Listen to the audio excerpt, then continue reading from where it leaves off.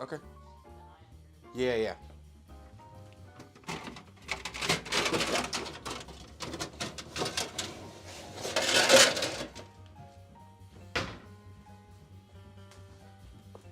Alright.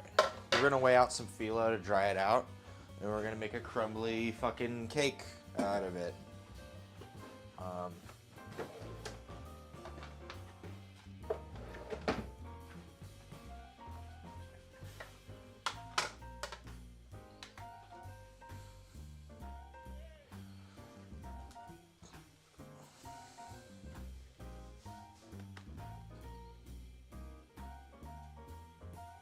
11.26, and this one's 4.3.26. So we should use the one that will be best before 4.3.26.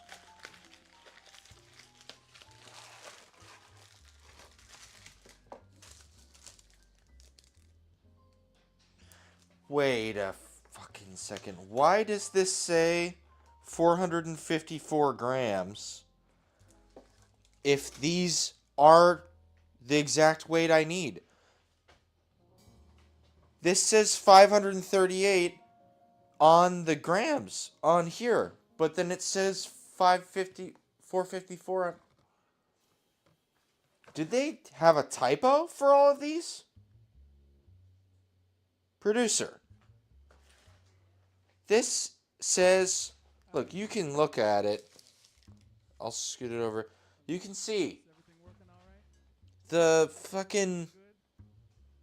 Sorry, Emmett. Come on, Emmett. You're interrupting our inquiry.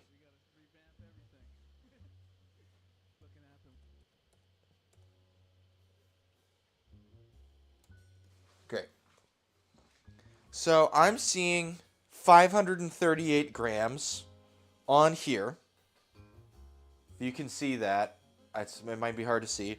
And this is 454 grams. They fucking mixed up the... They typoed themselves. And it's not even a pound. A pound would be like 450 grams. 540 would be over. Because 2.2 is a kilo. That's 1,000 grams. Divided by 2 is like 1.1 pounds. This is... They like typoed themselves into weighing everything out extra? Do you know what I mean? Like, this is like fucking confusing. I'm really confused. Because I was told I need two 270 gram things, which makes 540. I see 540 on here. Literally, both of these say 450. It doesn't say 2 times whatever. It doesn't say fucking anything. It just has the incorrect weight. I guess that's how Greeks do things. They incorrectly convert their own grams to their own grams. I don't understand. That's some of the most confusing shit I have ever experienced. Alright, well, we have an extra deal of phyllo, I guess, for whenever we need that for next. And we didn't need to get any more at the store. Because they mislabeled their own thing. Do you know what I mean? Doesn't that sound...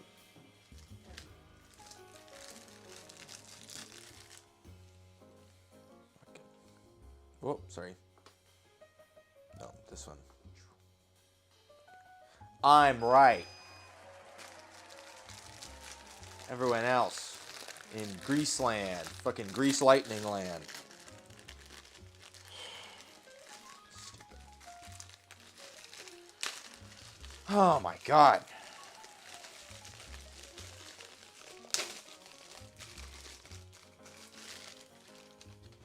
Just trying to confuse everyone, I guess.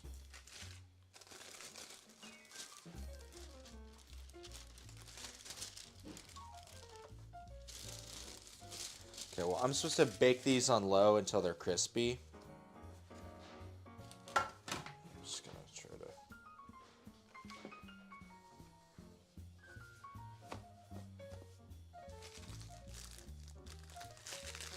And in the meantime, we can make us tomato sauce and bechamel and all that stuff. This is for dessert.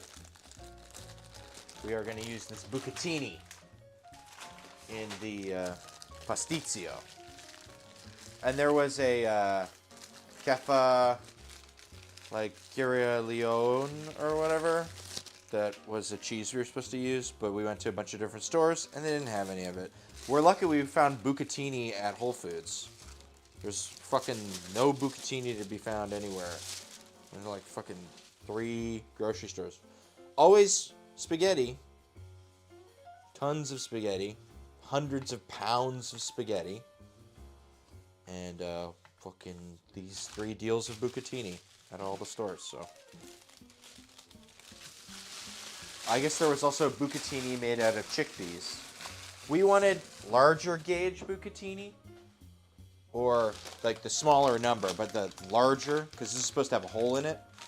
We open it up, you can see the cross section. Right. So this is like spaghetti with a hole in it. And this one has like a very fine hole. But it's supposed to be like spaghetti with a hole in it, because you're supposed to like cut it and see the hole. But it's supposed to be bigger, like twice as big hole, 3 times as big a hole, right? But this is what there was. So. That's fine. It is bucatini. And this is leveling up our pasta game by discovering more shapes. So that's all you can do, right? Let's see. I'm seeing 525. That's fine. 20 grams short.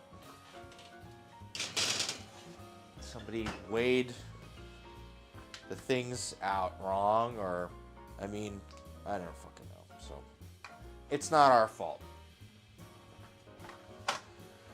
Okay. Fucking stupid. Sorry, I gotta be careful. If I touch this, it screws up the thing because I'm using another pair of wireless headphones that also suck in a different way. They're kind of less bad, but that's just a, frame of mind, I guess. I don't know. Okay. So, dough. I'm gonna pull up our... We never got this back from whatever we were doing last. So this is still out here. Our anchor strum. And we've got a bread that we're gonna do. I was gonna do it sourdough and make a new deal on stream, but have an old one going. And I forgot to feed my sourdough, and it just threw everything out of whack, and I was like really busy today. So it just didn't end up happening that way. That's fine. So need to save this recipe. And then there was a producer sent me the other one for the bread, which is this Greek village bread. I'm not sure how it differs really much from regular bread, but something to sop up some.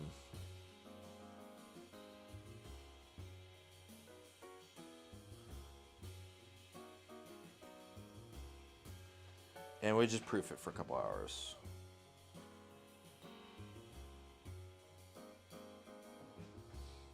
Yeah, prep time, cook time, total time, 2.5 hours. We can do that. So 520 grams strong white bread flour, half cup semolina, 2 tablespoons salt, 2 teaspoons rapid rise yeast. I might have done a little bit, not enough yeast in my pre-ferment. That's fine. Some milk, butter. Okay. So place the flour, semolina, sugar, salt, yeast in a large mixing thing. And this is 100 grams flour, 100 grams, we'll go back to this. 100 grams flour, 100 grams water, and a pinch of yeast. And you can try to do that like 14 hours before you plan to start, doing the bread, and it can help to give a more sourdough-like, flavor. Can give you a deeper flavor. Also, sometimes they use it for baguettes to like produce like a more elastic kind of dough. So there's that. So we're gonna do everything sans 100 grams for the dry and sans 100 grams for the wet. So, and then we're gonna add this as well. So we want, okay, 420 grams of, we've got King Arthur bread flour.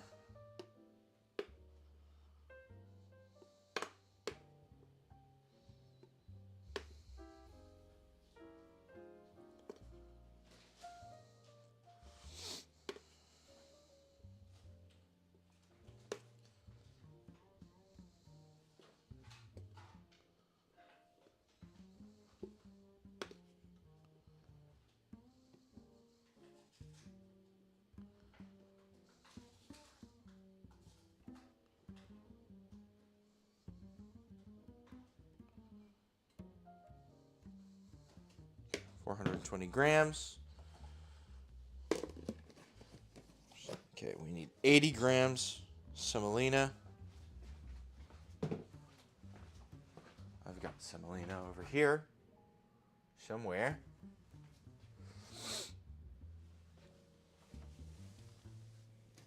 I know I have semolina.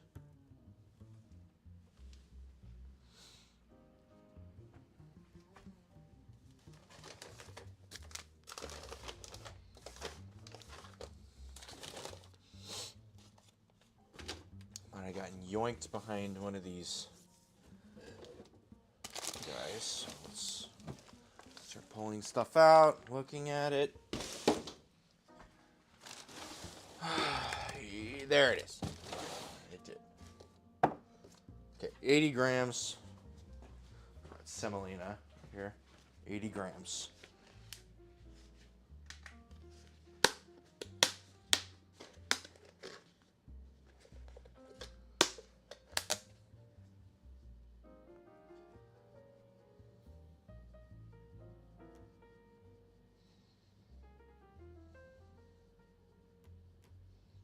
There's a fair amount of semolina.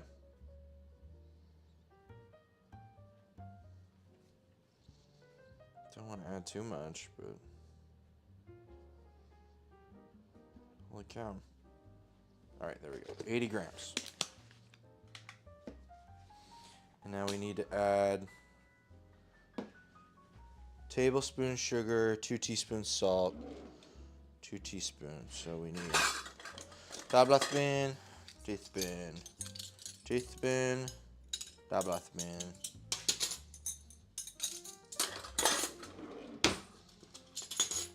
Let me grab some sugar from our endless 50-pound sugar bag.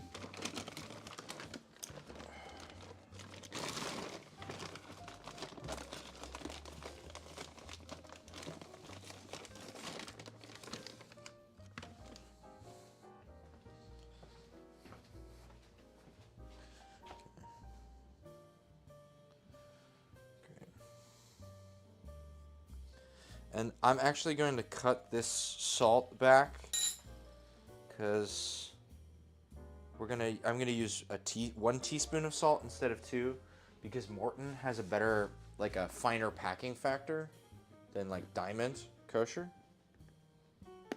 So, and if it's not salty enough, I'll make sure we dip it in something salty enough. How about that? So it's fine. Too much salt could fuck it up and also inhibit yeast. Right, so it's just a little over a teaspoon. Okay, and then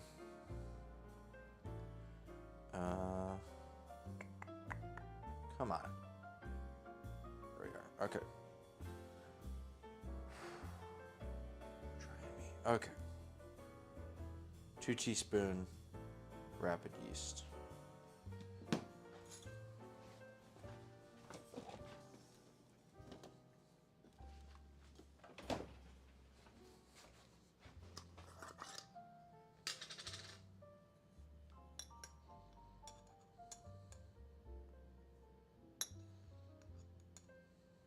Back keeps like fucking spasming.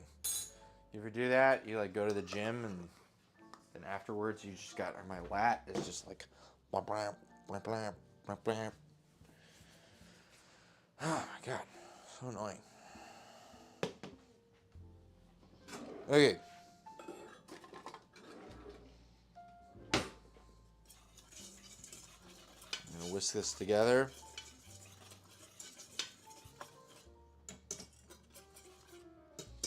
Guess I'm supposed to be adding melted butter as well. So let me.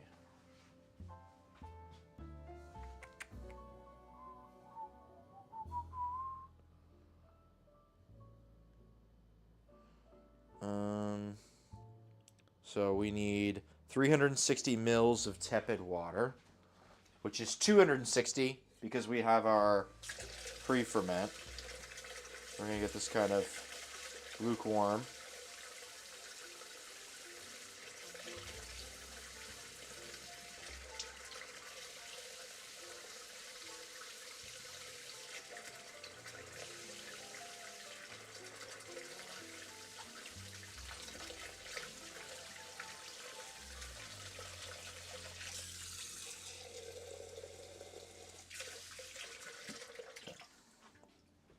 All right.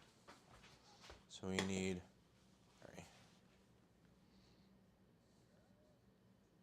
Okay. 260 tepid water.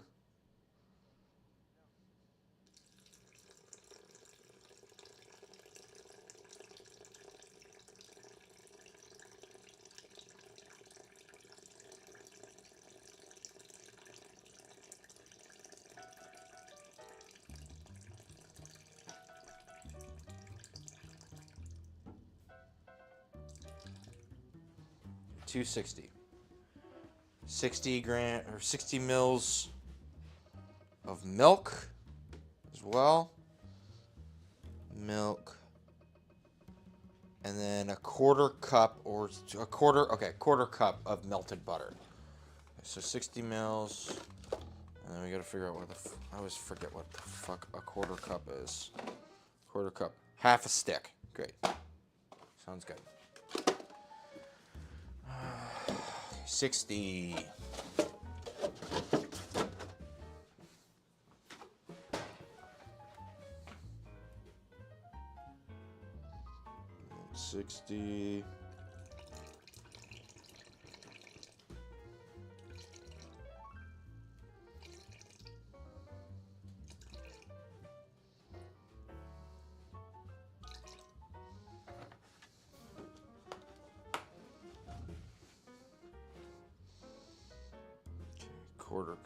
Half stick. Melt it. So let's grab this.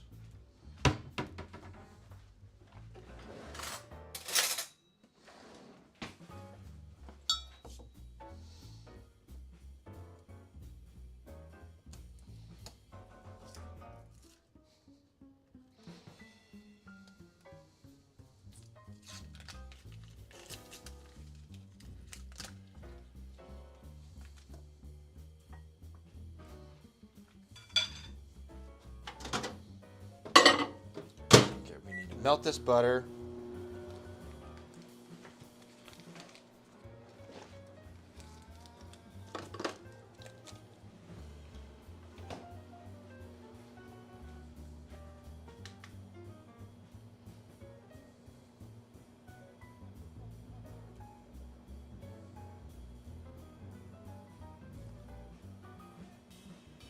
Okay. Mix together. Okay, have a shaggy dough. Let rest for 15 minutes. Then use your hands or dough whisk to stretch dough and fold. Flip dough over, let it rest. Cover 5 minutes. Repeat the stretch. Fold 3 times, mixing in between.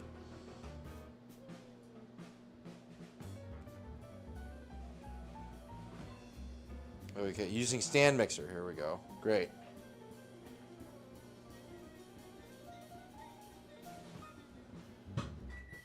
Oh, butter.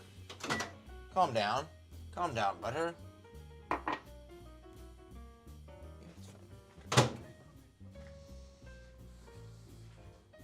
There's a bunch of tepid liquid in here, so I don't think a little bit of... Oh, shit. Okay. I do too many things at the same time. Okay. Half a stick of butter. Great. In stand mixer. We need to combine all the things.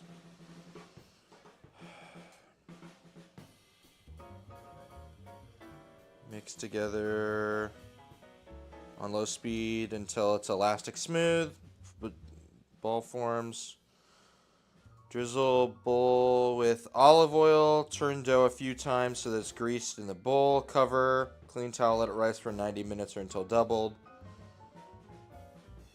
And then second rise, deflate. Turn it out on the worktop. Lightly dusted with flour. Shape into a bread ball. Get it into a rectangular shape. Fold in, over, flip, and stuff. Put it in a banneton. Let it rise for a second time. And preheat to 450. Brush with egg wash, sprinkle, you know. Razor blade. Or reliefs. Cooking the thing. Okay, cool. Cool.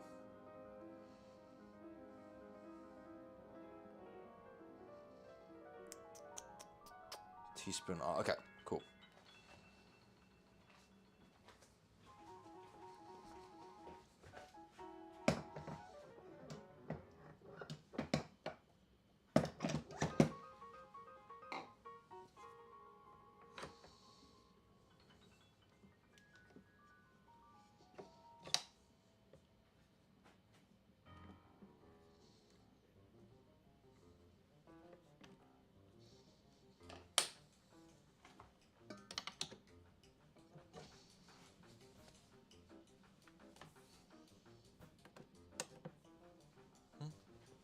No?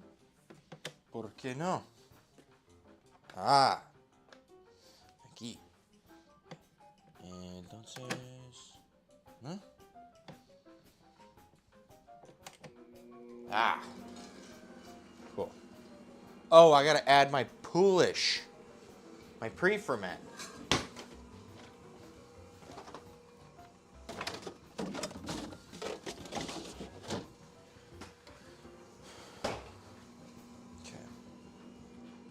Let me grab this guy and just huck this in.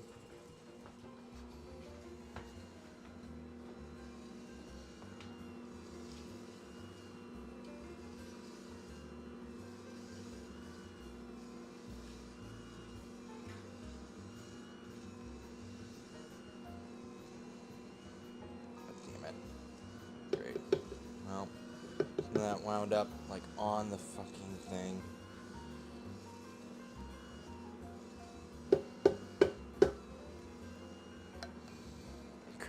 Great. Up in the... God damn it. This from the fucking side. Can't fucking get at any of this shit. Great. I think I fucked this up. I think I might have fucked this up kind of weird. Because I got stuff in the hole of the thing. Because I can't... Okay. Alright.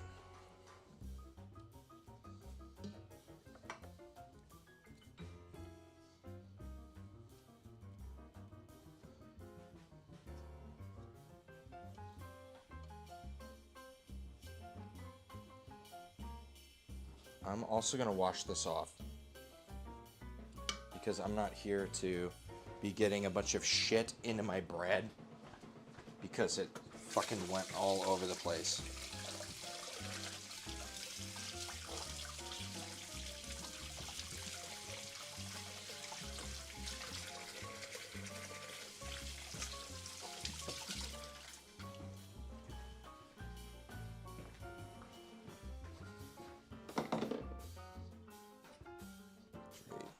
fucking great, dude. Oh my god.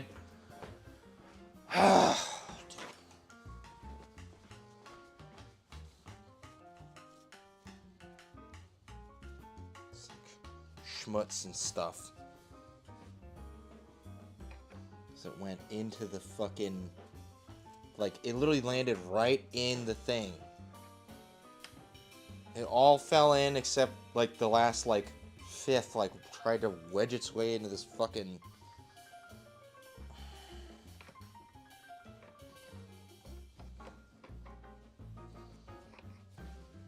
Okay.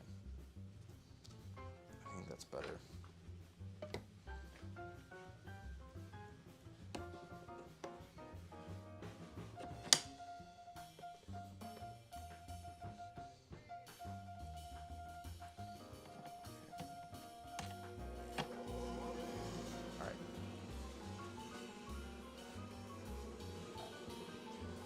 Oh, there we go. Camera went. Sorry, that's my fault.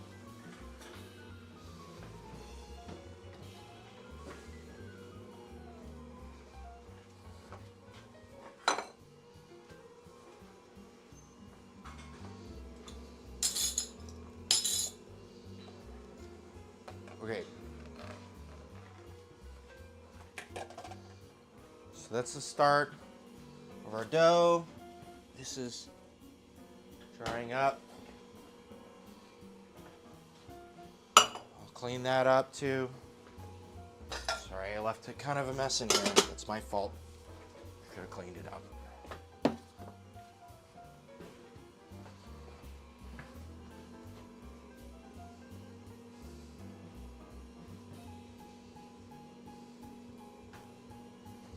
Okay.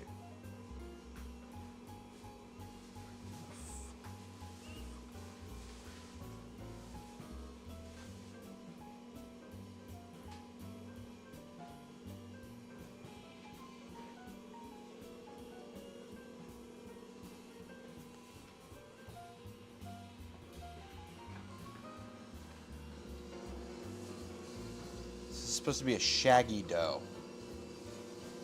Doesn't feel super shaggy to me. If anything, it feels kind of tacky.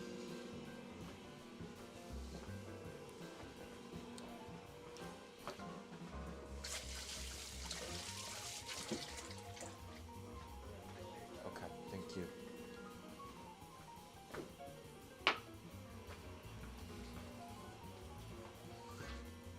I'm gonna add a little bit more flour. Try to get to whatever shaggy dough is.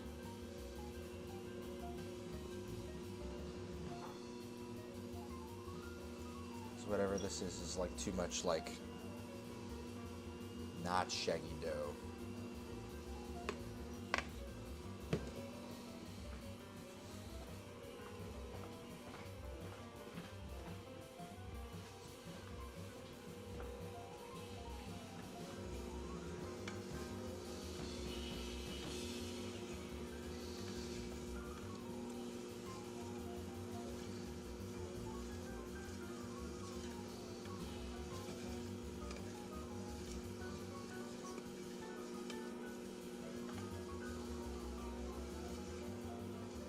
Get it to be in one piece.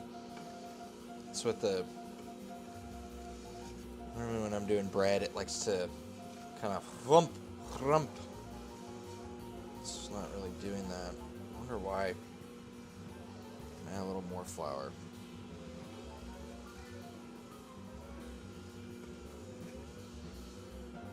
There you go. Should look like that. Brum brum. Yeah, like that. There we go. That's more of the consistency we want.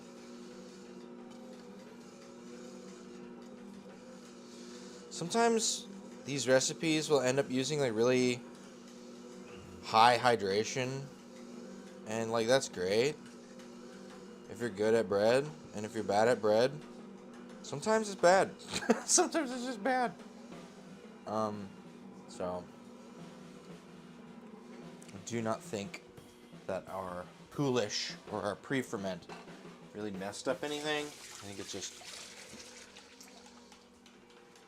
was just how that was looking. So.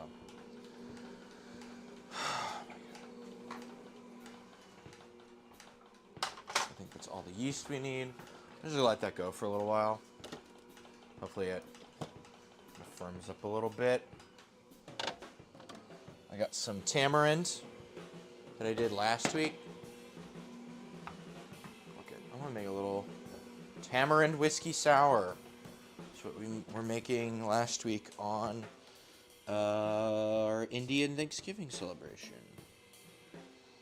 So I got some Rittenhouse rye. We've got some tamarind simple syrup. Gonna grab some lime, and we'll just call that, you know, a palliative. Something to ease my woes. We also have pomegranates and garlic, lemons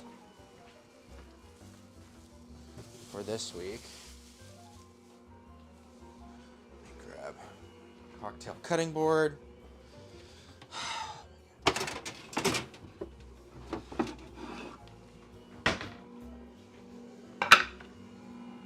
Hey, that's looking a lot more like, yeah, that's looking good. We maybe not lost yet. Slime needed to be used.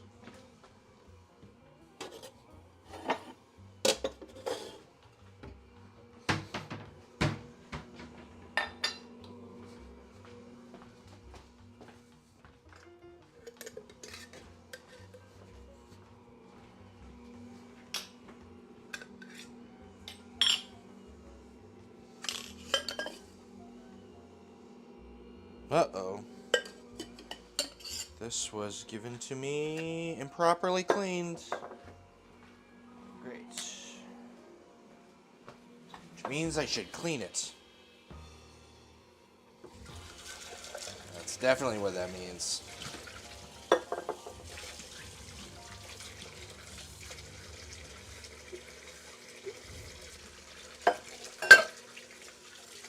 Some not so good stuff in the bottom of this thing. Ow. It's hot.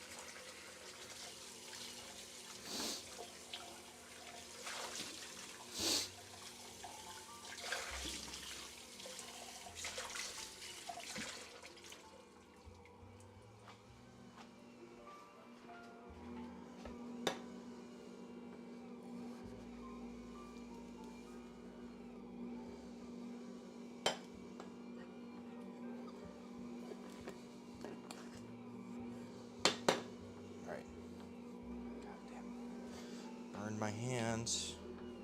Let's see what these were. Okay, great.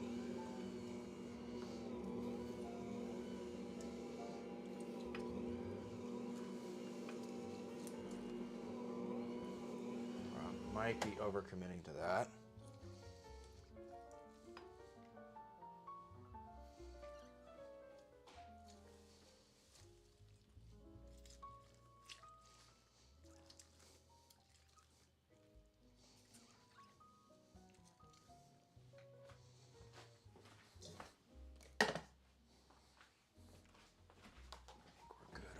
For now. Okay.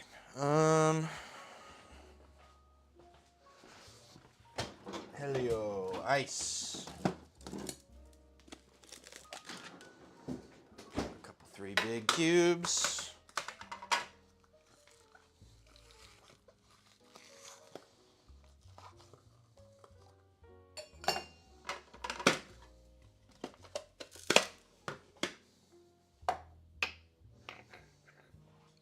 couple ounces of our rye.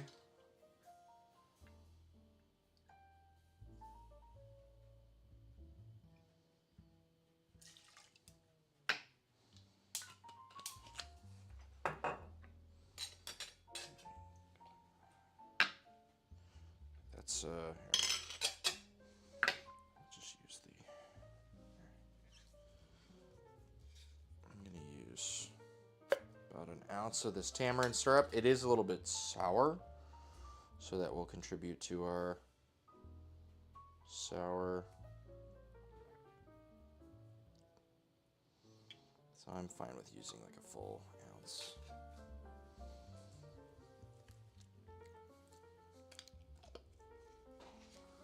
Yo, what's up? Where's the ice cold swamp leaf starter? I don't remember what that is. Oh. Ice cold swamp leaf starter. I think I might remember what you're talking about. So, that grape leaf thing. A dolma? Oh, you mean the soda. Now I know what you're talking about. Like the soda? I'm going to stay lurked here. I'm playing now. No, okay. Because I am making a soda out of wine grape juice right now. Let's see if it's got any give to it. This might be a bad idea to do in front of everyone. You have no idea. Okay. Yeah, great. It's fine. Well, here you go. This is the swampy grape thing, which you don't know about, and I don't know about your thing. Okay, yeah. Cool, yeah. Well, Greeks use grape leaves to cook with, so I thought you meant that. They like pickle or brine grape leaves, and then they wrap like rice and stuff around them. It's called a dolma. D-O-L-M-A, dolma. And they're pretty good.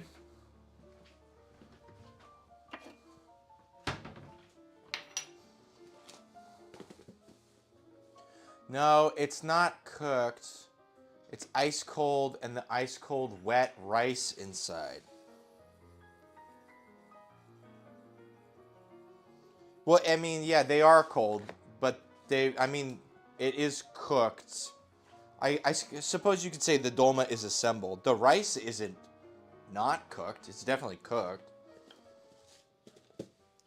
Perhaps we're playing semantics. I think we both understand what the other is saying about dolmas.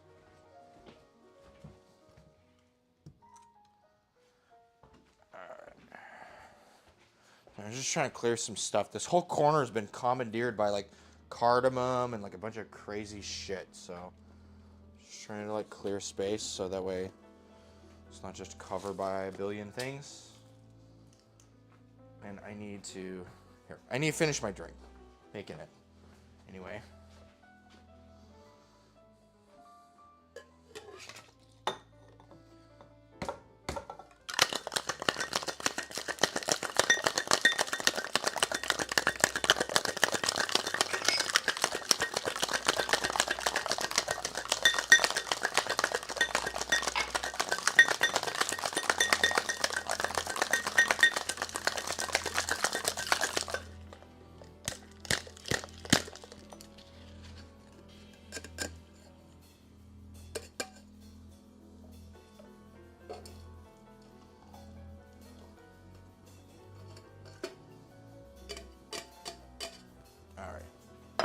Tamarind sour.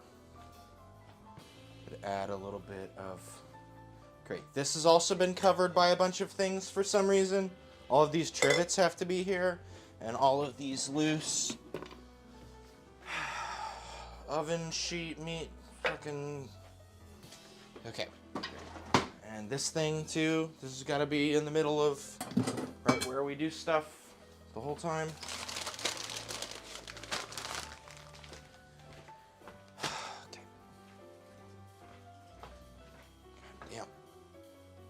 I really left the kitchen a mess. It's my bad.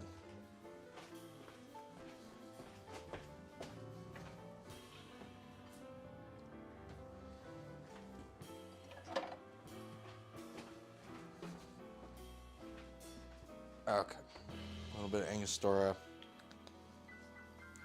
Sour.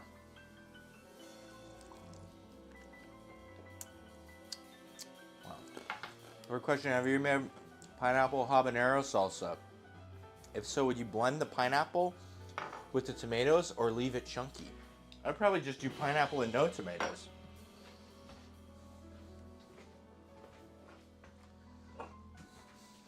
It's a little heavy on the sour. You could blend it. Although I find that so when I shake with pineapple, it gets really frothy.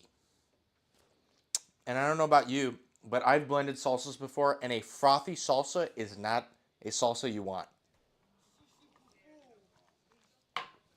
And so I probably wouldn't blend it just based off of my understanding of when I shake with pineapple. Sorry. Skipping through. This is a live stream. People playing jazz, so we gotta skip through it a little bit. But that way we can have music without getting DMCA'd. And it fits the vibe of everything, so we've been doing this for a couple weeks now. Awesome info to have. Cool. Yeah. It just, so even when you blend like tomatoes in, it gets really frothy. So what I like to do, and it's for whatever reason, it's a lot more frothy with fresh tomatoes. So if you take the tomatoes whole and you just broil them and get them all like kind of charred on the outside, you can blend it and it doesn't get nearly as.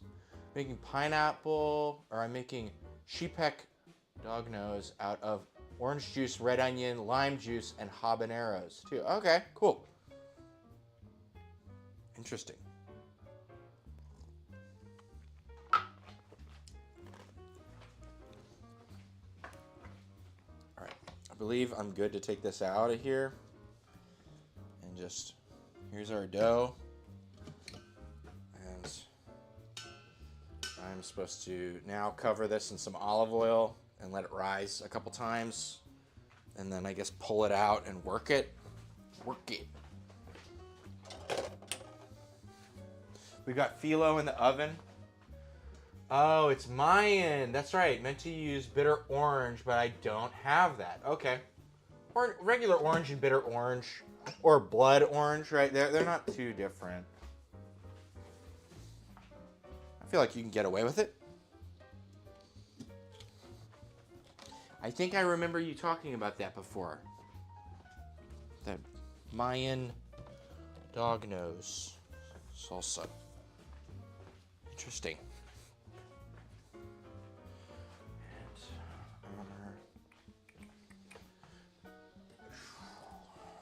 Okay. I'm going to we got a little dough scraper guy.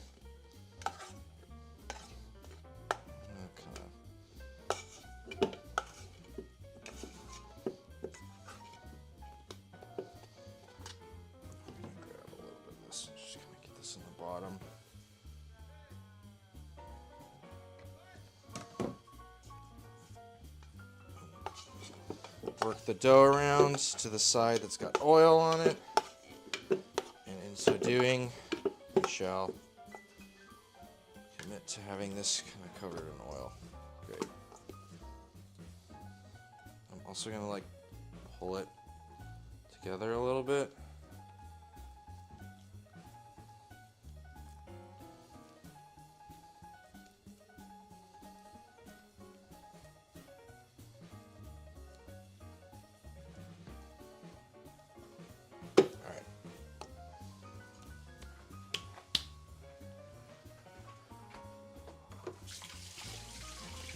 And I don't have any of the silicone mat things, the kitchen condom, unfortunately.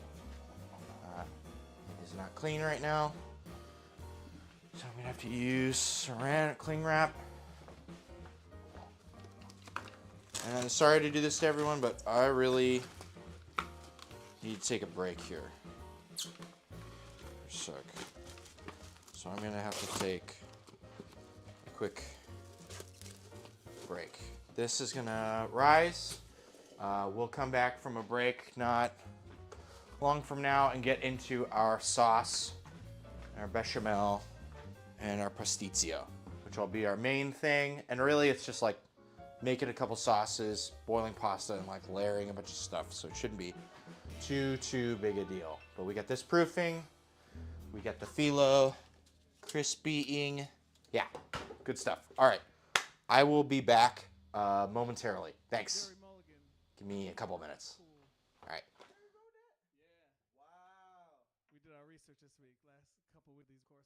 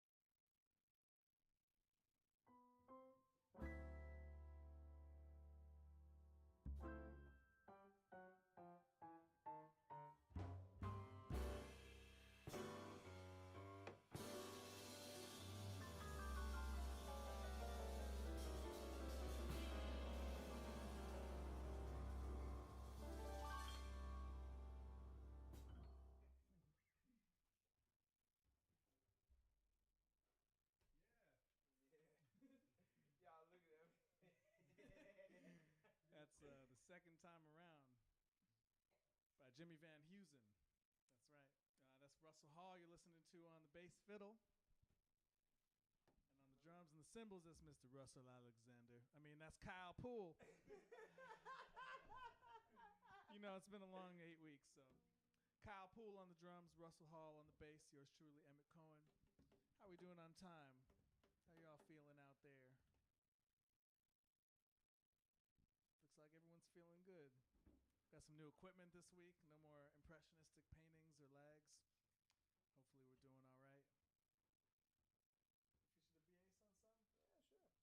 Hopefully we're doing all right. Feature the bass on something? Yeah, sure. Feature the bass.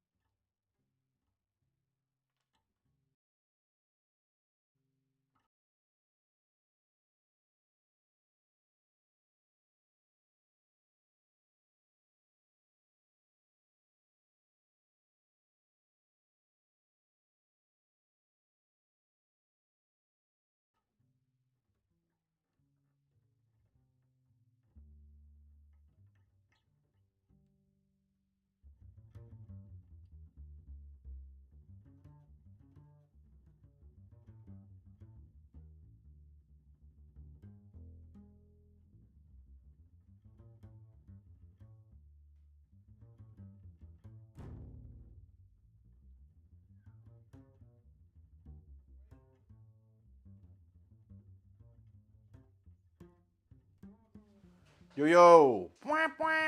I'm back. Yeah. It's on. Okay, cool. Okay.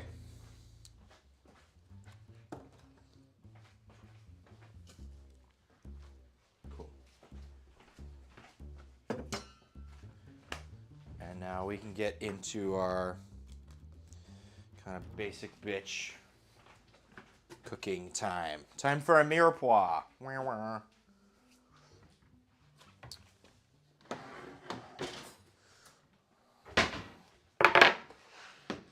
I'm also going to push this rice cooker out over here. Get more of our pertinent ingredients. Moving in closer.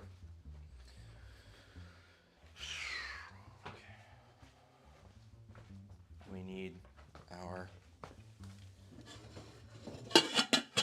what?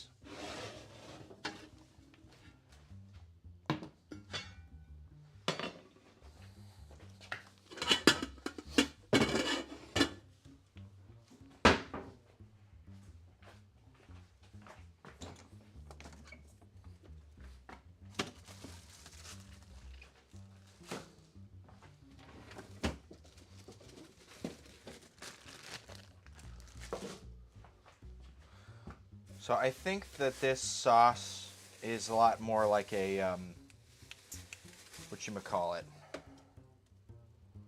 The one that's not marinara or ragu. It's like a totally blanket. I don't know why I can't remember anything. Maybe it's because I'm trying to do everything as fast as I can. Whatever you call the other one. The one with the carrots and the onions. No, it's the tomato one. Bolognese.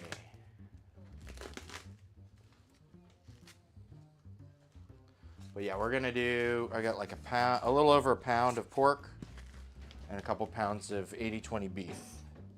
We're gonna go in with that. bolognese. Don't know why I couldn't remember. So we're gonna build up our mirepoix. We got a couple other things we're gonna add. I will say this recipe is like heavier on like nutmeg and cinnamon for whatever reason, and maybe I'm just not as familiar with Greek food.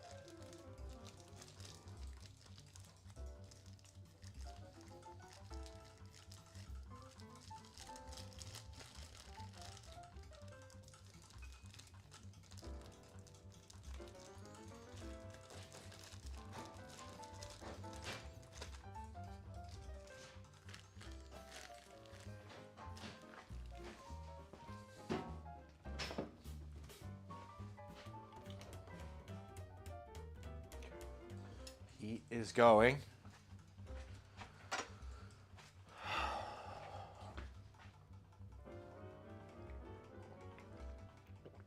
If I make another one of these, I think I'm gonna need to up the sugar. I think I'm gonna need to add some simple besides. But yeah.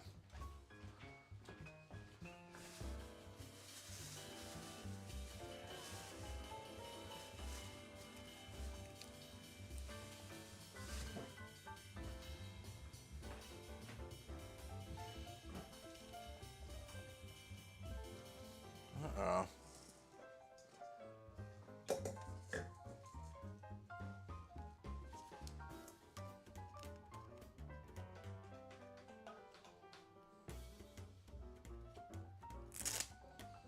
Nope, we don't want stickers in there.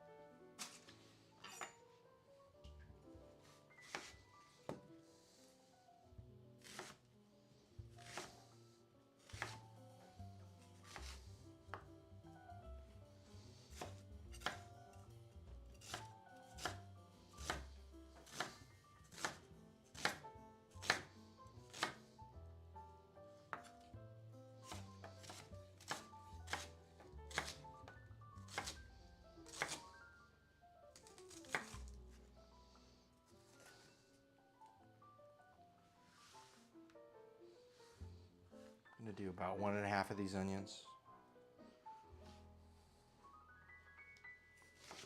Try to get a little finer diced than the normal, because it does have to go into like a lasagna kind of format. So smoother sauce is better.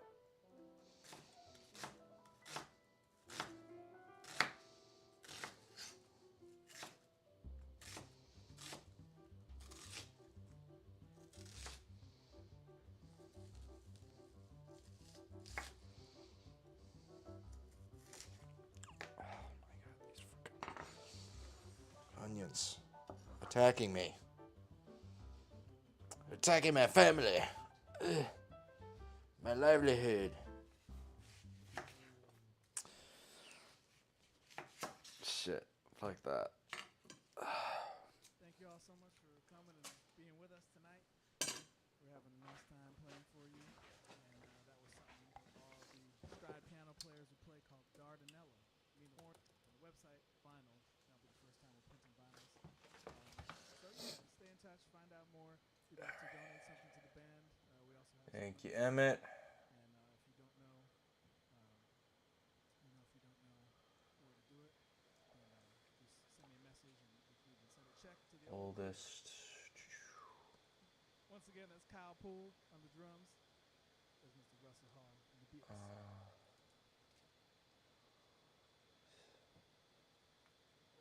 Childhood cancer is... No, I just want the... No ad. Come on. Musica. The real deal.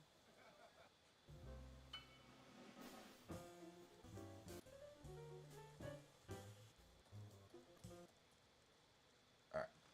About to start up again. Pull up a newer stream.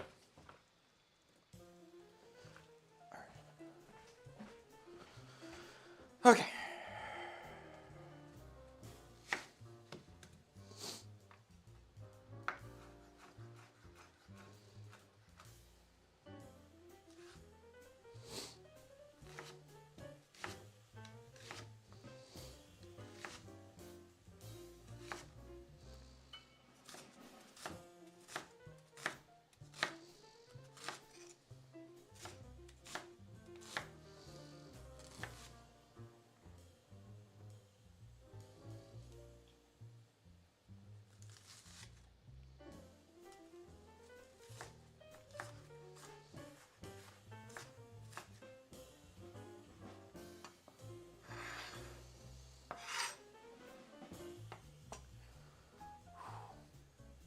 Alright.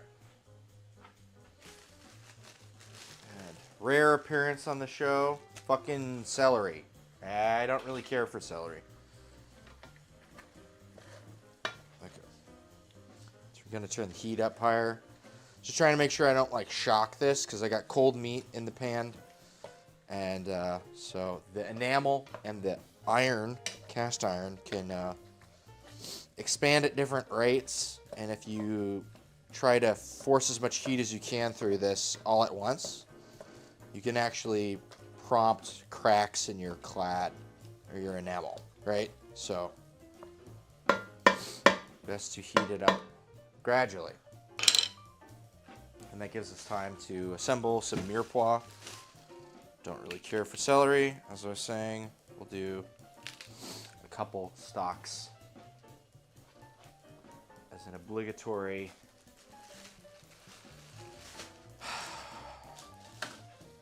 gesture.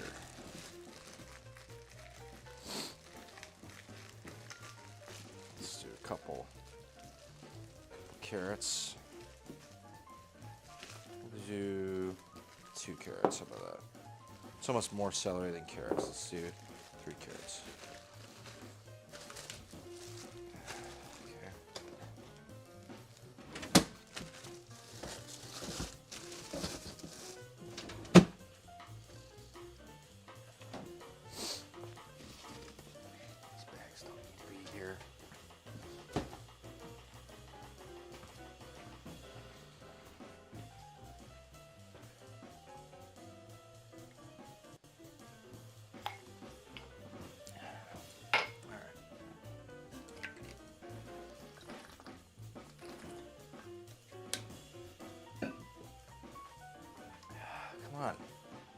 stream. We've got no drop frames here.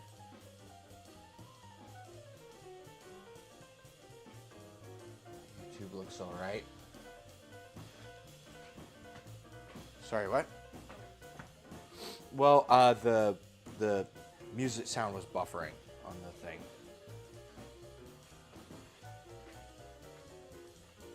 You've been listening? The music's good? So the music hasn't been skipping at all? Okay, because it's skipping on here, so it means it's the headphones. Great. Like, did it just skip? It's not skipping in and out? Okay, it's doing it on the headphones. Good to know that it's just the headphones. Awesome. I was gifted this pair of wireless headphones, and the last ones I was using the last 2 weeks, both of them are not good enough to stream music to, I guess. So I don't know what you would use them for. Fucking walkie-talkie? Fucking, I don't understand. But that's fine. They must just not be useful. Explains why I was gifted them. What else? Not everything's a home run, right? It's good to know that it's not skipping out on anyone else, though. And I'd rather have it be these headphones instead of our internet connection or whatever, so... Honestly, small potatoes. I'll just deal with it. It's just something else to deal with.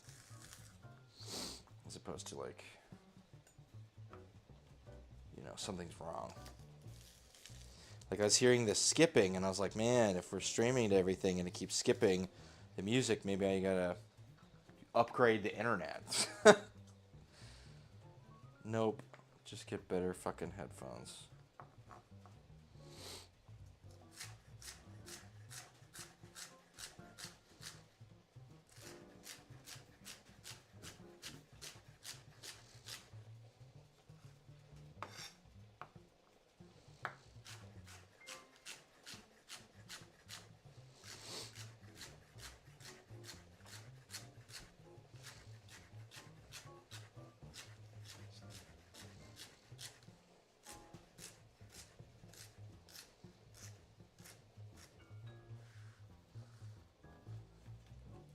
Celery.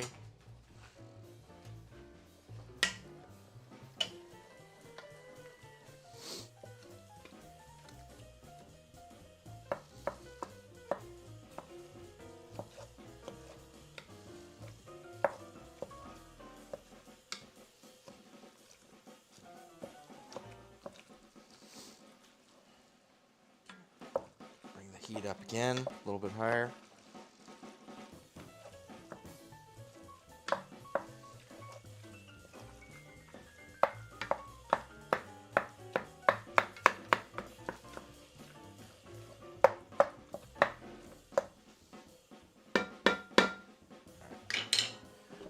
Peel these, and then I've got some garlic. Producer was kind enough to peel for me, as well as some, I don't think it is anticipated to add peppers, but I still have peppers outside. We still have not encountered a frost, so I'm gonna grab some peppers out there, try and bolster our mirepoix with a little bit of flavor, right? And it's fine if it's not exactly traditional. We don't have the Kefaloveria or whatever, which is a cheese. It's like a hard grated cheese. It's recommended to sub it out with Parmesan or Pecorino Romano. We have both for a bechamel, so we'll just end up doing that.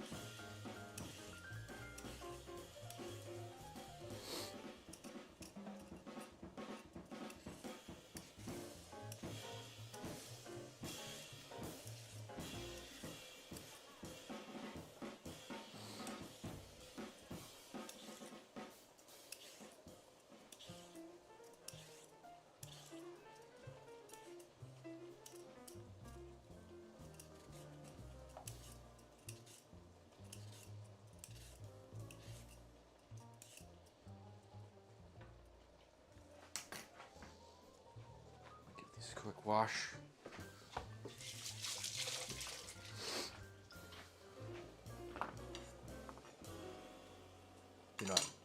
We'll keep the stems. Hattie, what's up?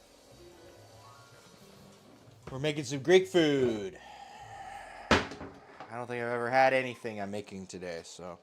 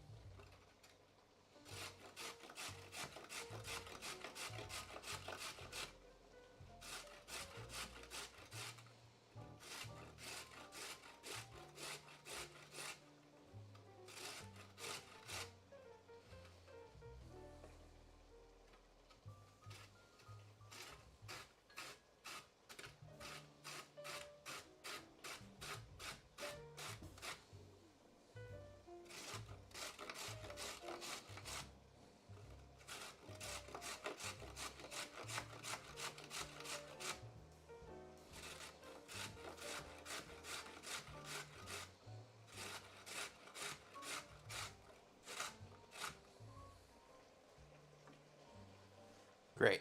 That looks like a healthy mirepoix to me, which is, this looks just like how it should, right? Mostly onions, some carrot, less celery. Ideal.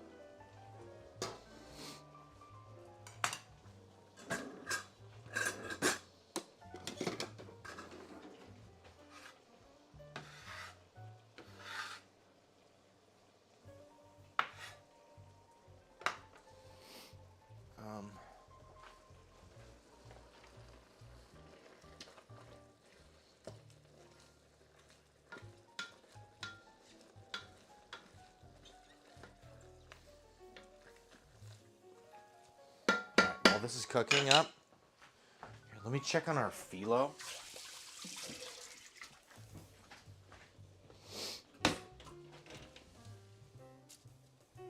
Probably shouldn't check on it with wet hands, since we're meant to crisp it up.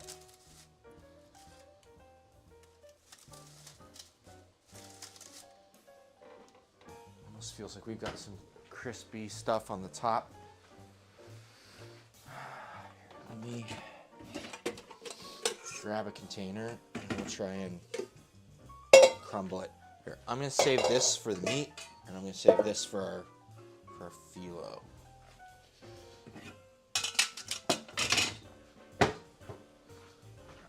Because there are a lot of layers of phyllo, and the top is definitely way crispier than the bottom. So if I can grab some off the top.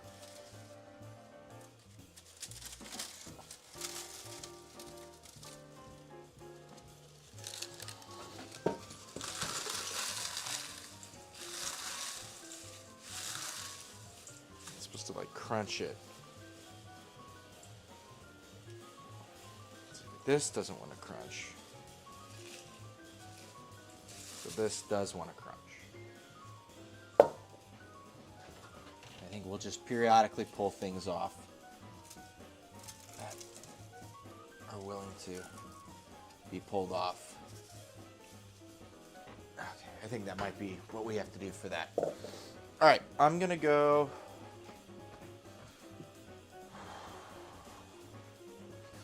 I'm gonna go pick some peppers. I'll be right back.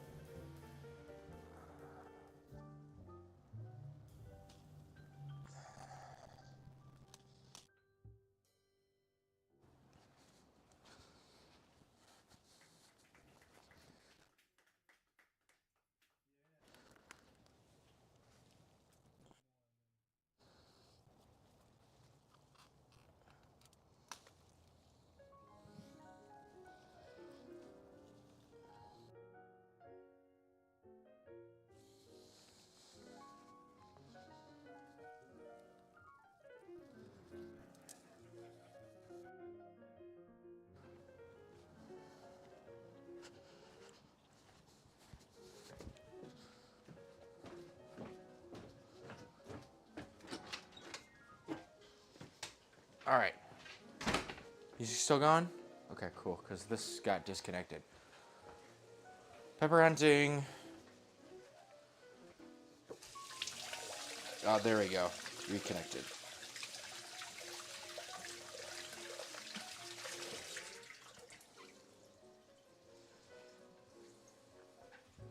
Okay. So we got some harissa, or some Aleppo peppers. And then I got a couple serranos, a couple jalapenos. So I think we can take both these jalapenos and the serrano. We might take both these. So these. For something else, if there is something else. Lots of times there is. Oh, sorry. Blinding everyone. My apologies. Okay.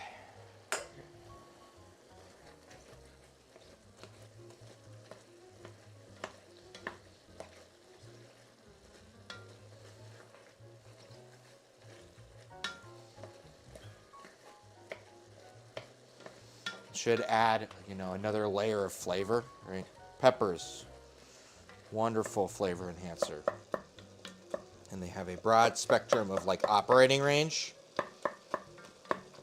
or a wide operating range. So they take on different flavors depending on how you treat them and layer them. Always a good idea to add some of that. Especially when you got some growing in your backyard. This one got pulled a little too early. It's hard to see in the dark sometimes with some of these. But we got, a lot of flavor, more flavor, some heat. So.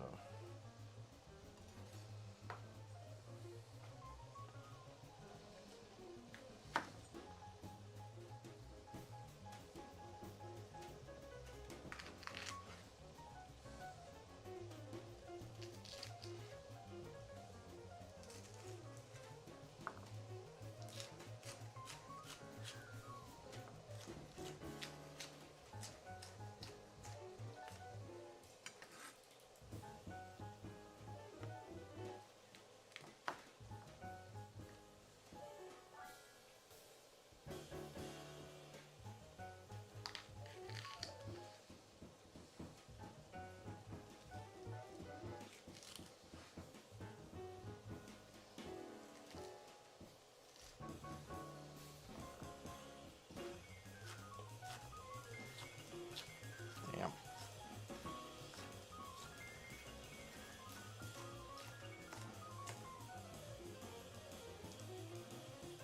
Yeah, very, very lightly spicy. That's the most spice I've experienced off of one of these things. They're pretty mild.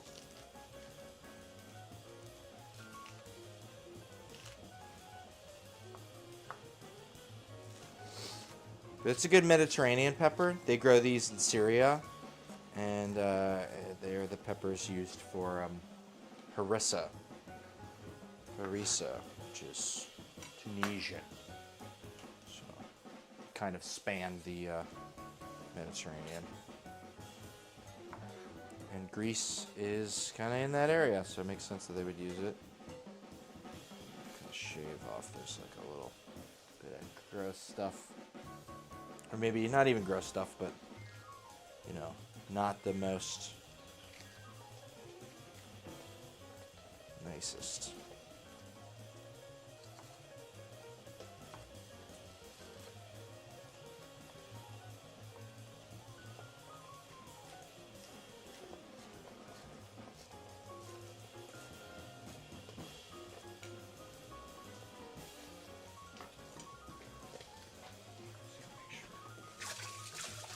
Overdoing their meat here.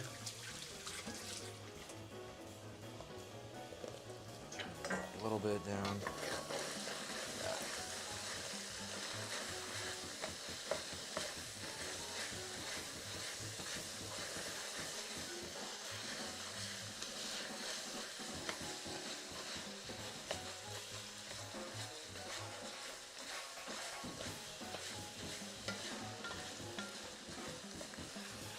Up, camera. I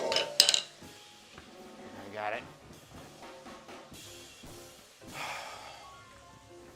Okay.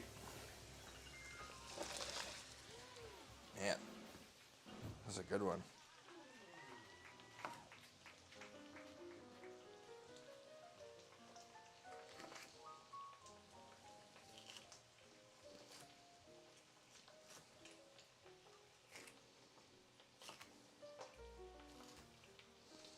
I think next week, hopefully we don't get a frost before then. I'm gonna take all these peppers and I'm just gonna chunk them and toss them in a bucket, and we'll just kind of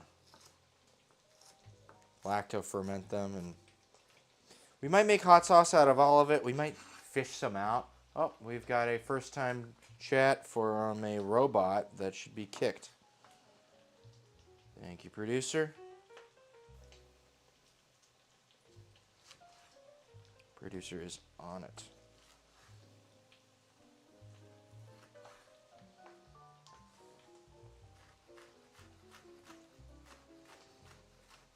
Okay, so this should provide a variety and complexity of flavor and heat.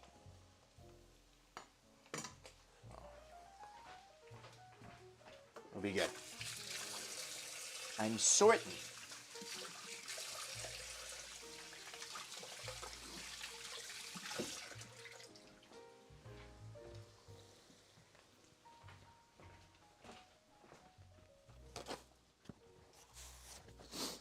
Somewhere over the rainbow. Boop, boop, boop, boop, boop, boop, boop, boop. Alright, what do we... Garlic. Yeah, we needed a whole bulb of garlic for this one. I believe it was exclusively called for the sauce, so we're just gonna go at it.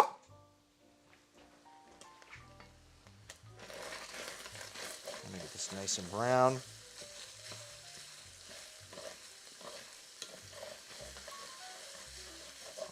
Looks like we're getting pretty good.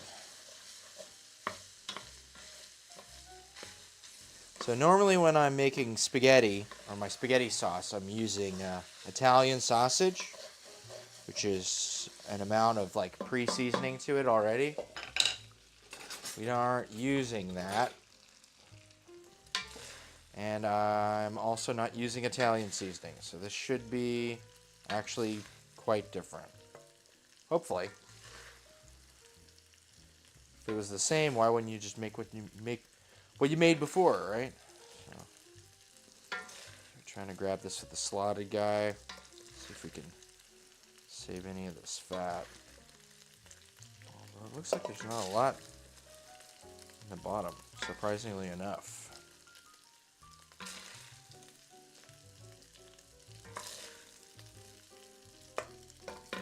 Turn the heat down a little bit.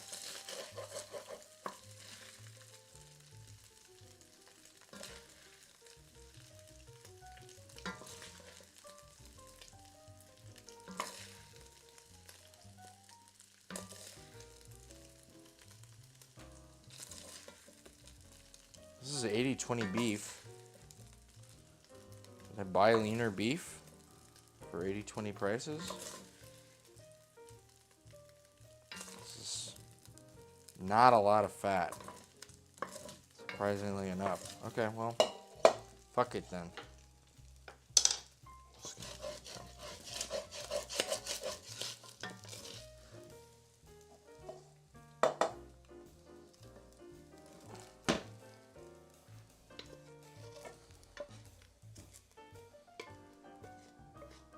Ow, that's hot.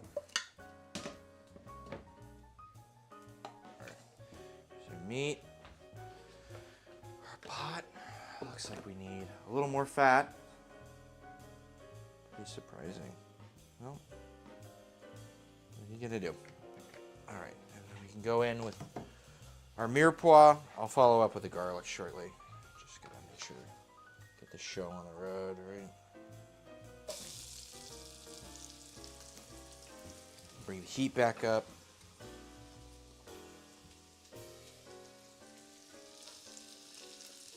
Boop. Saved it.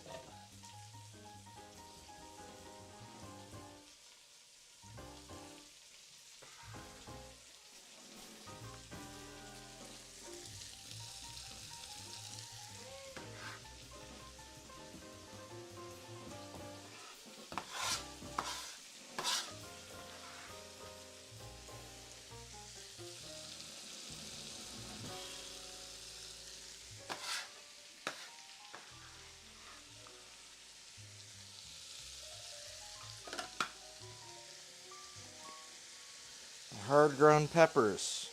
Let them languish. All right.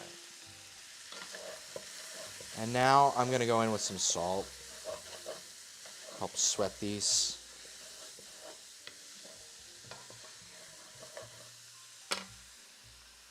And then it's going to produce some liquid that we can use to, grab a little bit of this fond off. I'm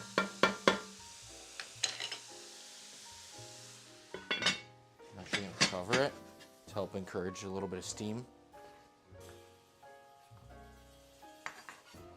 And I'm just going to chunk these guys.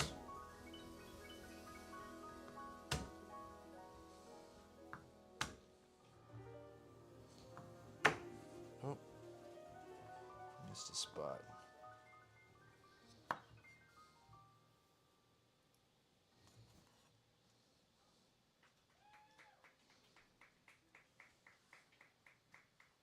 Thank you very much. We're working on this microphone situation here. Yeah, I just want to make sure it's cool.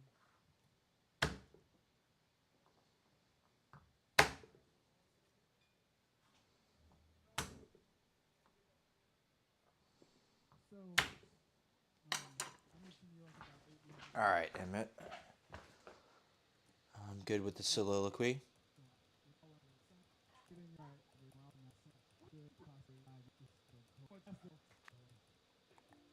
All right. Okay. Thank you.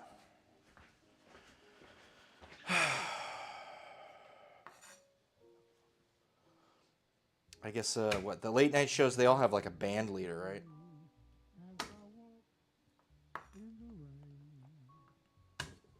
Emmett can be our band leader.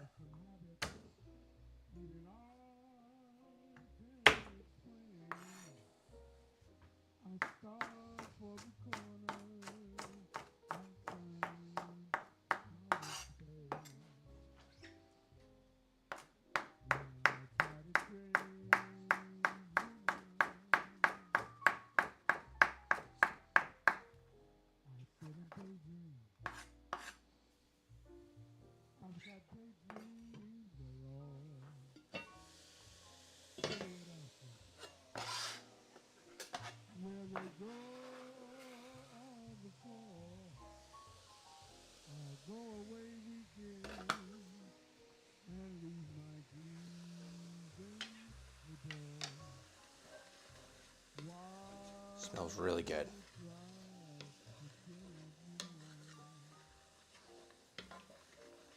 I'm actually going to go in with a little bit of cracked pepper.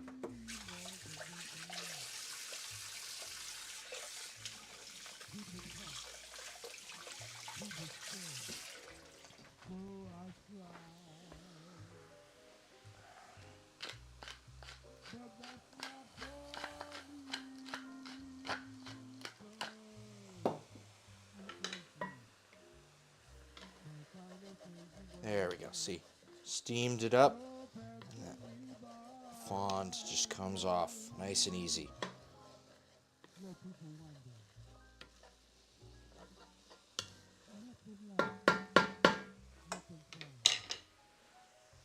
We've been about an hour with that dough.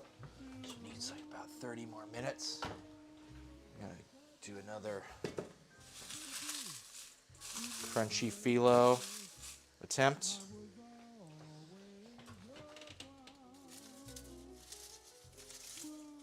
Oh, this stuff is definitely crunchy now.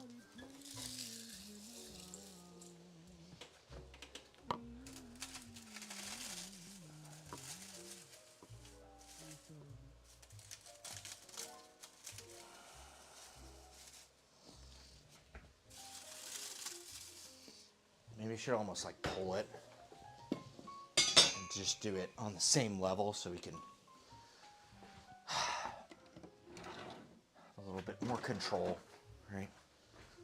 This is definitely something I'm not experienced with, just kind of having grabbed shredded phyllo.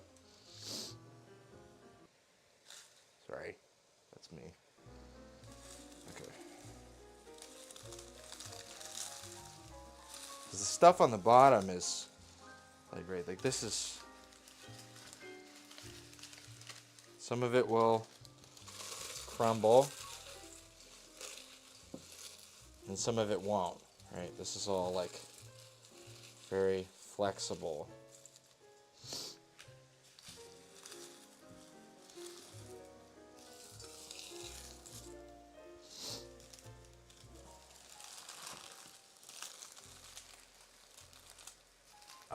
Drink of choice so far is where I made tamarind syrup last week for Indian Thanksgiving stuff. And so we made a tamarind sour earlier. I might make another one. I also have some pomegranate juice because we're doing Greek stuff, and I'm out of grenadine, so I was going to make my own grenadine. Following, what is it? Eric Anders. Or Anders Ericsson. That's his name. I'm going to try to ruffle this up a little more and try to get it all kind of elevated. Because I think that's going to make it dry out faster. Okay. This is as much shredded phyllo as we can pull. And I'm going to put this back in, and I'm also going to change it to the convect mode, because it seems like we're just trying to get water off of it, and blowing it with a fan will do a lot better. So let's do convect bake, and I'm going to go 225, because I did it at 200 before, and every time I put it in here for the convect bake, it always goes 25 under. Great, it's already at the temp. And the fan is on, so that'll just run. Yeah, we could go for another, wow, that smells really good. Yeah, I could dial this in a little more. But I made a tamarind syrup. And, this guy.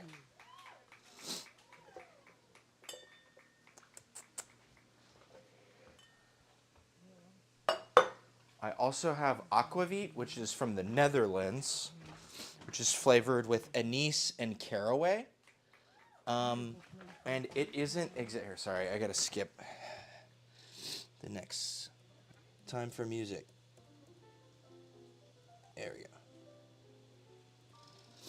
go. It's flavored like anise and caraway and stuff. It's very licoricey. And I was gonna get Uzo. And it's very similar in flavor profile to this aquavit. So after we make some grenadine, I think it would be a good idea to try and make a cocktail with this. All right, it seems like this stream has a guest singer. So I think I am going to return to the list of live streams and opt for someone or one of the streams that doesn't have a singer on it. Okay, advertisements.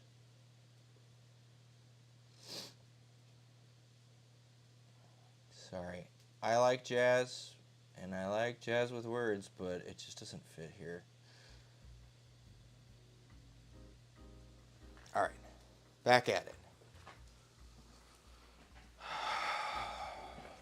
Okay. But yeah, we can go for another tamarind sour right now. I think that's a good idea. And I was going to adjust it because that's not what I think it is. Did we leave the simple syrup at my sister's? Very well might have. This is cinnamon syrup. This is more tamarind.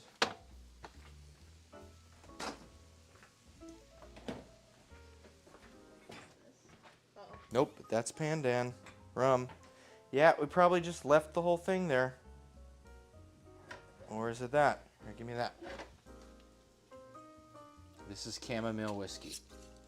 Yep, we left it. She didn't even really care for that simple syrup, so it's a real shame. It's probably just gonna go bad. Unfortunate. I'll have to make more of that. My bad. I shouldn't have left so hastily. Call your sister. It's only 8:30. No, it's fine. I can get by. I've got some other things. It's just the Demerara would be the most direct and approachable. I have some maple syrup, which we'll have to do. That's fine. I just know they don't really care for like sweet drinks, and but they wanted to do like a cocktail thing, and you just need simple syrup for cocktails. Like I'm not trying to like foist people to drink sugar or anything, unless you're drinking a gin and tonic. But like if you're shaking with citrus and stuff and doing all that, you need simple syrup. It's just like what you need, and yeah, that's probably gonna mold. It's gonna go bad.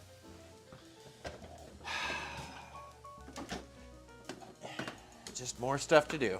That's what it is.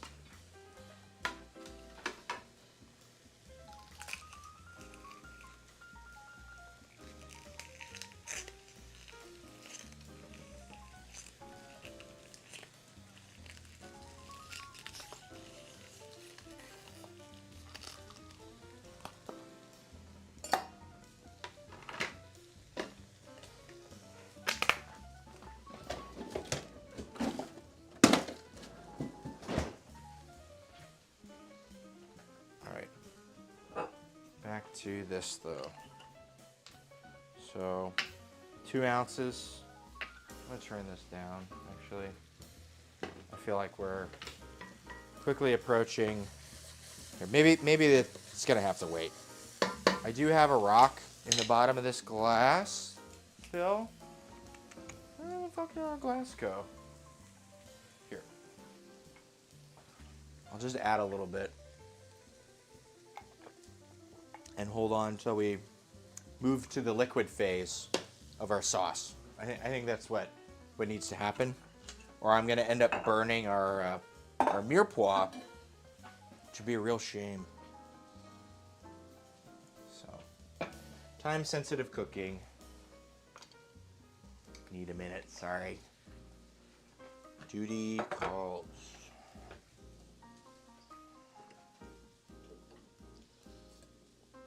And I already put that ice cube in there. Dumb. Being dumb.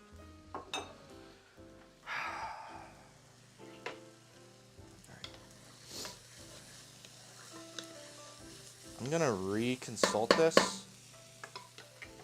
Please focus on the food. Drink and wait. Yeah, exactly. We are of a mind. Okay.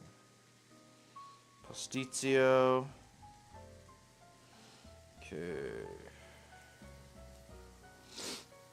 Okay, so we got meat, onion, garlic, salt.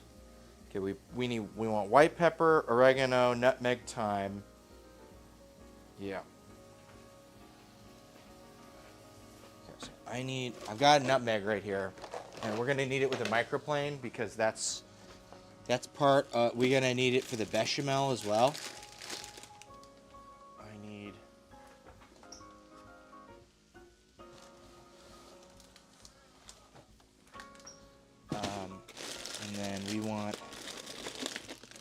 I'm gonna grab Mexican oregano. That's gonna really pop well. There is Mexican oregano here, but I think we also have other.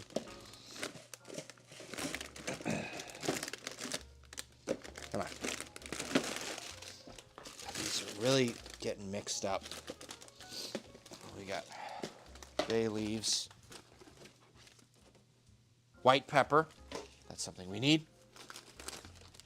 That's duca. That's an Egyptian seed blend. We've got Mexican oregano and thyme. So that's cumin, curry powder, parsley, black pepper,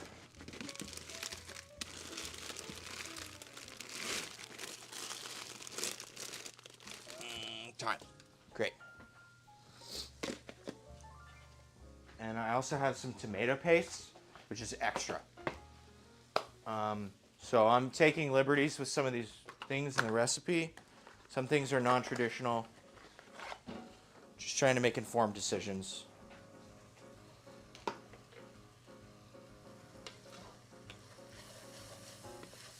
Not trying to subvert the recipe, I promise. There are people out there, I don't know, I listen to cooking podcasts and they're like, you're one of those guys. I made all these substitutions and I didn't like it. 1 star, you know. But I'm not. I'm not trying to be one of those guys. I'm just trying to, you know, use the ingredients I have, keep it honest, and zhuzh it in the right way. Great. I'm gonna go in with some of this tomato paste here. Just a healthy amount. Maybe not all of it, but that amount seems like pretty good. Maybe 2/3 of this. 4 ounce, how much is this? Yeah, 4.5 ounce. So we're gonna have that. Go back in with a little more black pepper.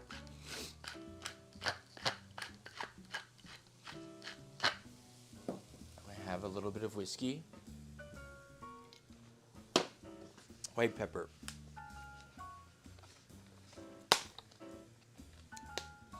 I understand white pepper is a little more floral.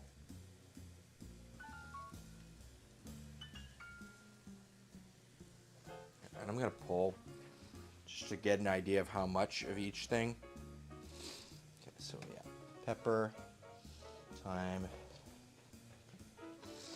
We've got Mexican oregano. Okay, I think we added the right amount of pepper. All over the place with this. That's why I'm trying to get it closed. Placed off to the side. I'm going to grab a big thing. I like the Mexican oregano because it comes coarser. So you can grind it yourself, like having fresh ground black pepper versus like, you know, store-bought ground, right? Gives us a lot more vibrancy. So as a rule, I just tend to use Mexican oregano and grind it in my hands. Will give us better results. Almost certainly. There's a fair amount of nutmeg and cinnamon.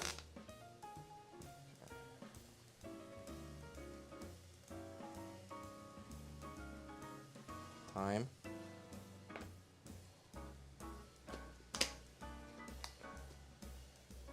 Nutmeg. A little fresh nutmeg right here. And microplane. And it looks like there's almost as much nutmeg as there is oregano.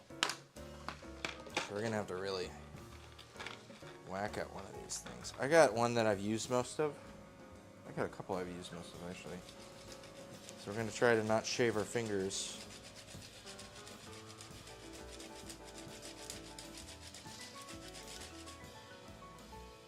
Maybe that's a dumb idea. Maybe just grab the big one and whack at it. Sure is a lot easier. Well, this is a different flavor profile, almost certainly.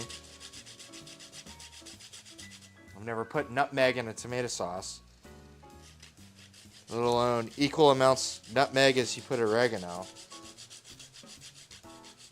We don't want this to be Italian, right? We're not trying to make an, you know, Americanized Italian assumption on a Greek thing, right? That's pretty reductive. I'm gonna go in with like almost like half a nutmeg. All right, great. We've got. I'm just gonna make sure we're not burning any of this stuff, and we can like encourage it to commingle.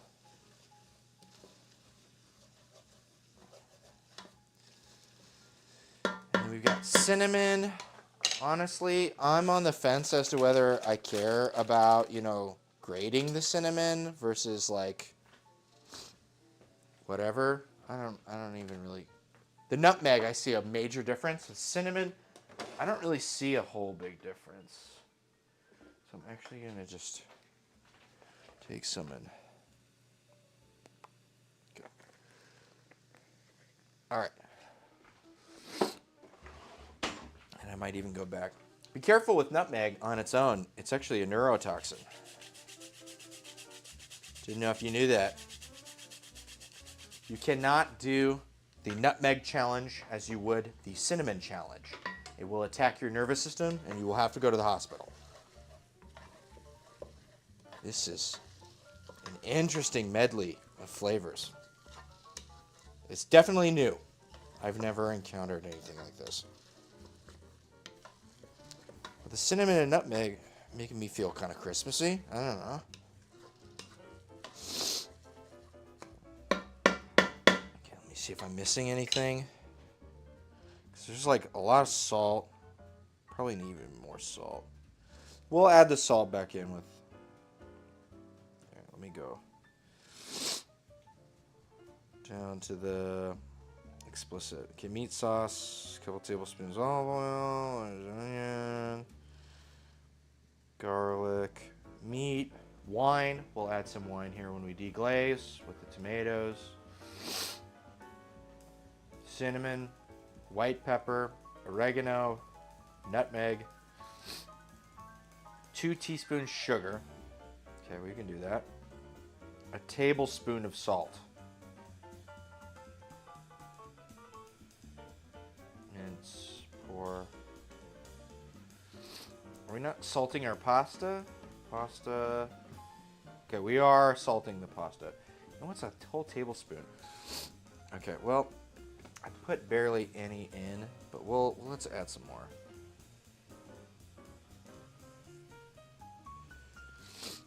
Three big pinches, 4 big pinches. That's probably close to a tablespoon. If not under, in which case we will taste it later and decide. Okay, we've got a little more room to bloom these spices. I almost feel like we should even add a little bit of olive oil. Oh, this pot's looking a little dry.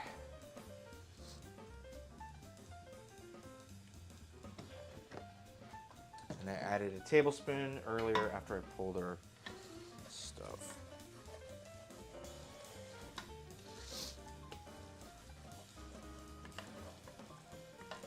Just trying to make sure we're not burning anything, but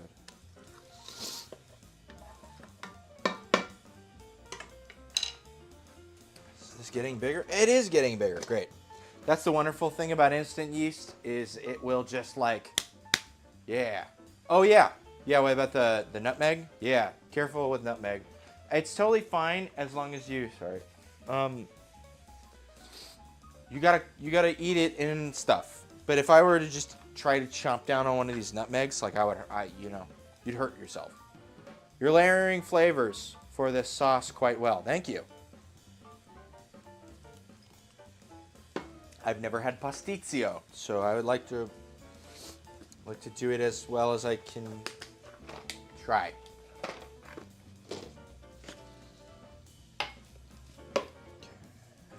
This, we might be good to pull another pass at our, it's taking a lot longer than I thought it would, but that's fine. Oh, this is a good idea. There we go, yes. Convect bake. Fine, hard, crunchy.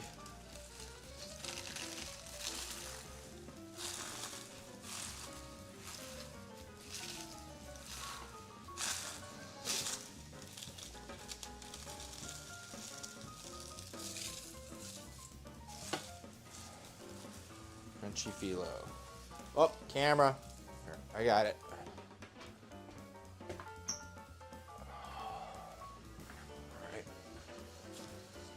All right. Okay.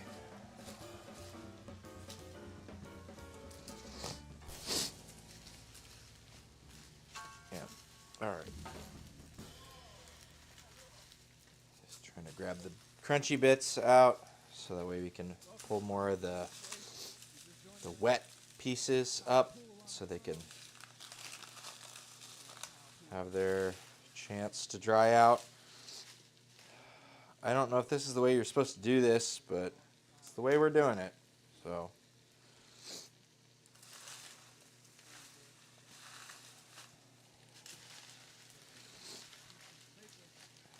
trying to just get them like up.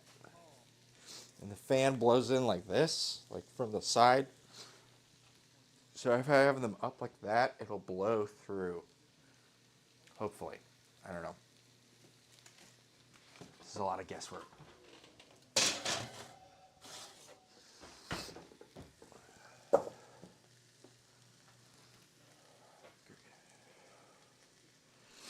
Oh, sugar. There were a couple tablespoons of sugar I'm missing.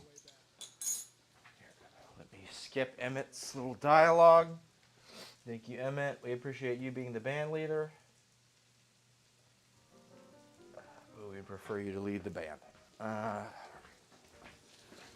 Okay. We have a 50-pound bag of sugar down here that I've been working on for quite some time. And we can grab a couple tablespoons.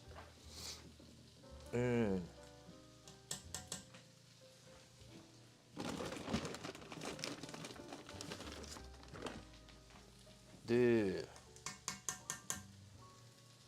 Okay, cool.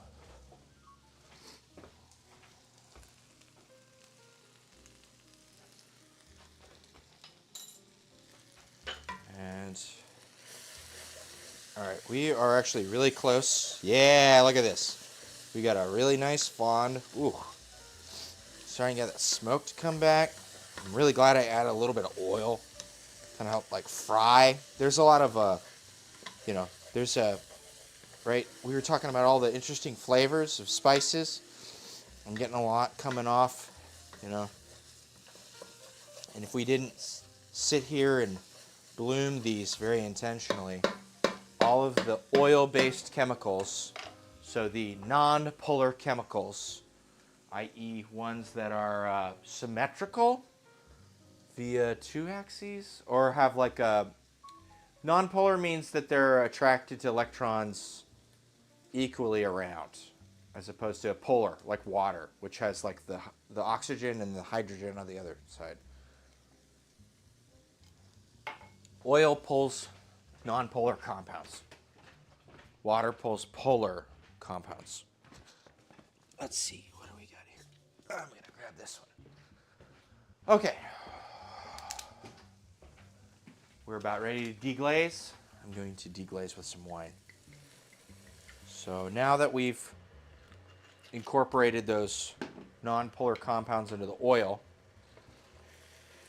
that oil is going to get everywhere in the sauce, and it's going to make for a wonderful, full flavor for these aromatics we've chosen. Yeah, that smells, that's actually really good. Pastitsio, who'd have thunk? All right, this is a Malbec from 2021.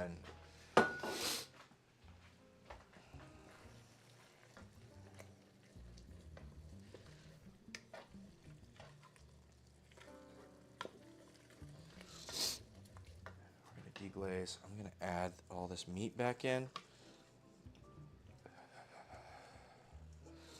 because we will quickly be entering the liquid phase, right, where we add a bunch of liquid and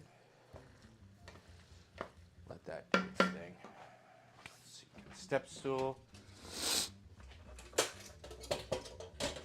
gotta grab some of our canned tomatoes. Hopefully just one. This is the last jar of canned tomatoes from last year. So we're going to be moving in on this year's batch. We made 20 last year. We made 16 this year. We might need to make more next year. That's fine. It's good. This is a good problem to have. That means we're using what we're making, right? You'd rather not. I mean, we're not in the apocalypse, right? So I'd rather not have anything left over. One, it means you're turning everything over that you're using.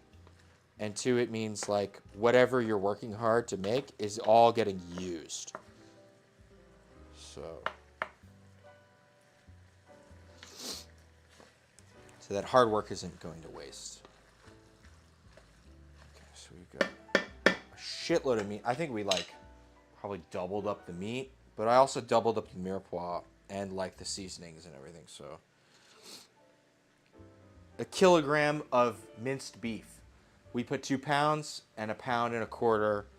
So we're actually like pretty good. Was that producer?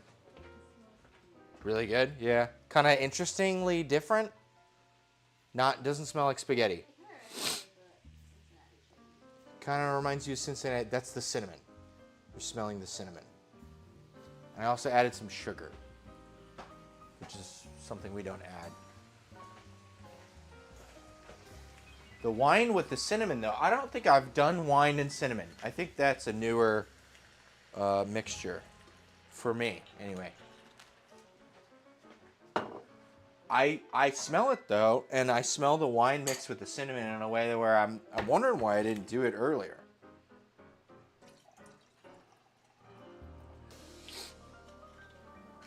Okay, and we're at 9 o'clock. That puts us at 75 minutes. We got about 15 minutes for this guy, and then we got to toss him on here, do some shaping, and then let it go for a second rise in a banneton. Maybe in a banneton.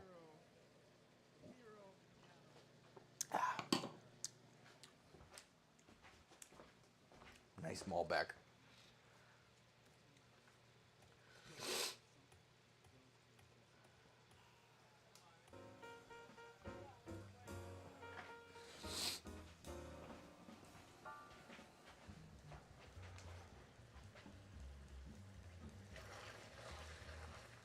And besides the dessert out of the phyllo, this lasagna we're making, or pastitsio, sorry, and the bread, we're going to make a little quick salad here.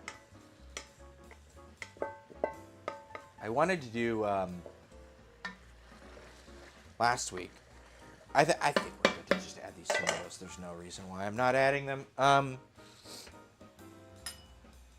Last week I wanted to do mango lassi for Indian Thanksgiving, and it didn't end up happening. So now we are, you know what, I'm going to add a little bit of water.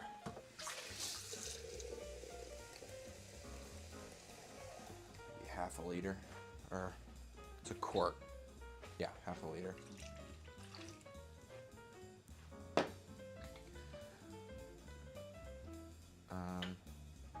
But yeah, we didn't end up doing any of the mango lassi, so I've got like 7 mangoes. So this dessert is like a cooked phyllo dish with like orange. I'm just gonna do it with mango instead, because they're like almost overripe mangoes, so they're actually like sweet, like how a mango should be. Seriously, I didn't understand that mangoes were inherently sweet and supposed to be sweet until I went to South America.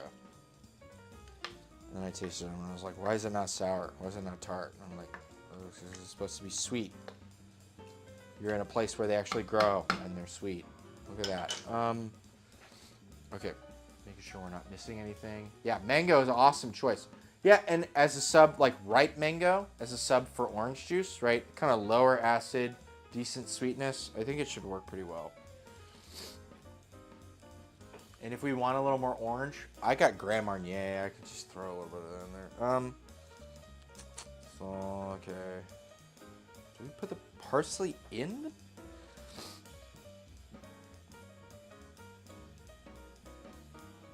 You add all the parsley into it? No way.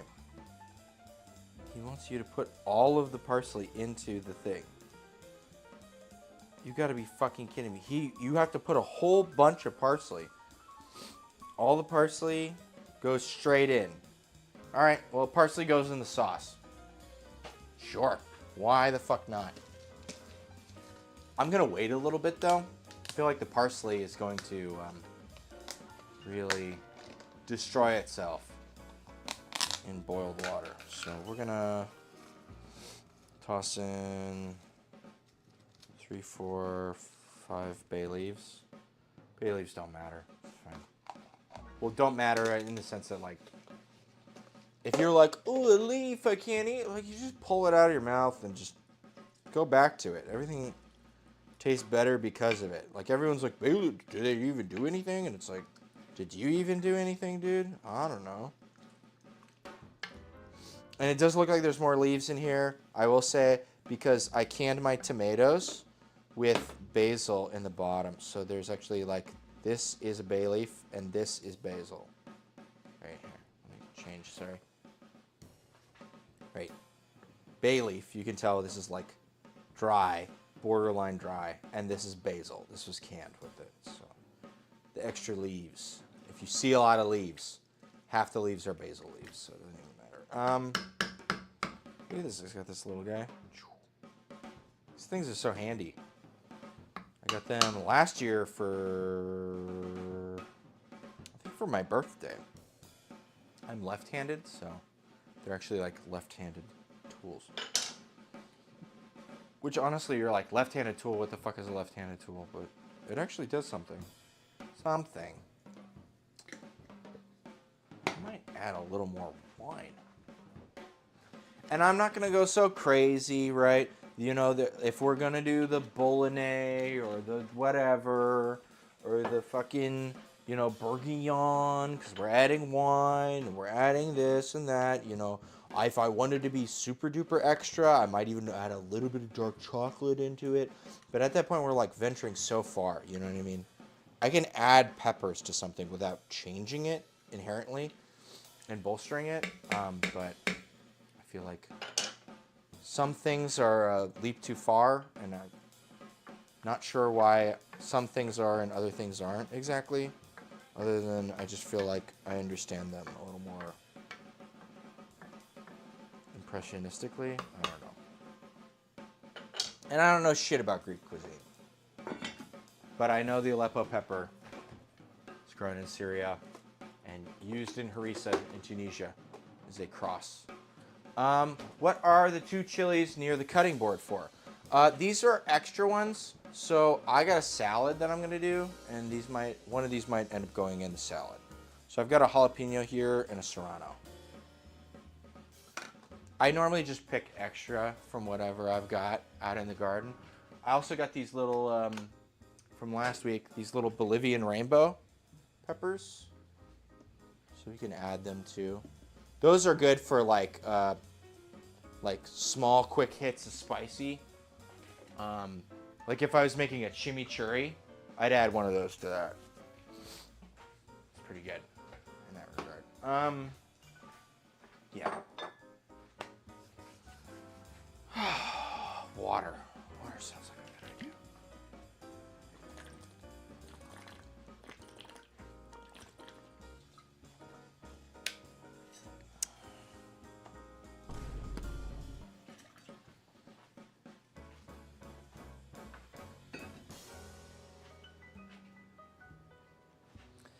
Okay, cool. Well, that's our sauce. And then we have a bechamel, which is our second sauce. Yeah, we have sound effects.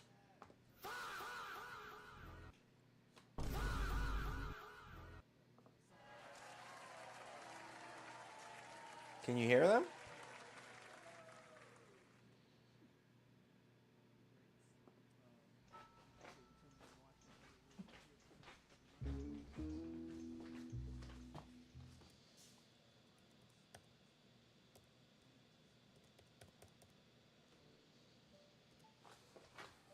Okay, cool. Yeah, we get this stream deck here. It's very, like, new for me. So, there's, like, timers and stuff. I gotta get used to using more of this stuff. But, yeah. I'm happy with this sauce, though. Yeah, it's looking and smelling very good. We'll let this go for a little bit before we add all our parsley. Bless you, producer. Producer just sneezed for everyone not in the room. Okay. I really want this to be like done and crispy. Please be crispy. Please be done and crispy.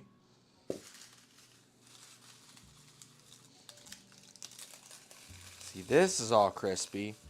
That's good. There's a little bit of shreddy, but most of it's crispy. That's what we want.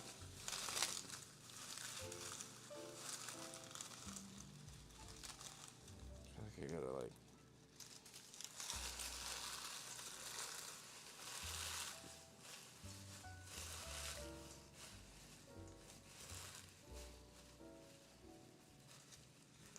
See, and this is not crispy. This is. Seems like. This is. You know what? This is the way. This is the way. You just fucking crunch it over the bowl where you want it.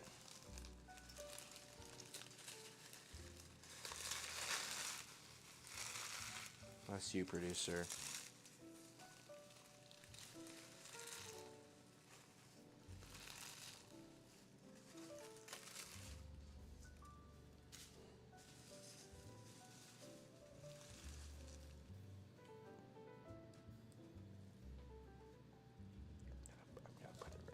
Honestly, this is probably really dumb that I'm doing it like so like. But like, what do you want from me? I'm trying to figure it out. Oh, great! I put it on the cutting. Ah, I'm so dumb. Everybody, help me! I should have done like this. I'm gonna make such a big fucking mess. Oh my god. Oh my god. Oh my god. I got.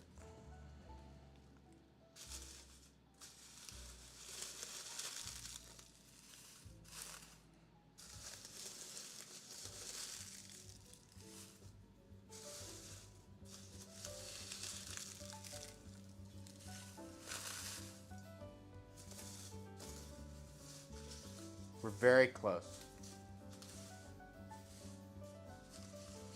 Producer hands, please. Oh no, it's fine. I do not need producer's help. For this right now. If that's what you're asking. Okay, cool. That was the way to do it. That worked way better.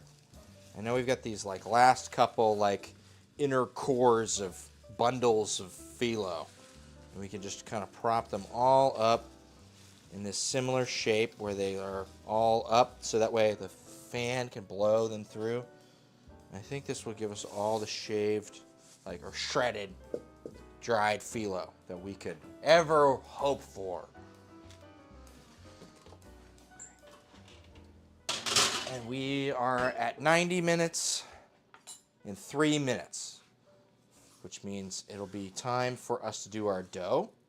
So now is the time to do another one of these tamarind sours. I know I have a glass of wine, and let me forget about the wine, and we'll do a tamarind sour. How about that? Aquavit.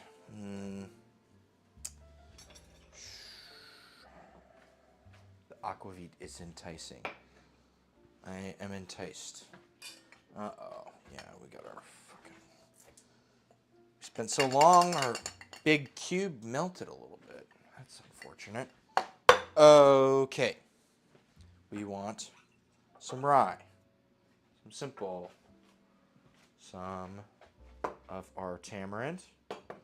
And some lime. We got a couple more limes over here. And probably a little bit of Ango. So those baking spices will be nice. How's the ice in the shaker? It's like, I'd say it's 90% of the size that it was.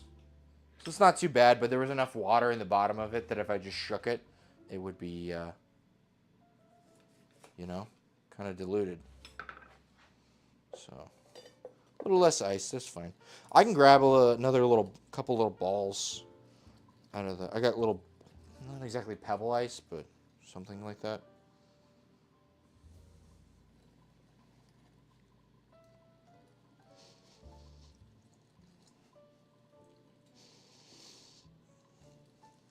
Yeah, there was a, what were the cocktails last week? There was a gin, well, it's a gimlet, so it's like a gin sour, but it was with a little bit of rose water. Or was that there was like something with, I don't know, there were a couple interesting Indian-inspired or riffs on some classic cocktails. It's kind of interesting. But it's one of those where everybody's like, oh yeah, blah, blah, and they like, everybody hones in on like one thing or like one or two things. And it's like, if I make this tamarind syrup, it's featured in like 3 of these drinks. So nobody's thinking about tamarind, but if I bring it, we could make like twice as many things. You know what I mean? So try to like do some of that stuff. That's why I also got some Coqui Americano Blanco. I like this aperitif. Or not aperitif, but vermouth, aromatized wine. And I like to use that one specifically because I'm not keeping, oh shit, okay, we want to make sure we're not overdoing this. This is an important sauce, and I don't want to fucking burn it. But yeah, I like to keep some vermouth, but I'm not always, I'm kind of a little more bullish on different kinds of juices than I am on different kinds of vermouths, right? I'd rather have, you know, tonic water, soda water, mango, guava juice, than have like several kinds of vermouth in my thing. And so that strikes a really good chord between sweet and dry vermouth, and I just kind of throw it at the vermouth thing whenever it says vermouth stuff. But you know, a lot of people don't refrigerate their vermouth. They don't like do anything. They don't like, they'll keep one bottle of vermouth forever that's just like completely oxidized. And I find by like having one good bottle of vermouth, I wish they sold them in smaller bottles more consistently, because then I would get 2 small bottles and have 2 small bottles in there. But I can't ever find them, so we stick with one big bottle, unless so I'm making a bunch of Negronis or something. But yeah, actually like having good vermouth, you know, that unlocks a bunch of stuff.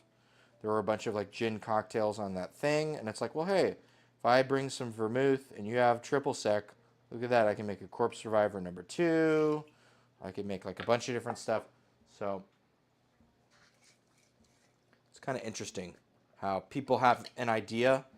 And that's actually where I get a lot of my like cooking mind, like really getting into the cocktail stuff, is when everybody has an idea of like 1 or 2 things that they're really honing in on.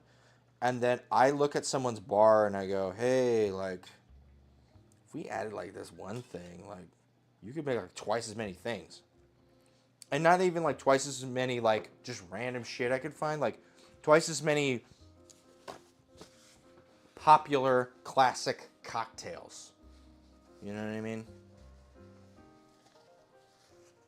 So that's kind of where I geek out about some of the cocktail stuff. It's like, how can I bring 2 or 3 bottles to someone's established bar and like double the amount of cocktails they can make, and just drastically increase the variance of what is possible. And then it's really cool because you brought like nothing, or like maybe some stuff, to someone else's bar, and then you just like make a drink and you give it to them, and they go, what the fuck is this? This is crazy. Like, I made a drink for my brother-in-law, and he was just like, oh yeah, whiskey. And I'm like, no, it's not whiskey. And he's like, is it gin? And I'm like, no, it's not gin. And it's like, I brought a bottle of Pisco, and I made like a way interesting thing, and he just like didn't even understand what it was. Yeah. And like, you bring like one thing, and you can like take a person's bar and make a thing they can't even recognize, that they enjoy, right? And like, that's really fun. I don't know. I am one of those people at a party where it's a kind of mission oriented. I think that's the word. And so having something like that. Does he make drinks often? I mean, semi-often.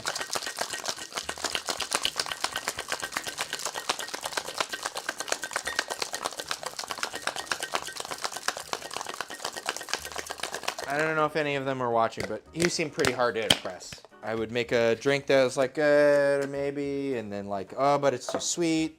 Or, oh, well, then I'll make you a drier drink, but it features vermouth. Well, then I don't like vermouth, and like, you know, it's all right. You seem to like them enough. And then I made that like pisco thing. I was like, oh, what the heck is this?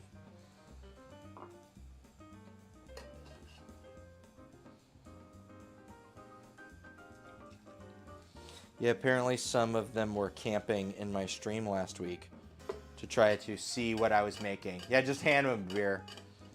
Well, he does like beer. But it's like the cooking thing, right? And they renovated their kitchen a couple years ago, and they got this really nice dry bar. And so they got all this bar stuff. It's like a whole half of their. They get these like two like on either side, right? There's like a wine cooler, like sort of refrigerator thing on either side, and there's a big bar with like stuff and cabinets and like glasses and like multiple stuff. Like they got way, like I got a little cart with like two things on it, and they have like a whole wall, right? And so like part of it is, you know, just trying to figure out how to give them what they need, right? To get them to like wherever they didn't know they wanted to be, but once they find themselves there, they're like, whoa, this is like really cool. I'm glad I'm like making these kind of drinks as opposed to, you know, just, you know, I mean, there's nothing wrong with the gin and tonic. Gin and tonic is wonderful. But if you only ever drink a gin and tonic, you know, maybe you're missing out on something. So, that's all. So if I could be a catalyst, potentially, then, you know, it's good. Okay, we get this bread. Okay.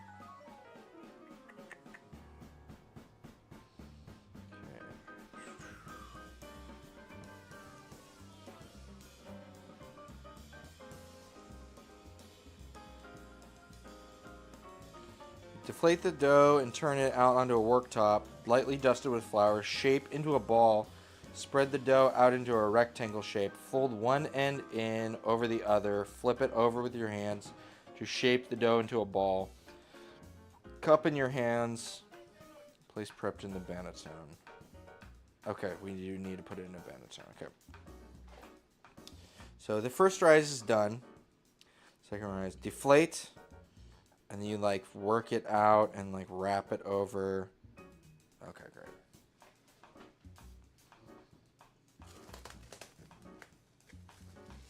Yeah, look at this. This is risen. He has risen. Oh. That's bread flour. I'd rather dust with AP flour. It's cheaper.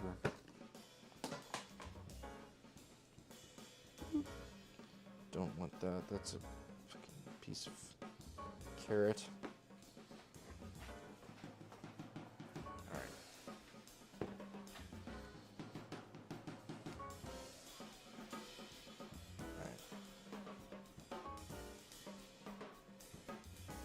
Great. Should be enough flour.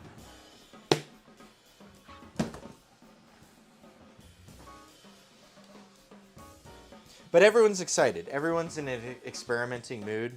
We did an Indian Thanksgiving. Everyone was like super on board with it. And everyone wanted to make like Indian cocktails and stuff. So everyone seemed in a very experimental kind of mood. So it's one of those where you like just everyone's ready to take a leap into something they haven't tried before. Oh. Yeah, this is pretty. Fucking punch it.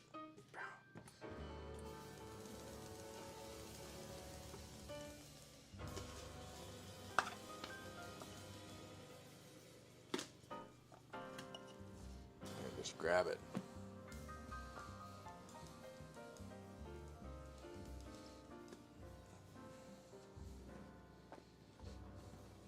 So I think it wants it folded out in a rectangle. I feel like they're going to talk again. Yep, there's the talking. Okay.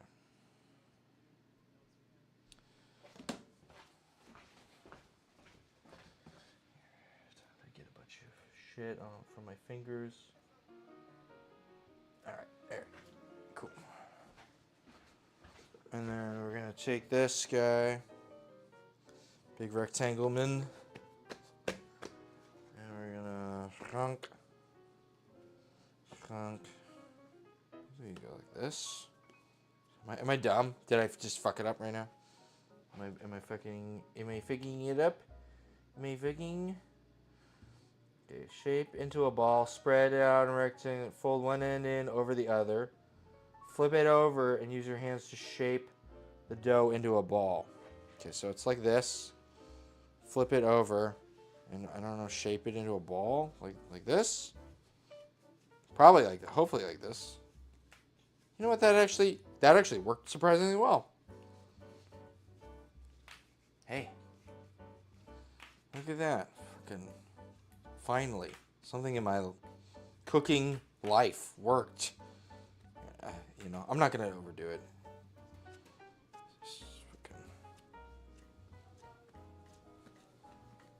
That looks good though. Okay, and then it goes in the banneton. Okay, we've got a banneton. And it needs to be covered and rise for a second time. Okay. And I'm not going to cover it with fucking flour and a towel. I don't give a shit. We're going to cover it in more saran wrap. And I'm going to use, what, non-glutinous rice flour? Is that what we use? I've had so many horrible fucking run-ins with just fabric on dough, and then it just like undoes itself like you're pulling apart a grilled cheese.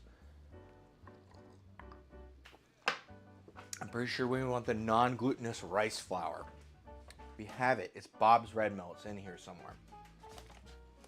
I swear to God. Here it is. Sweet white rice flour.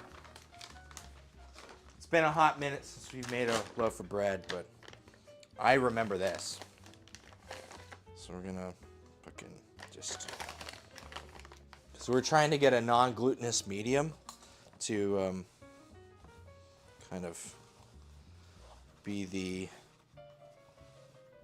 fabric unfuckerer. Okay.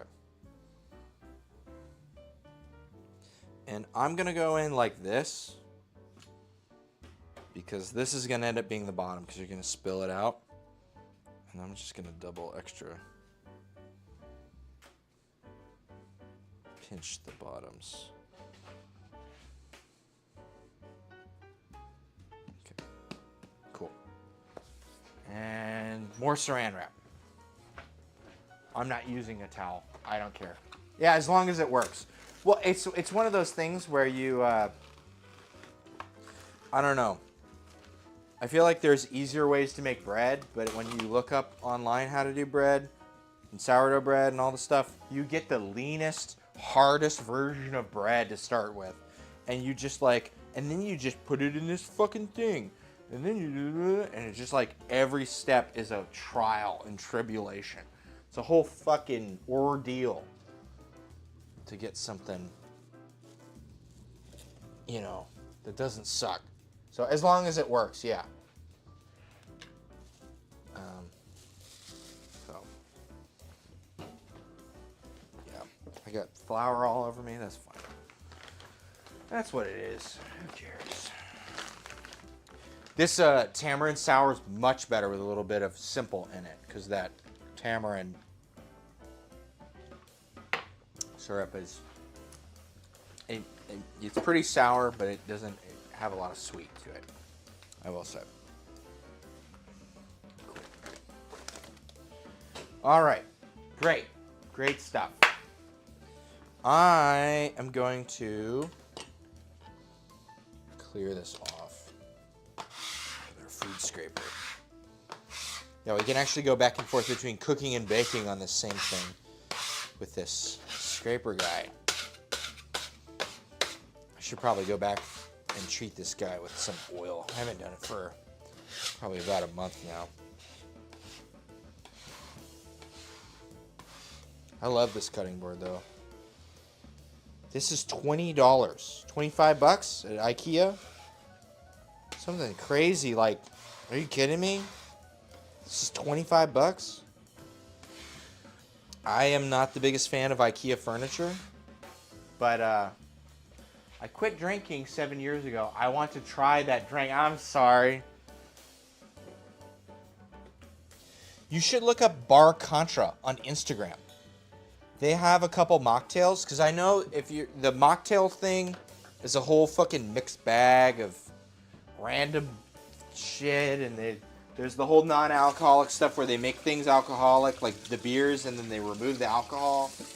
And that's all like a whole thing where you basically make the alcohol thing, and then you feel the same about vaping. But I would say Bar Contra has some pretty, like, they're a little more involved. But Dave Arnold, the guy who does that, I listen to his podcast all the time. He's like uber sophisticated with cocktail stuff. So maybe something. He's got a couple drinks. What are they? It's like one's called cranberry bullshit, and the other one's called green bean bullshit. And it's like, let me see. Let's see. Bar Contra. It's in New York City.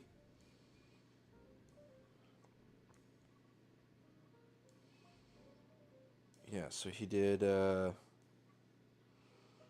show you shit on my phone. But yeah, here's like the newest one he did. Green bean bullshit. This is a mocktail done with a rhubarb, marigold, pomegranate, and of course green beans. Part of our very amazing non-alcoholic program. Almost drinks like a Negroni, but so refreshing. You could have 5 of these in one go. Did we mention we need a green bean drink? Yeah. Or did we need a green bean drink? Yes. So, I mean, that looks like a cocktail. I'm fine with alcohol. I quit by choice and mostly because living with an alcoholic during COVID. Ah, okay. I was also living with an alcoholic during COVID. Me. So, I don't know. I'm better at times and worse at other times, for sure. Okay. We're back in the realm of Pastitsio. We need to make our bechamel. I think this is pretty quick. And then me prepare the pasta base and make the bechamel. Melt butter. Medium saucepan over medium heat. Stir in flour. Cook for a couple minutes. Gradually whisk in milk until the sauce is thick and lump-free. Whisk in egg yolks, nutmeg, grated. It's Keffa lo graviera until glossy. We don't have that, so we're going to do 50-50.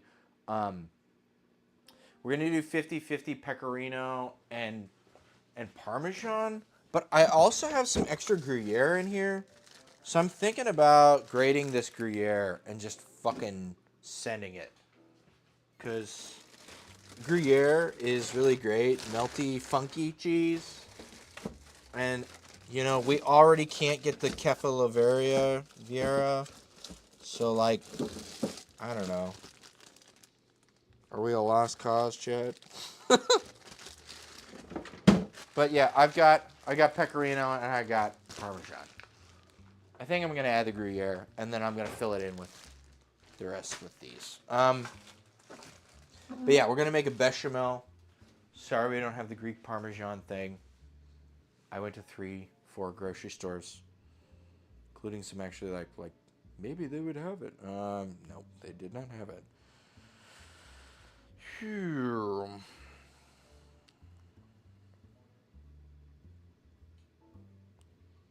Yeah, so Pastitsio pasta in a large pot of boiling salt water according to the packet directions. Oh, no. Drain well, remove excess water, transfer to greased baking dish to form the base of your pastitsio. Use the spoon. Okay, maybe we'll start boiling water over here.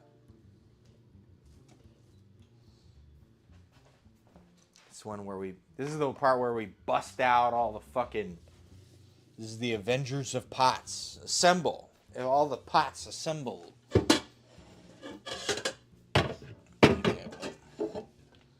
I have a big fuck off pot, and I have these pots. I'm gonna use the taller pot for the pasta because you can get higher water and you don't have to break shit. So we're gonna fill this guy up, and I'm gonna just try to bring that to a boil.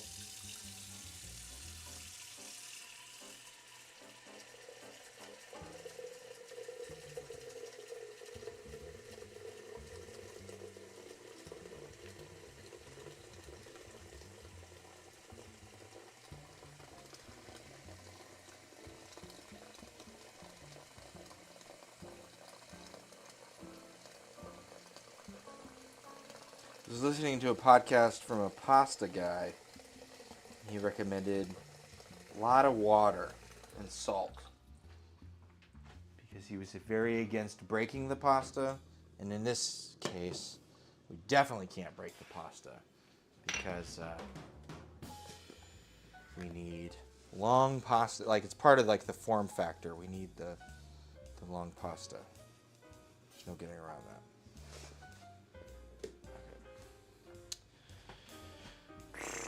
We got bucatini. Okay. And for reference, I'm going to pull this out, but we won't use it for a hot minute. We will be making this for a fucking army of people. Because I'm going to see my parents tomorrow. And I might be making this for some neighbors, so we're gonna make a big fucking. We're gonna feed an army with this thing, right? So maybe two packets of our bucatini. Unfortunately, we were not able to find bucatini number 2. Bucatini number 2 is available on Amazon if you are willing to wait 3 weeks to a month. So to get it from the motherland. Why don't I get a motherland? Right? Wish I had a motherland. Alright. Or a fatherland, or a, I don't know, adult forefather, for like, adult relative land. Can I have an uncle land? Can I get Unc land? I'd take an Unc land. He's not even my real uncle. We just call him Uncle. How about that? I'd take that Unc land. Whatever. Alright, I'm going to take out the compost really quickly.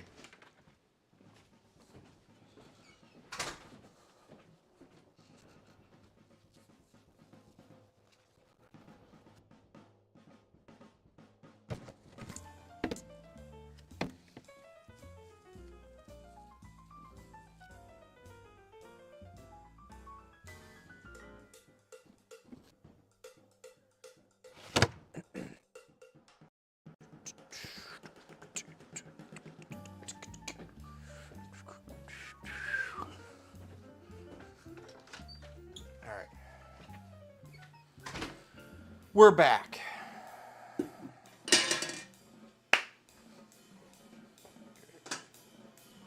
how much bechamel we're doing? I think I might do 1.5 of whatever this bechamel is. Which is a good thing we got 150 grams of butter, unsalted. And in addition, salt. No, it's fine. 150 grams. I'll measure this shit out. much is 150 grams? We got butter. We got butter up the ass. We got so much fucking butter. How much is one? This is Reveal Your Secrets. 113. Okay. Great.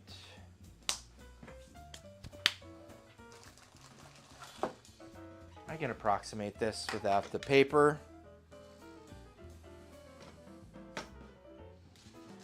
I want 1.5 times 150, which is 225. We're at 195.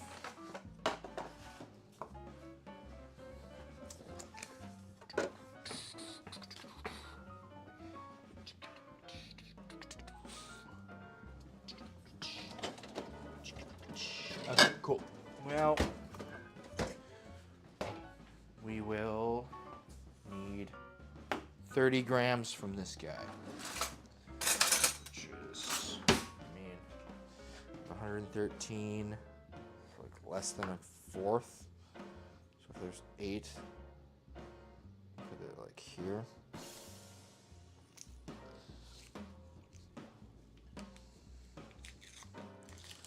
It's like the German game where you fucking guess the weight. Let's go. Am I German or not? Oh, 226. That's pretty close. That's with it. That's a gram. Wow. Pretty good, huh?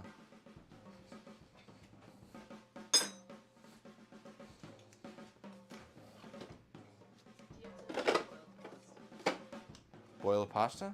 That's why I'm boiling water. Yeah. Okay, here's all the odds and ends. You know what? All the paper is probably a gram. So I went over on purpose to make it the perfect weight.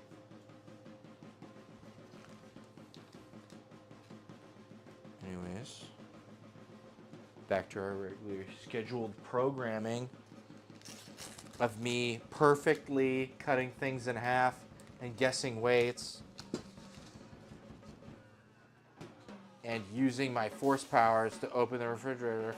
You can't see it because the second cam cuts it off now.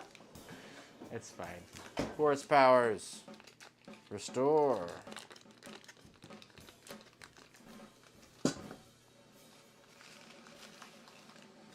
Great.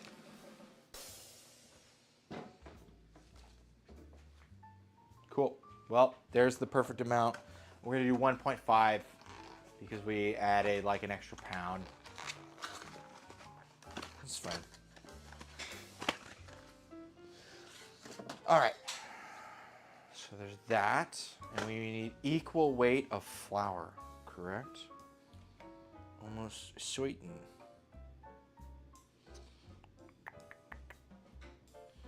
Equal. It just is a cup. God damn you fucking. Bechamel. Me gradually whisk. Just stir in flour. Oh my god, how much is 1 cup flour in grams? I know it's all compressible and it's all different. 120 to 128. What? You want equal. You want equal, right? That's the whole idea of a roux. You want equal stuff. We just did 225. I guess 128 grams is close to 150 grams. And that's like assumed to be. Man. Make a lot of assumptions here.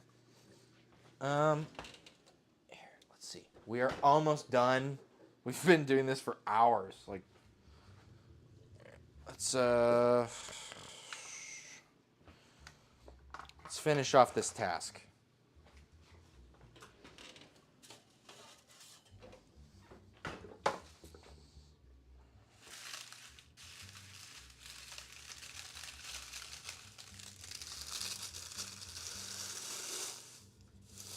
Okay, that's all crispy. And this is also all crispy. the rest of this shit is crispy. We done did it, guys. We figured out how to weigh more than the thing says that it weighs, and then crispified all of it. This is one of the most unusual tasks I've completed in my kitchen.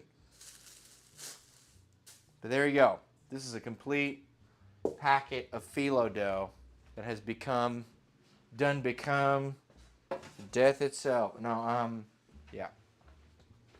All right, let's pull this back over here.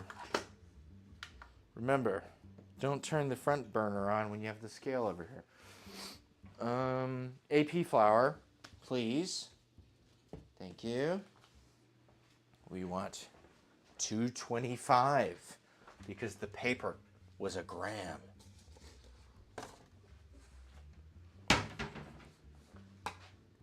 So that way we can get our bechamel.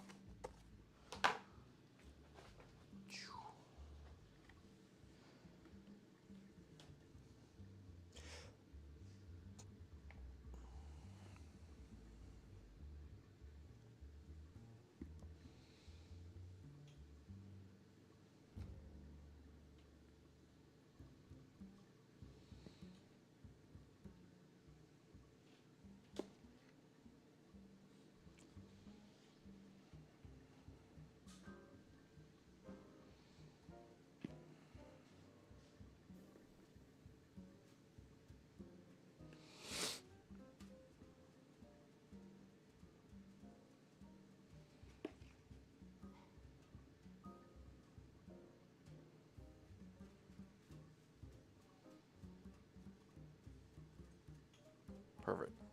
All right.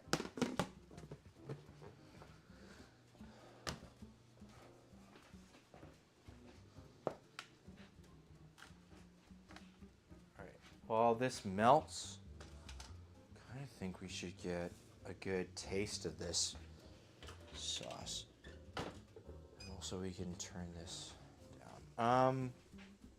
Let's get, that's what we're smelling. It's nice and smooth on the bottom. It's like a really nice mint sauce.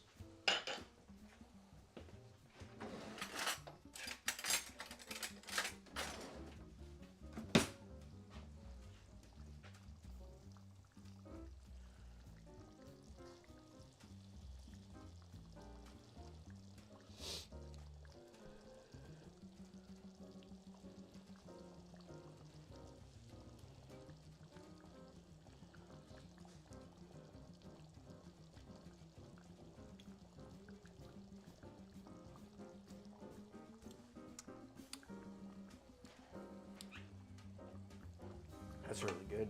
I almost feel like it could use a little more salt. But then again, like, I don't know, the bechamel has salt because of the cheese. Maybe we'll hold off on the salt. You put cheese on top, there's cheese in the middle, in the sauce. There's the bechamel, there's the pasta with salt. I think it's good. We'll give it a couple minutes. I'll give it another taste, just a little more. Saturday. Need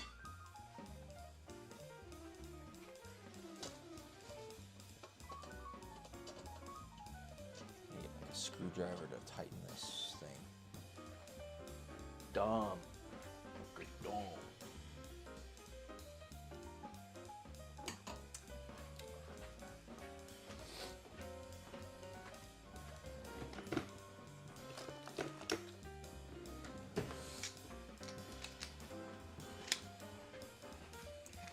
Something I've been meaning to do for a hot minute. Screws on either side of this thing, and they just need to be tightened.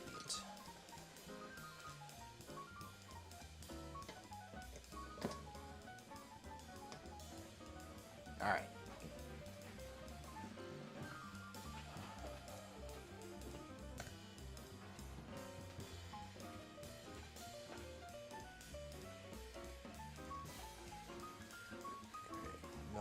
butter. Salt has been kind of reincorporated. Almost certainly.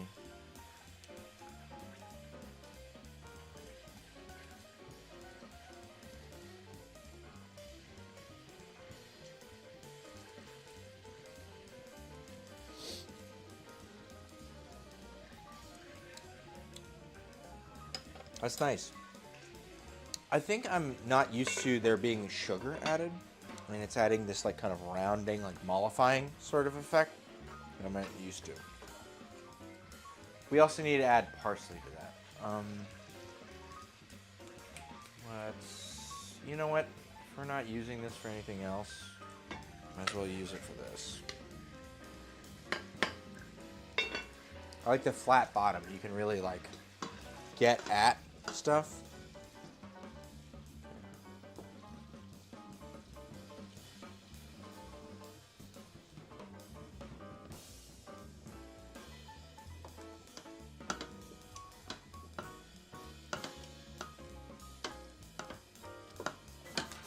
I do have milk. If we're doing 1.5, then we need 1.5 liters of milk.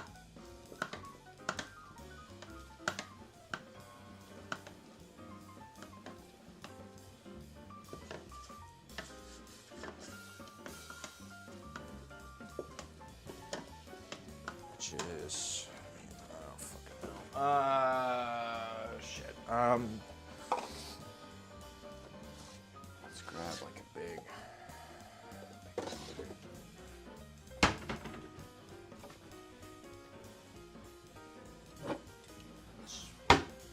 Throw this shit in a quart jar, right? And we'll do 1 liter, and then we'll measure 1/2 liter. Just that way, so we can be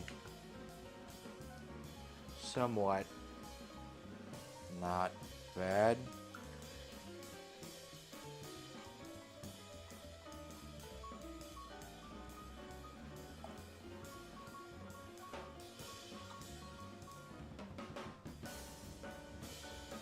I just think this is like fucking way more than a... Am I dumb? Fucking... That's, I'm stupid. What's up, guys? It's me, stupid. It's me, fucking idiot. You know, we've got measuring things on the sides of these, so... I'm just gonna pour it in here, so that way I can pour it all over everything else. Just so I can be sure that I'm fucking stupid. So... This was 800. So that's 800. Okay. This one doesn't have like clear measurers. I guess it does. It just wasn't like readable. Whatever. I'm a fucking idiot. So thank you for coming to my stream. It's me, idiot. That's me, big old dumbass. What's up? What's up, guys? What's up, chat? It's me, dumbass. Okay, so we can go to 700 on the next part.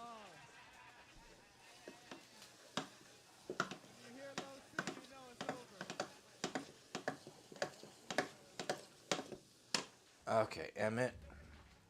I get it. You're having fun. You're having the time of your life, Emmett. We love that you're enjoying yourself.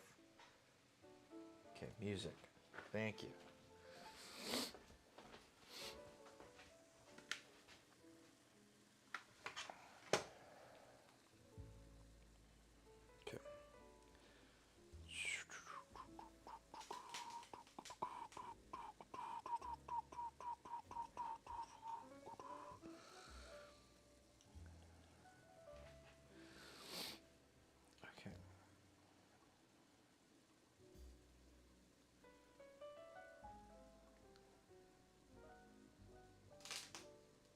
Gradually whisk in the milk until it's thick and lump-free.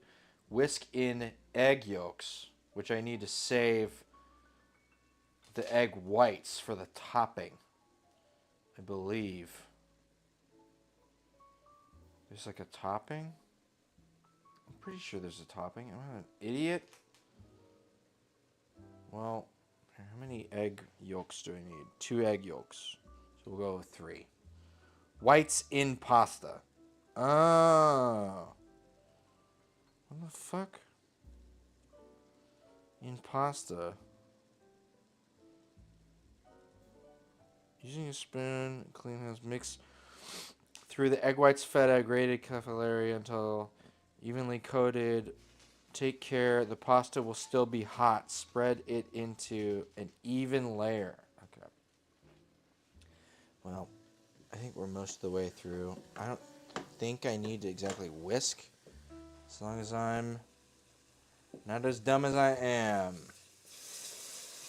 I say as I spill milk everywhere. Woo! Let's go.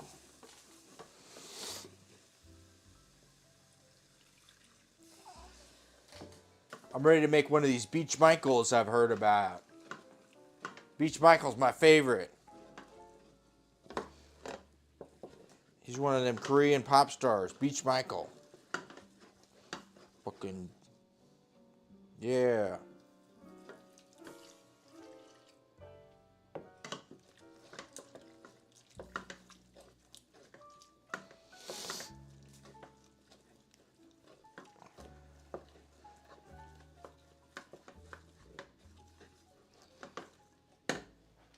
Feels kind of dumb to do it way out here, but at least I'm not using a whisk. Isn't that better? Save me, Beach Michael. Save me, Beach Michael. All right.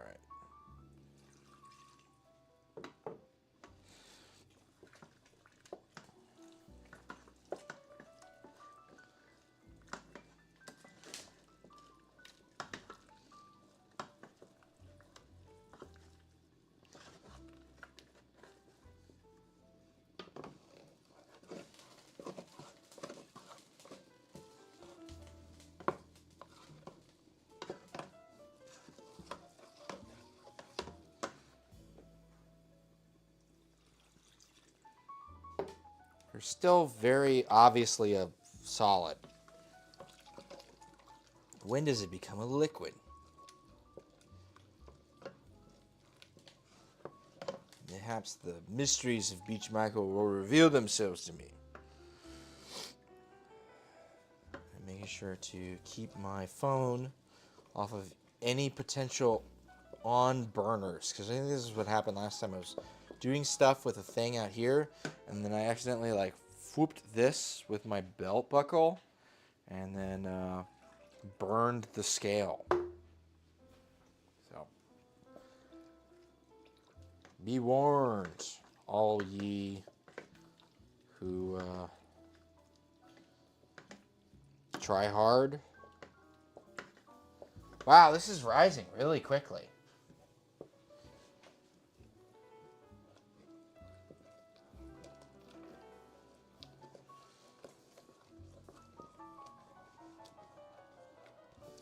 Okay, we can go for another 700. Honestly, the scale wasn't even accurate. That's what was the thing was. For whatever reason, the ML on this thing is fucking bupkis. So I'm just gonna go up the line for the second, almost half of our. And we may have extra. I was thinking about making a smaller extra one tomorrow for my neighbor. Because they just had a kid. And, you know, that's the nice thing you do for your neighbor. So that way when you move away, they go, oh, they were nice. And then you just never talk to them again. And you go, I'm so glad I built a community I didn't stay in. Because I was atomized and dislocated from my community. Then I had to leave for a random job. Over in Ontario, Nigeria, or wherever.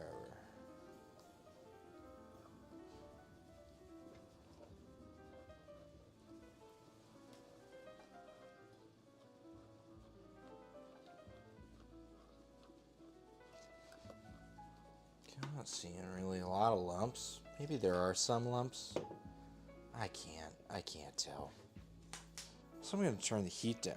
So we got to add like egg yolks to this.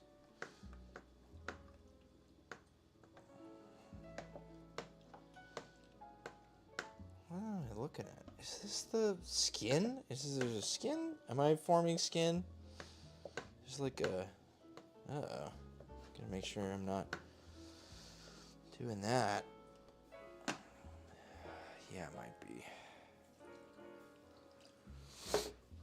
Am I doing this in too many parts? 1,500 grams of milk and 20 additions? 80 grams at a time?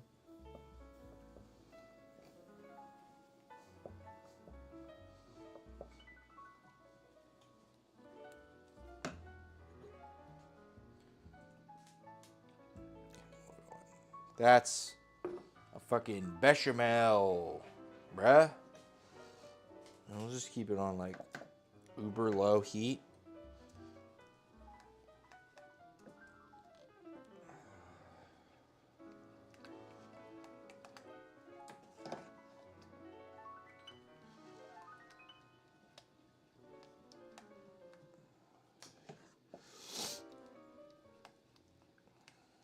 I almost feel like I'm like burning something.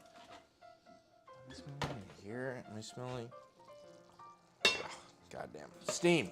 You got me. Like always. No, bottom feels alright. I'm not getting anything. Maybe it's an unfamiliar smell that I'm associating with the smell of burning. Because constantly I'm just like, something's burning. I know something's burning right now. Oven isn't on, and I'm just cooking these two things in a pot of water. So, maybe I need to just take a chill pill.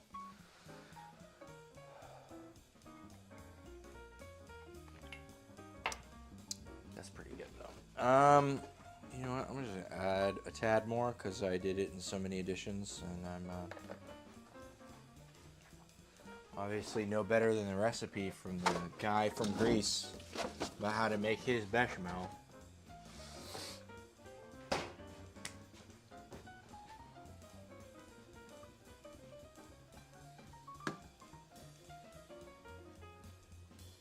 Alright, so there's our bechamel. Hell yeah.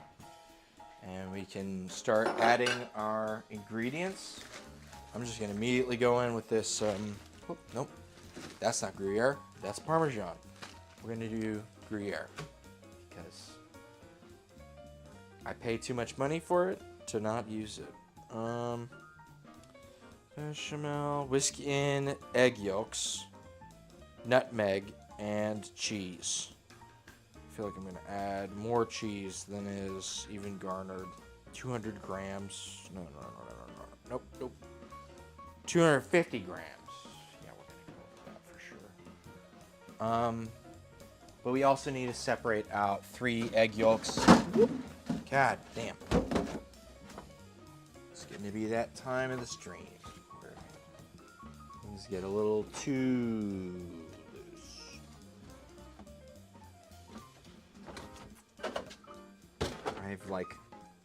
I have a deal of this wine grape juice, and I have a deal of this milk, and both are so almost done.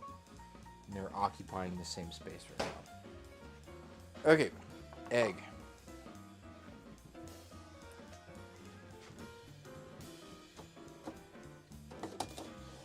We can toss our whites in this thing, because I think we're going to need it.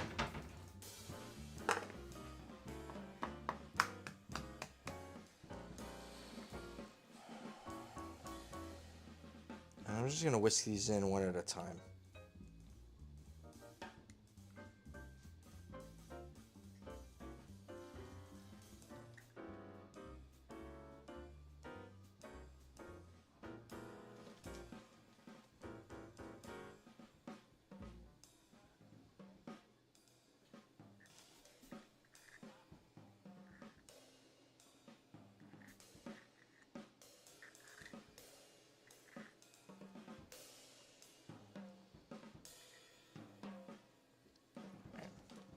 Sure, close enough.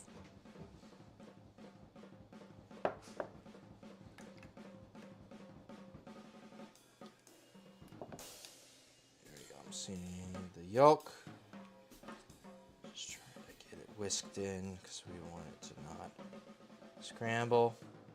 Yeah. It's probably a bad way to do it. I know you gotta like temper. You add the stuff back in, but none of these things say to add the stuff back in. They all say to just add the fucking yolks to the big pot of hot liquid. So if I was making a custard, I'm sure the instructions would be different. But because it's a bechamel, because we don't care, I don't know. I'm not in charge. Where am I?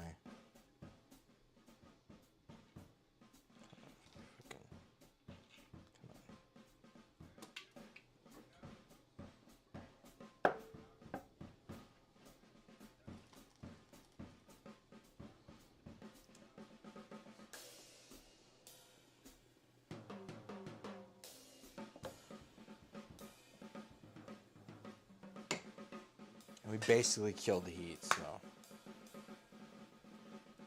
it's about as low stress as it can be for adding the egg yolk. Other than the fact that I'm just fucking spilling. That's alright, the shells can go in with the whites, as long as it doesn't go into the fucking pot. I can just fish them out later.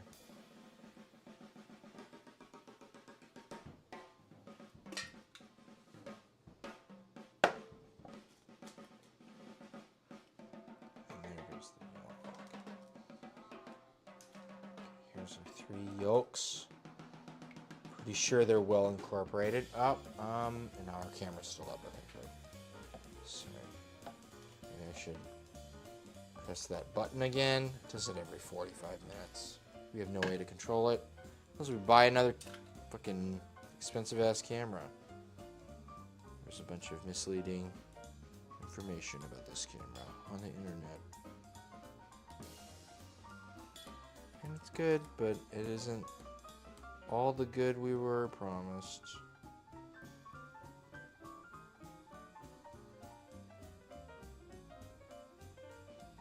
But that's life, right? Nothing ever gets solved. It always just gets like kind of shifted, kind of mostly laterally, but somewhat a little bit better. Unless it's just like, it's either far and away an improvement, or it's always like a half measure that like sort of half works. Colors are good. Other things are dumb and annoying. Okay. Just making sure we got this pretty uniform. All right, we've got our egg whites. Bless you, producer. Producer sneeze. Everybody.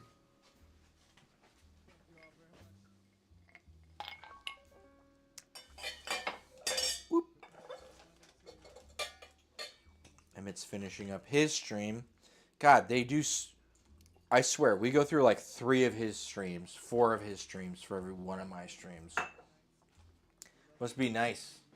You just show up, hang out for an hour and a half, and you're just done. I got all this shit to do. I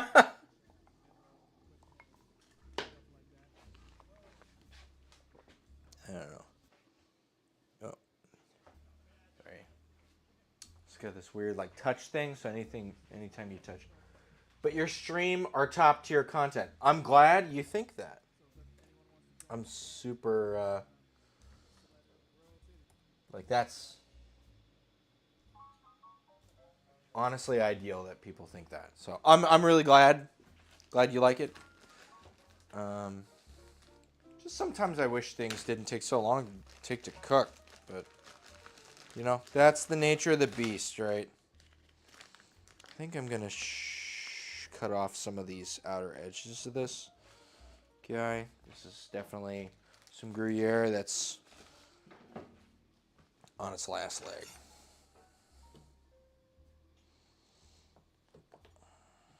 Unfortunately. So maybe not as much Gruyere as we thought, but that's fine. It's all good. But thank you. I'm really glad you liked the stream.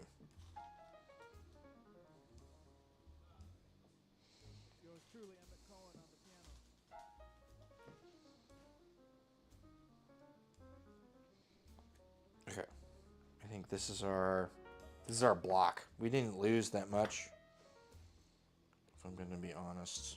And this isn't even that bad, but you know, trying to be, I don't know. It's a wash rind cheese. It already has a mold on the outside, but it's a little bit past where I would like. So we got some Gruyere. And then we got our, we'll go with the Gruyere first. I'm not going to measure these at all. So I'm just going to go in.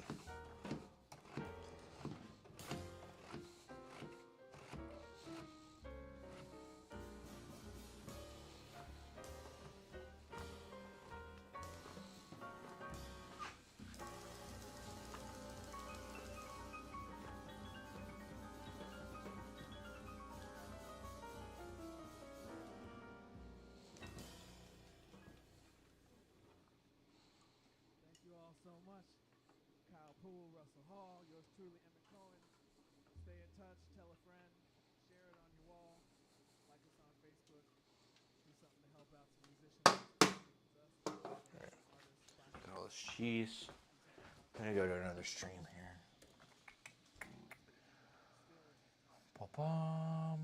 Emmett Cohen. Oldest streams. Last one was, I think, 15. There's another one with a featured person, but he's playing the saxophone in the thing. He's not singing, so we'll take it. And that's an ad. We hate ads.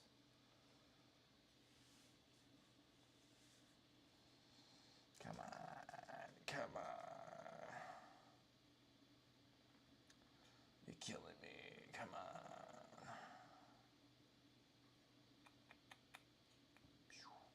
All right. Immediately starting. Great. Hell yeah. Hope you guys are liking the music. Time is part of cooking. Yeah, for sure. For sure.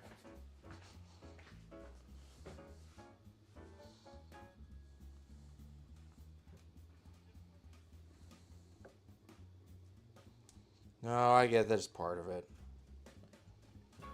They're inseparable.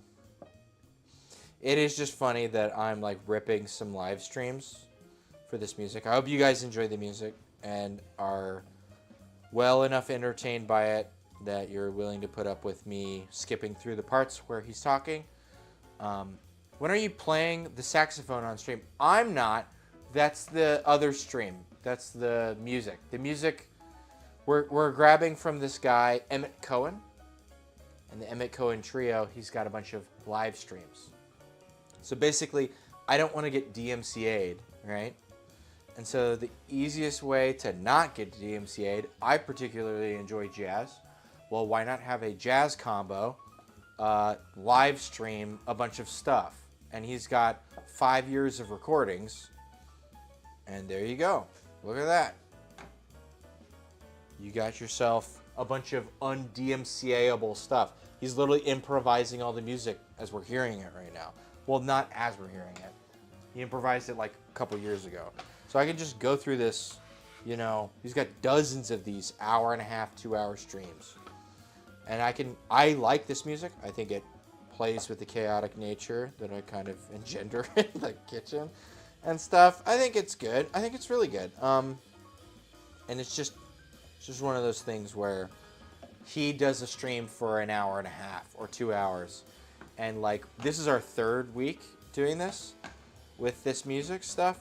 This is the first week where we're actually dual streaming back on YouTube, because we looked at it and everything seems to be non-DMCA-able via Twitch. So I'm willing to risk a strike because like nobody even views my fucking channel anyway, so who gives a shit. But I've been dual streaming to YouTube. And so now we're back on dual streaming after the last couple weeks of not doing it. But music, right? It's good. I don't play saxophone. This stream features a saxophone player. I play the trumpet, and I've been playing a lot of bass guitar and keyboard and some regular guitar. So There's that. Okay.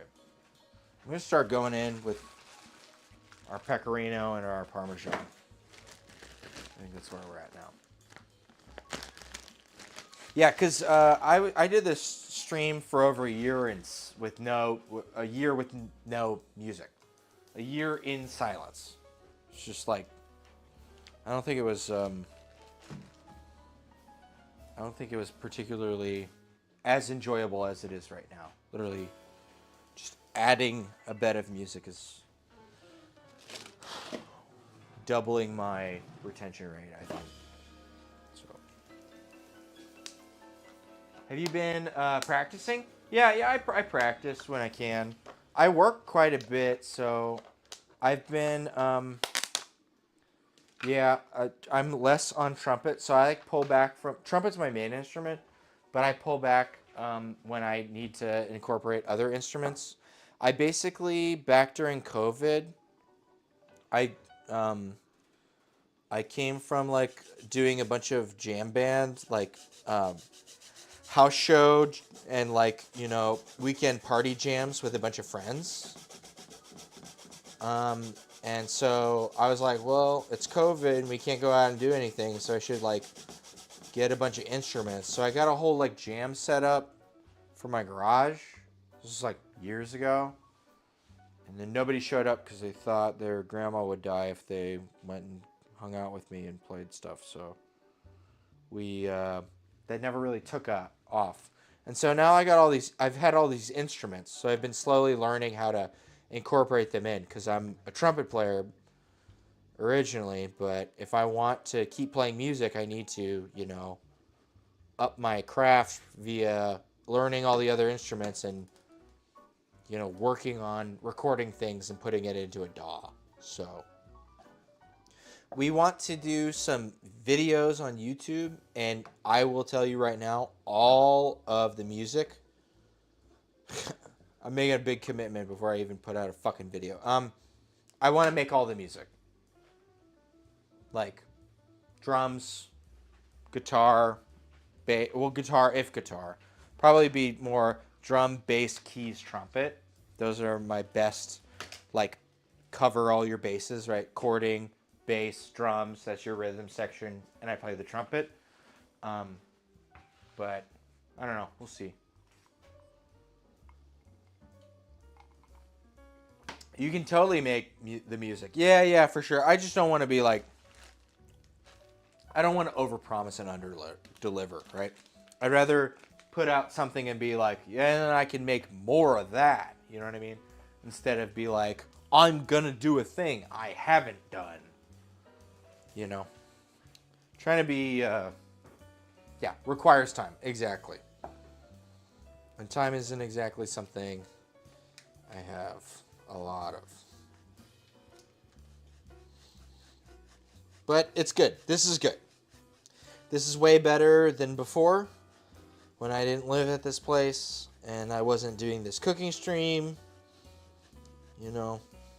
We're making a lot more headway. It's one of those where, would you rather take a more stressful time where you make more progress but you're always like chronically stressed? Or would you take a time where you're just sitting there going insane and you got nothing going on for your deal, right? And we've only got so much time in this world, so I'd rather just kind of book it up. But I'm working on stuff. I got a lot of good stuff, and I've done a stream. I did streams over the summer in my backyard where I would do gardening on Fridays. So I would do stream Thursday, and then I would do Friday stream. I did three of them. It wasn't my regular time, so I didn't get a lot of people coming. And that's fine, because sometimes I don't get a lot of people coming. Like, there's not a lot of people in right now. Which is fine. I'm not very big, so what should I expect? I also did a stream for my garage where I made cider, and I was pressing apples for cider, which was cool. And I made, a couple kegs of cider. And then I have another streaming setup upstairs in my music room where I have a drum set, some keyboards, bass guitar, guitar, trumpet, trombone, accordion.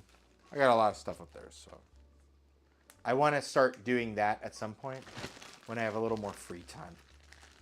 But right now, work's kind of busy and, you know, everything.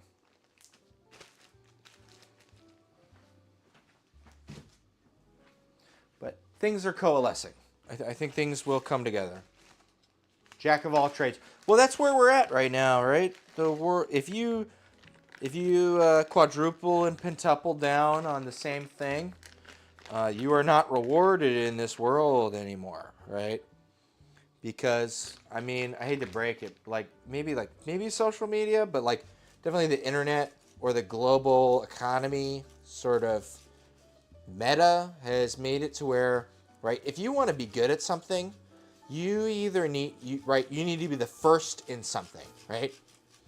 And so either you spend the entirety of your life working so hard to be the first in whatever the fuck you're doing, or you just need to come up with a new category to be the first in, right?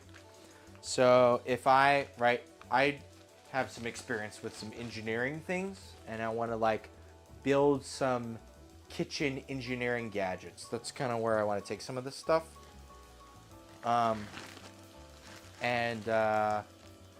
Yeah, there's not a lot of people who are food people who are design/engineering people. So I'm teaching myself like controls engineering right now, where you do like partial differential equations to model a physical system to have like an actuator that like fixes something. For example, I got a smoker back there, and the outlet airflow controls the temperature. And so you can fiddle with the airflow physically to really help keep that temperature in line. I have like a kind of a minor analog feedback thing, which is just like a spring. And so the more airflow, the more it like tamps down this, it like tamps down this spring. But there's got to be a better way I can do that with like some digital stuff. And so if I could make like a control systems thing with a little solenoid and a temperature sensor, then I could make a smoker add on to the end that could help control temperature. So that way, instead of going out there every 10 minutes for your 15-hour brisket, you could go out there every half hour. Or maybe you could simulate, or you could get a thing going in your firebox and you could have it like chain. I saw a video where a guy did it. He was really good at making everything else good except for that like outlet temp, and he used that tip-top temp. I have it out there. It's hard to see. And he was able to sleep for 5 hours while his brisket went, and it did almost what he thought it would. But that took a lot. It took like a extensive understanding of the thing to get away with that. It would make smoking way more convenient, right? And think about how many people got on board with smoking once the Traeger was a thing, right? And the Traeger, right? Pellet grills are great, but it's not like I got an offset smoker out there. It's not live fire, and it's totally fine. We don't need everything to be like an offset smoker. Not everything needs to taste like it came from Terry Black's in Austin, but like, I mean, that fucking Traeger got everyone to want,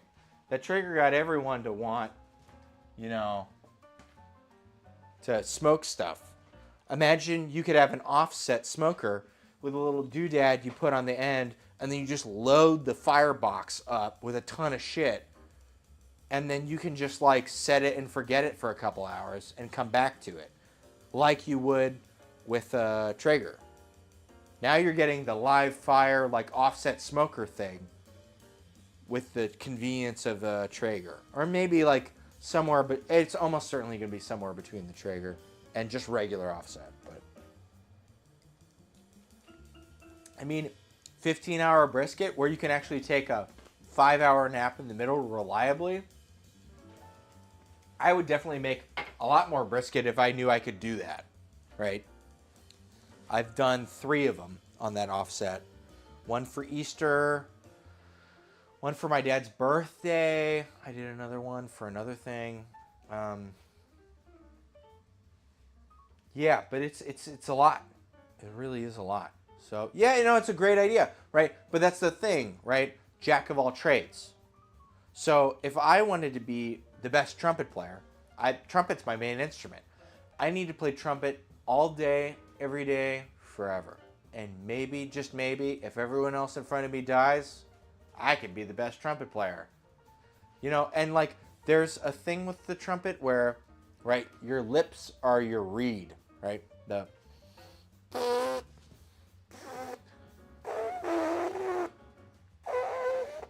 Like you right? And so there's different things, like it's not really well explained for how to expand your high range with the trumpet, sorry. And I've gone through a bunch of things and none of them are really satisfactory. Sorry, we're almost up to a boil with this. As a matter of fact, we should probably start preheating the oven to whatever it should be for this Pastitsio. We might not finish this dessert, but that's fine.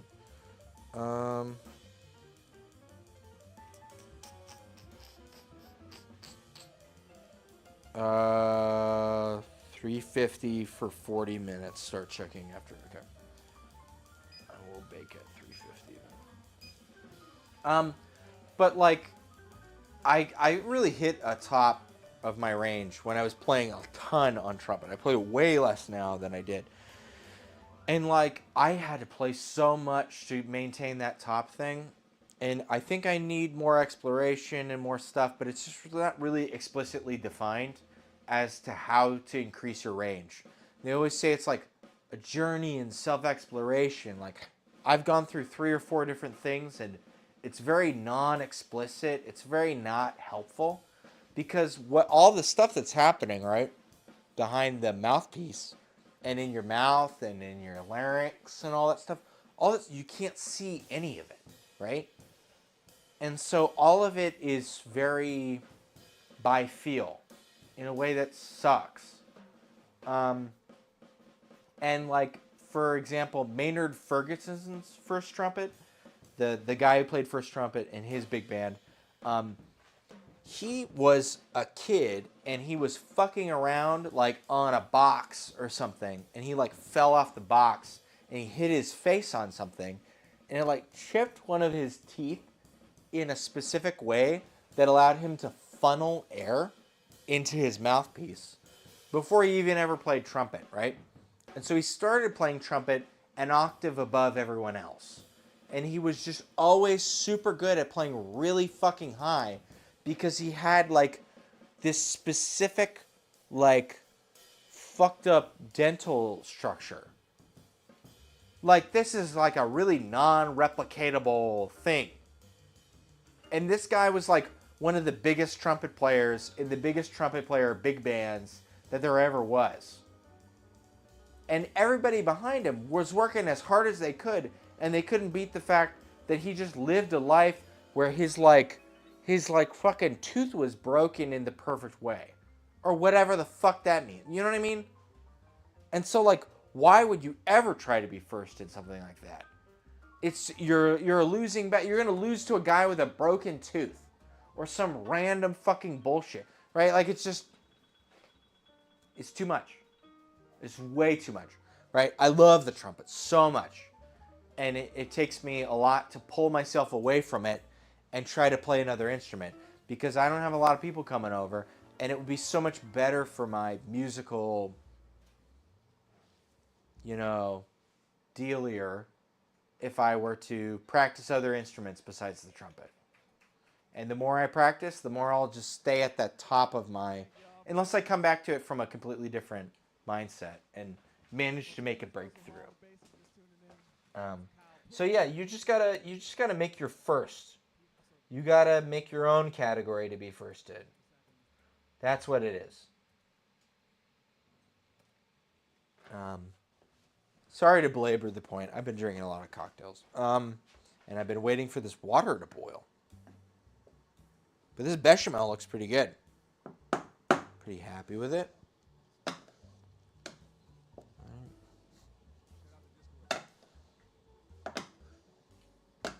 Sorry to belabor it.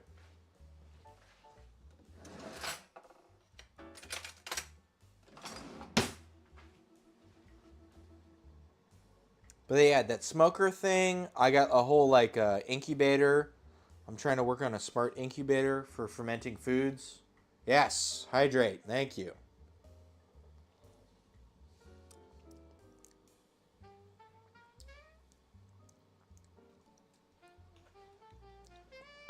There we go. Saxophone.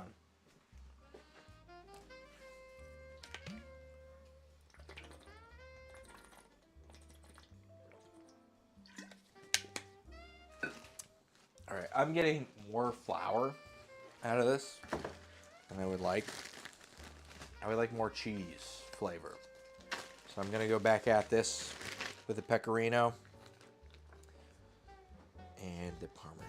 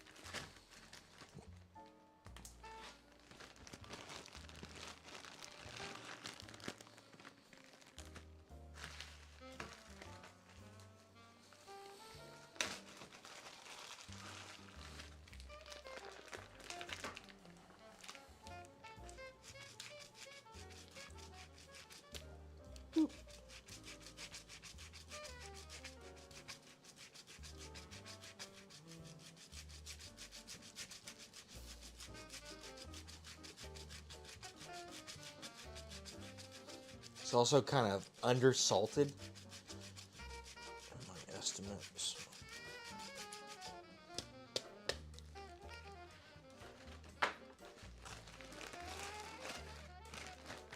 And then our topping is going to be made with like feta cheese and some other stuff.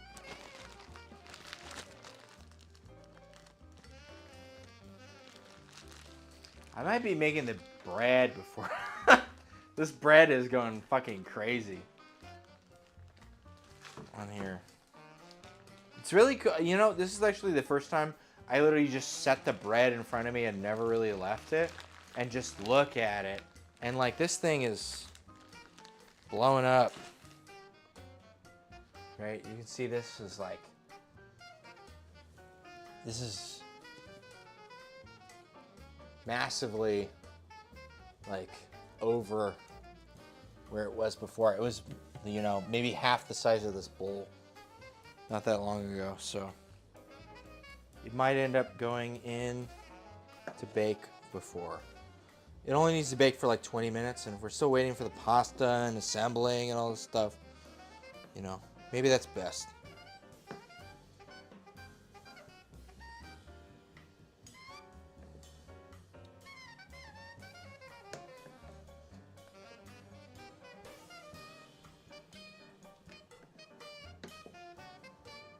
I don't know. Greek food, new to me. Or this kind of Greek food. Right? It's always just like gyros and stuff.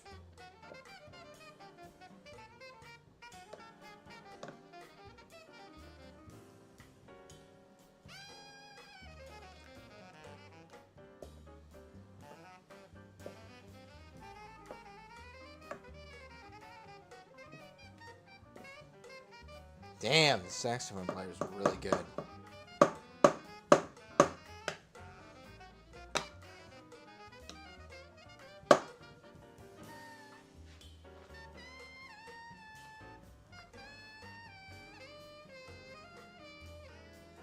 It's like a cheese. Is this cheese? What is that?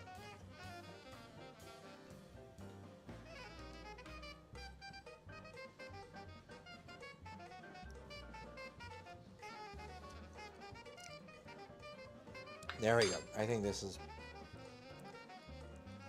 closer to what we're looking for.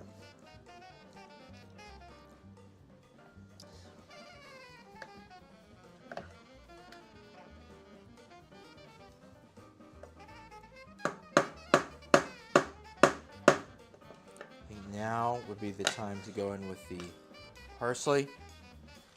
Are we still waiting for this fucking... It's on high.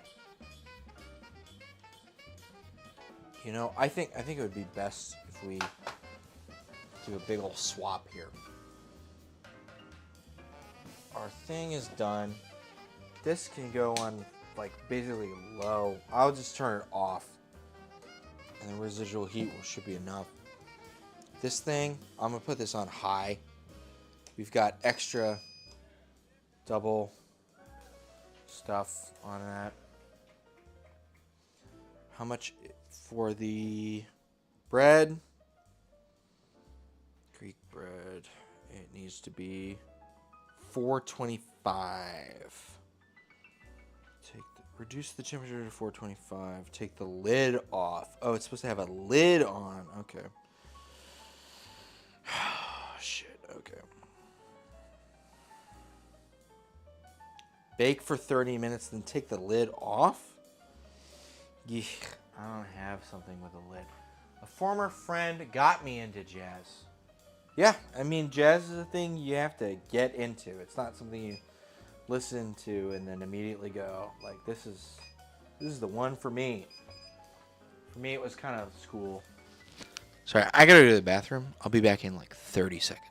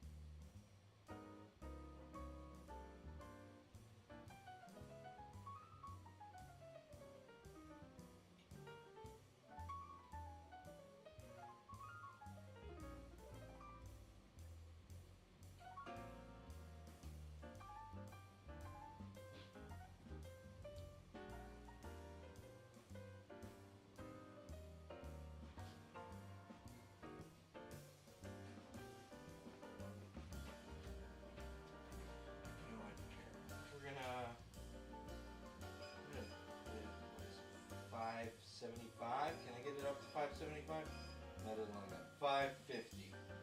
So we're gonna do that, and I'm gonna fix it to. Oh, shoot.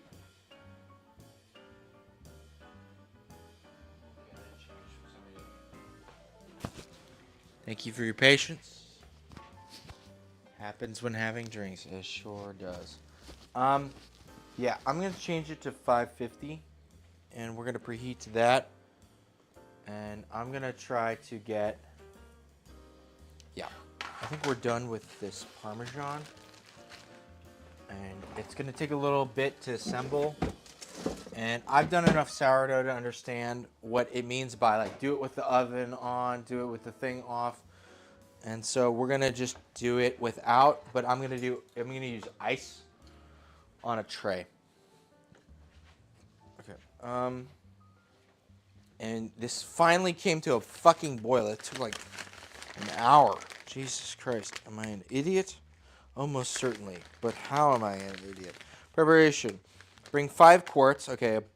Yeah, that's what I got. Boil for 10 to 12 minutes or until desired tenderness. Stirring occasionally. Drain pasta. Serve with your favorite sauce. Okay. 10 to 12 minutes. I'm not gonna change this. I got a 10-minute timer on here. So this is one deal of bucatini. We might end up doing another one, which is all the more reason we should be probably having this bread go in the oven first.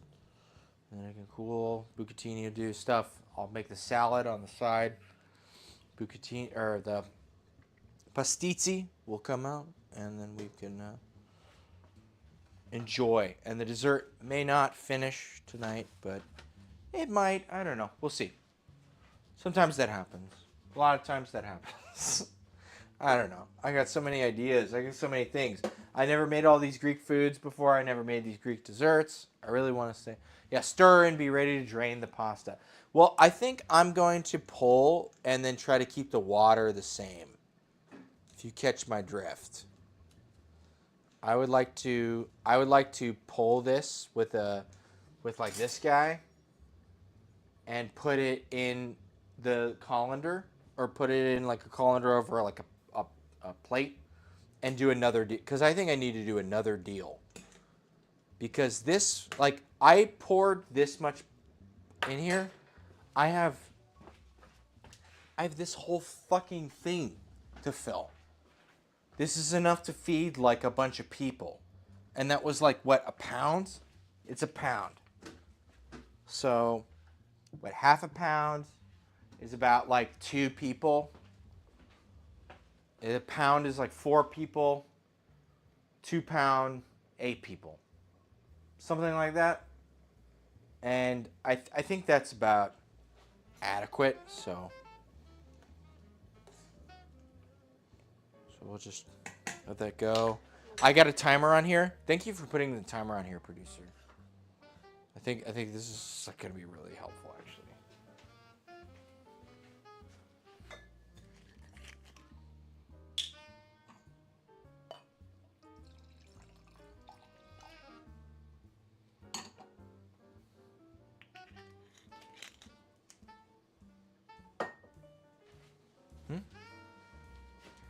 What?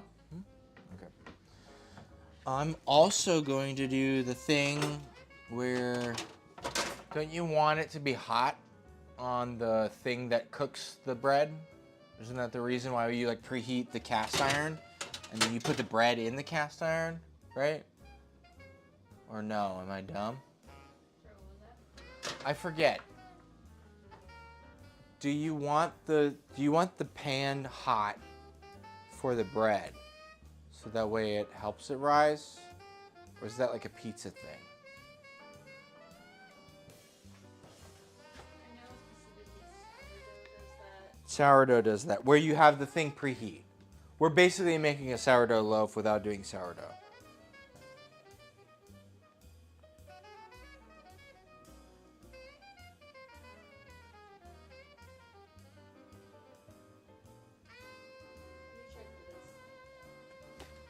Well, it's not going to say that because it wanted you to do a covered Dutch oven.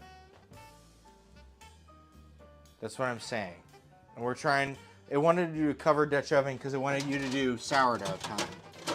And so it's like, if we can do sourdough time without doing sourdough time, then like, hey, look at that. Alright, I've already got this thing. I can just fucking shove this shit in here. Also need to like raise the deal on the rack. Almost certainly. Yeah.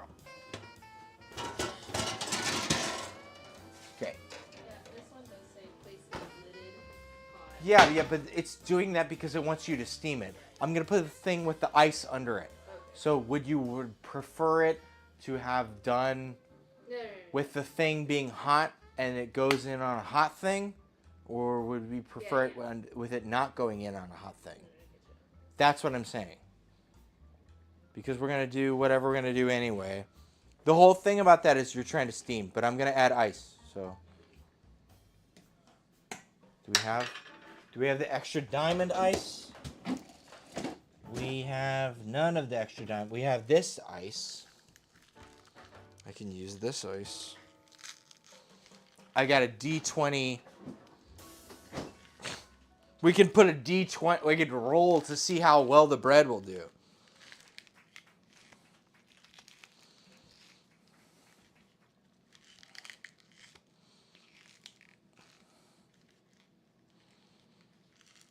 Yeah, yeah. This thing's so hard to remove. God damn. We do like a white elephant every year for Dungeons and Dragons. We're about to do another one. And last year someone got one of these. And I was like, I want one of them. And I just like bought it off of Amazon. I was like, oh, this is great. The only problem is it like almost always is cracked. I wish it was kind of directionally frozen. And that I think that would solve it. So I know how to fix this. This is another thing, right? This looks like it would work, but every time it comes out, it's always like fucked up on one of the edges. And the way to make that better, the way to have it like with like clear ice, is you need directional freezing. Right? We want directional freezing with this. Right? The top is good. The part where it doesn't fuck up. The bottom is fucked up. And it's because it's freezing from the top down, the way the thermodynamics are working. And so what you need is like an insulated thing around, and it forces it to freeze from the bottom up. And then you would just cut off the stuff on the top. But instead, you would have an overflow here, and all that shit on the top would be the thing that fucks up. And then you would have a better cube. But if you can see, like, I don't know. It is fun. It's got some stuff like 16, fucking 19, 7, 3, 13, right? So we can use that one. That's something we can use. Damn. We're getting there.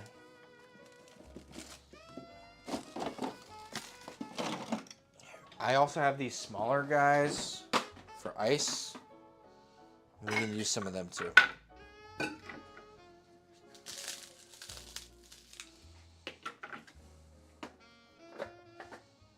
Any sort of ice is probably preferable. Because we're trying to mimic the steam. So I have an atomizer that I can use to like spray a bunch of water into it. And then add this ice so it like gradually releases steam. So any ice. We're probably going to just take whatever comes out of these trays and put about half of it into the...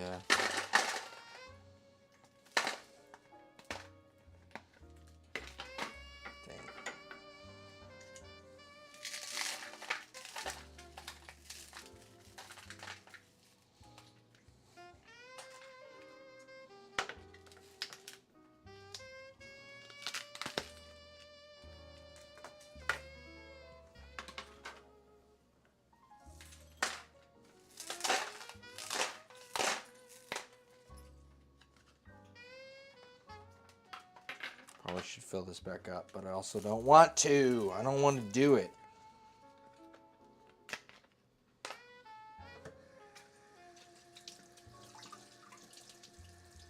Whatever, it's fine.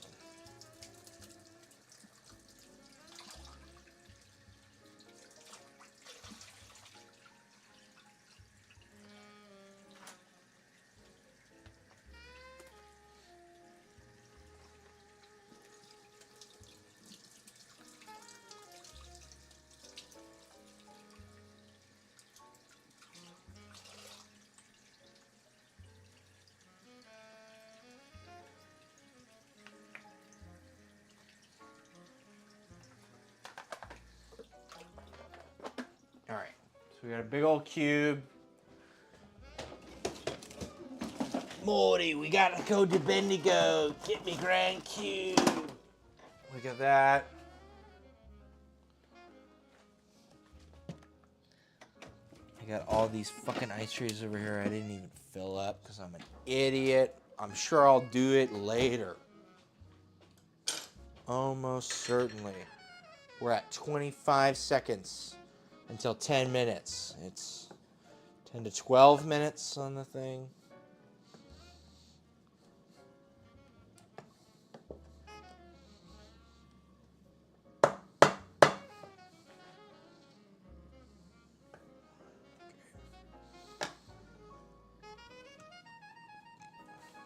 The Beach Michael's looking pretty good. So.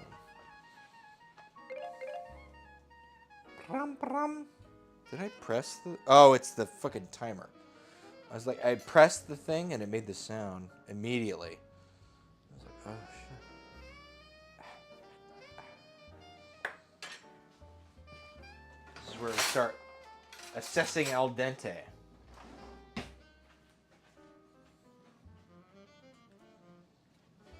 I think we want the smaller thing in here too, because the hot, I think that's what we wanted the most, is the hot plate with the ice will create steam. That's what we want the most, because the steam is the thing we care about.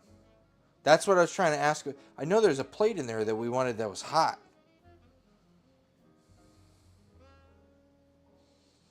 Maybe we replace it with the medium one we put on the top.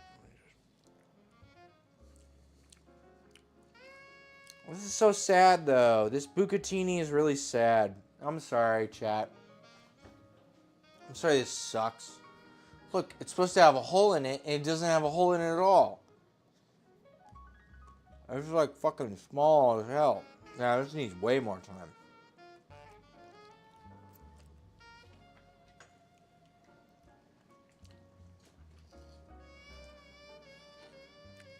It's supposed to have like fucking like defined holes. Like a long rigatoni or something. We couldn't find the number 2 unless we waited on Amazon until like a fucking month from now or whatever. Well, we're making do. The saxophone is playing to our woes. WOAHS's.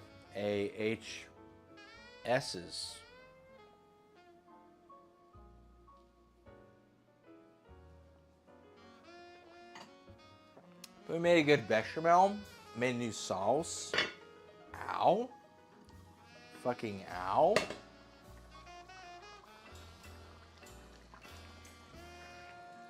Jesus Christ.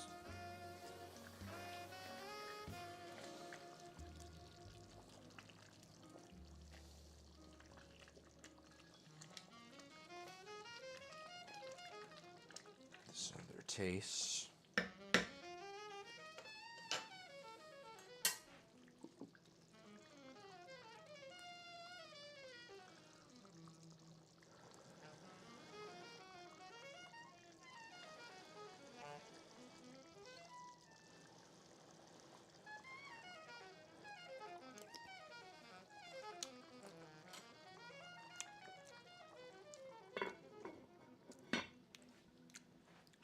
I dig that. I dig that sauce quite a bit. Okay, it's been a couple minutes. Are we calling it? Every time I think of pasta, there's this podcast that I used to listen to called Cool Games Inc. And they would just make up a fucking video game every podcast. And the first episode was Grandma Wants It Al Dente, Grandma Needs It Al Dente. And it was an isometric roguelike where one person is playing Cooking Mama and the other one is a noodle in a dungeon. And the better a Cooking Mama person does, the better the dungeon goes.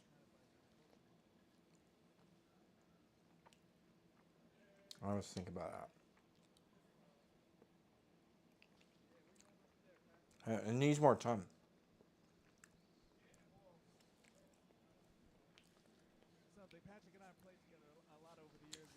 Emmett, save the speech, Emmett.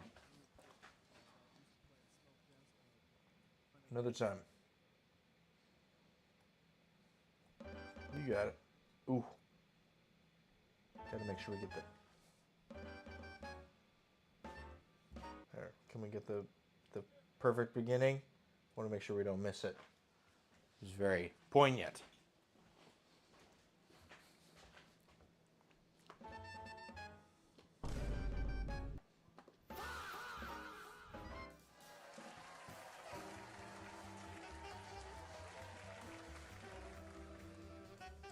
Yeah, they don't make the game. They just hypotheticalized a dumb game.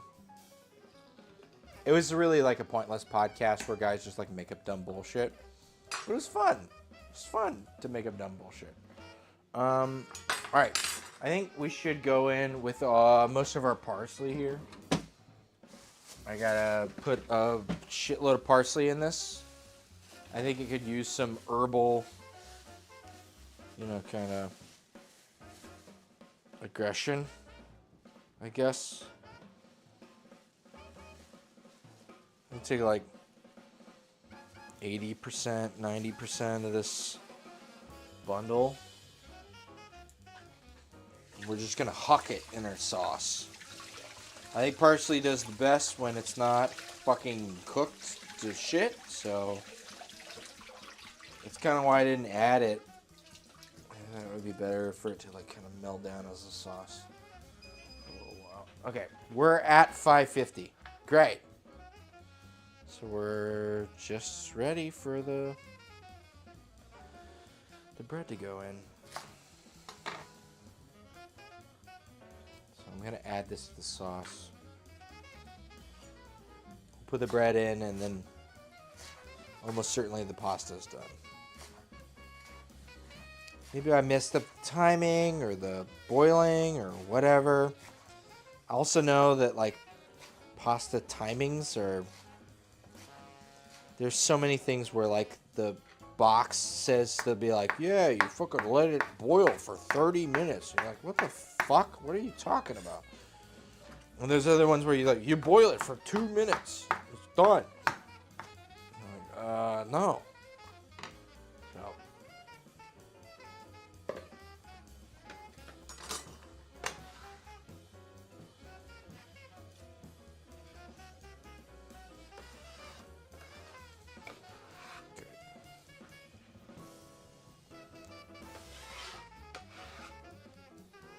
Great. This bread looks like it's fucking ready to go in, so that's good. That's something. It's coming together. Pastitsio. I'm gonna be Emerald, but I say Pastitsio instead of Bam. And it doesn't make sense because like Bam is really quick and fast to say, but I have to say Pastitsio. Like he goes like bam, bam, bam, right? And if I go Pastitsio, Pastitsio, Pastitsio, like I'm casting a spell instead of like doing an onomatopoeia. And so it takes a really long time and everyone's really confused. But they all love me just the same. Great.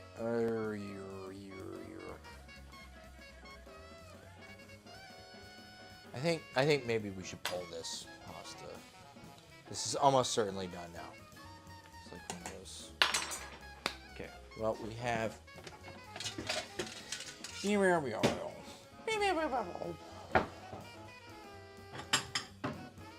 What I like to do, I got a colander with a plate. Lots of times we'll do this because noodles will go through. We want them to catch and stuff and those things. So this works as well.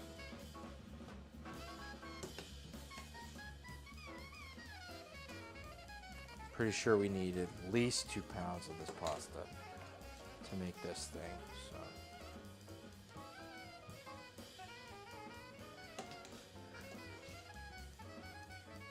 Yeah, we can do the whole assembly while the bread breaks. And then we can make the fucking salad while the pastitsio bakes. It makes sense. And then the dessert will be for tomorrow. That's just gonna end up happening. But we did the long, arduous process of fucking figuring out what the fuck is meant by, drying the scrolls of the phyllo and all that shit. There's nothing in. Oh, let's put this in. Sorry.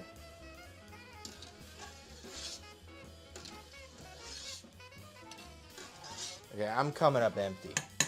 Great. Ready for the next one. I should probably add a little more salt, though. I will say that. And maybe a little more water, because it's not as tall for the water. Here, let me do that. I'll let it bring to the boil, and we'll start the bread.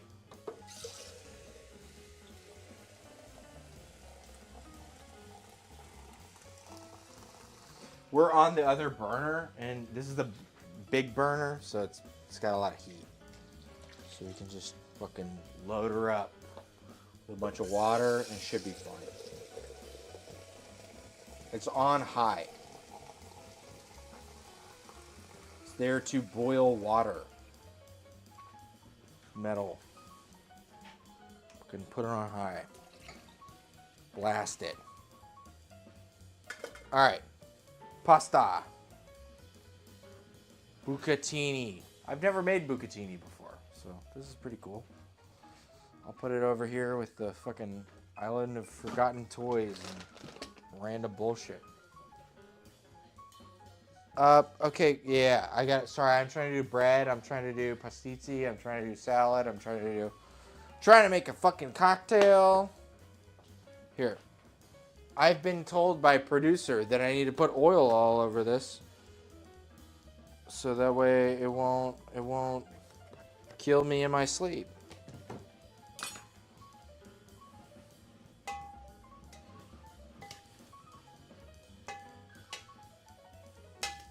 Here you go.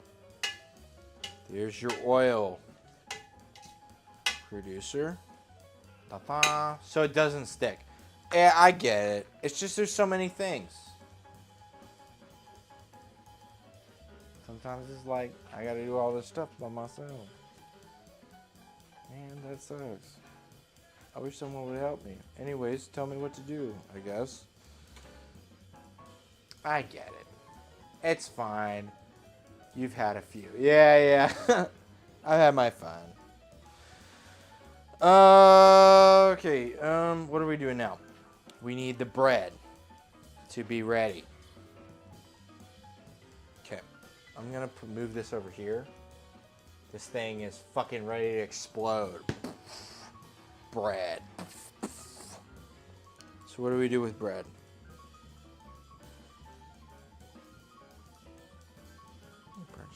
Cool. We flip. Okay, preheat the oven.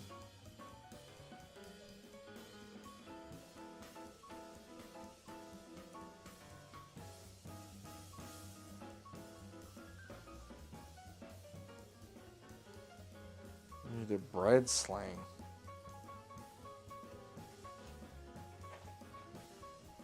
Invert it, put it in the bread sling. What the fuck are you? Oh my god. Bread sling? What the fuck is this recipe? Bread sling? What the fuck is a bread sling? There's no... Okay. Put all the stuff together. Okay, drizzle. Okay. Banneton. Okay, preheat to the thing. Invert the bread onto a bread sling or a piece of baking paper. Brush with egg wash and sprinkle with sesame seeds. I'm just gonna put it on this thing and then I'm gonna fucking I will continue. Okay.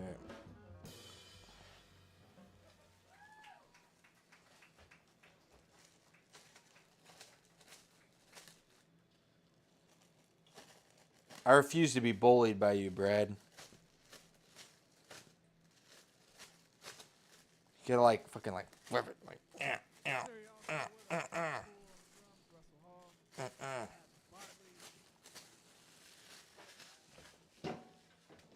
Are we really doing this right now? You already finished? Barely even no, we're halfway through this next one. Musica. It's a tense moment. I need music.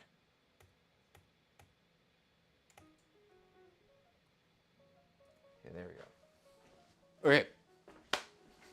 I think I'm going to reflower the surface, and I'm going to do all that stuff on here. And I think I'm going to, like, I got this scraper. And I think we can get it onto a thing on here. And we'll do that. That's my plan. But we're going to prep it on here with flour. I need AP flour.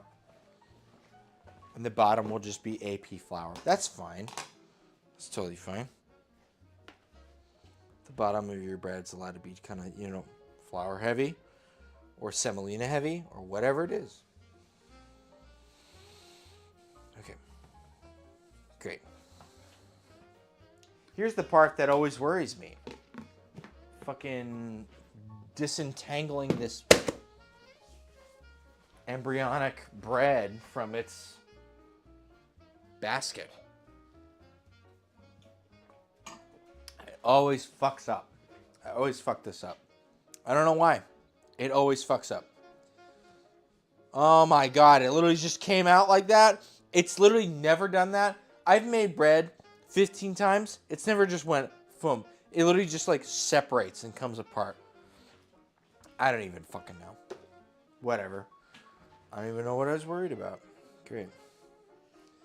Maybe that rice flour is just doing the Lord's work. Okay, great. Well, that's awesome. So now we got an egg wash we need to put on it. And then sesame seeds. So, and that's coming back to a boil. So, egg wash. Where the fuck is the egg? 1 egg white beaten with 2 tablespoons of water. Great. 2 teaspoons of water. Great. Hey, look at that. I got a bunch of egg whites right here. Perfect. I knew I needed these. And the funny thing is egg whites like to keep to themselves. So even though it looks like one thing, even though it looks like one thing, I made 3 egg whites. Look, there's 2 egg whites in here, and there's 1 egg white in here. They'll still, like, keep to themselves. So, if you didn't know, now you know. All right, a couple teaspoons of water.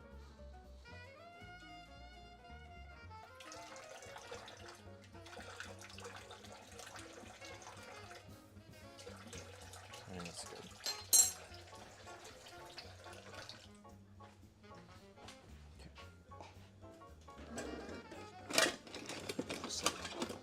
This guy.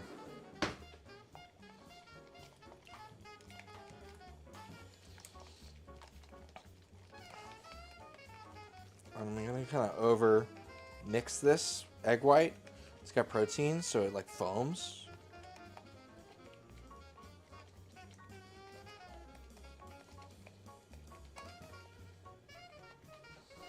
And then I'm going to. Your skill is developing in the kitchen, dude. Awesome. It is improving and developing immensely. Where did the sesame? There they are. Ta-dam. Get these sesame seeds. And then I need my laming. What's this one? We got a razor blade for laming. So we're gonna brush this.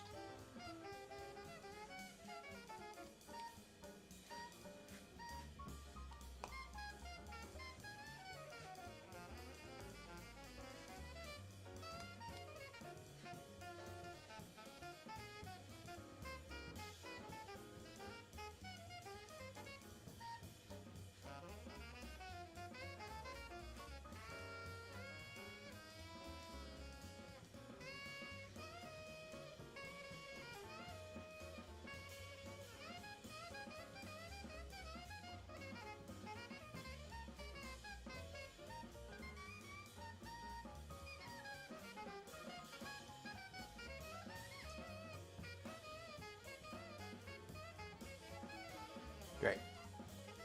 So here's a egg wash. Oh, and here's a pot of boiling water that's gonna fucking. It's gonna boil over.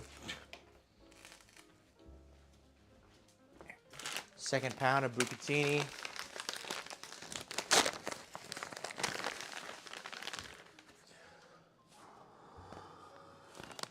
Fuck off.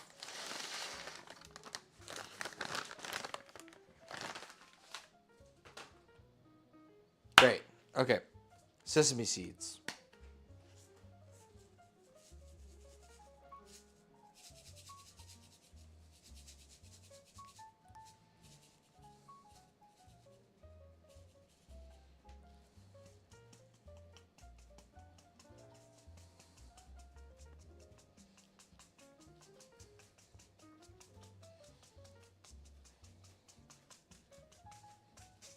Okay. Sesame seeds. Laming. Okay. Also fuck this part up.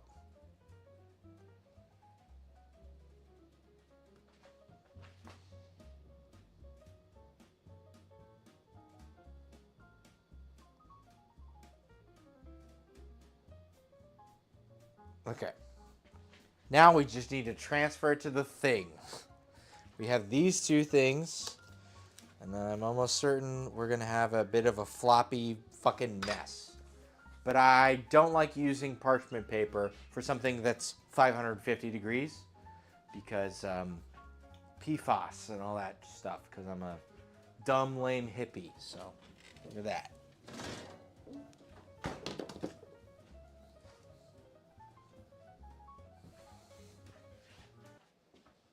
Sorry.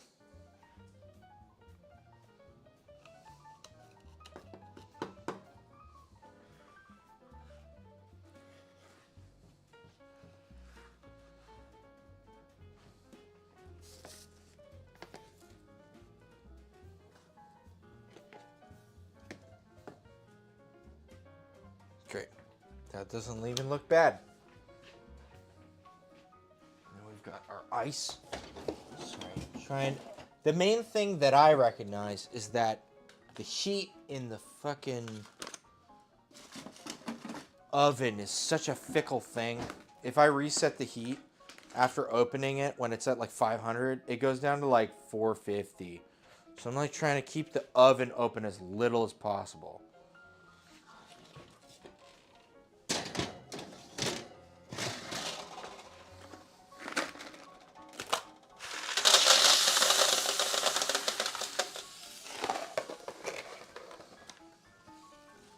Fuck the atomizer. Let's just do that. And the big rock. Like, who gives a shit about the big rock? This is gonna go for like 20 minutes.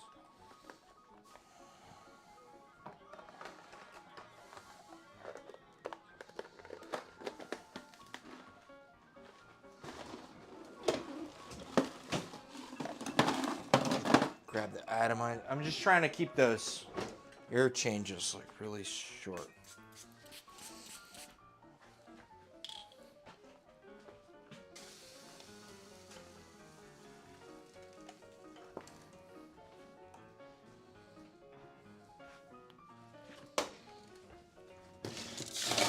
Well,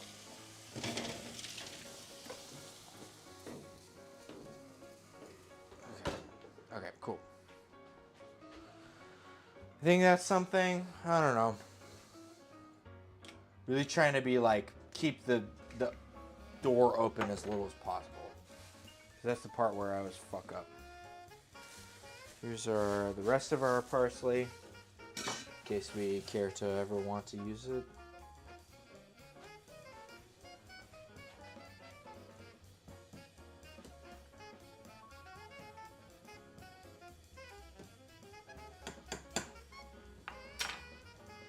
Okay, this part is basically done. So I can hook this in there. I don't care about that. And I can empty this kind of area. The lame can go back in here. I actually was better at laming this time. There's so many times where I've tried laming stuff and I like drag it across it and I like fucking like pull the whole thing and it like totally destroys whatever the fuck is going on in a way that's like fucks up stuff.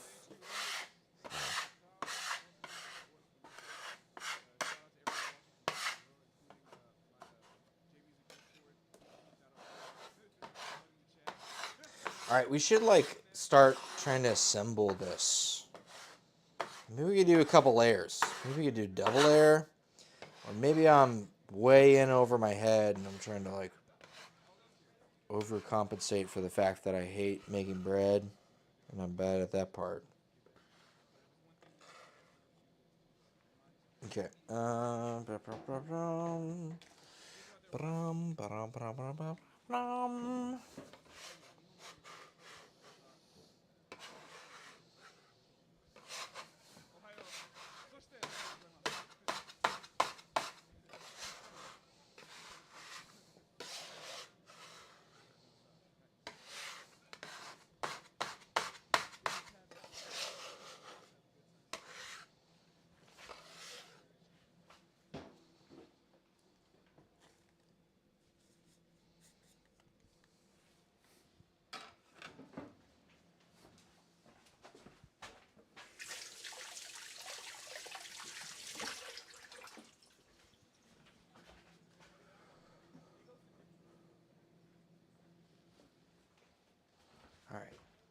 4 minutes left.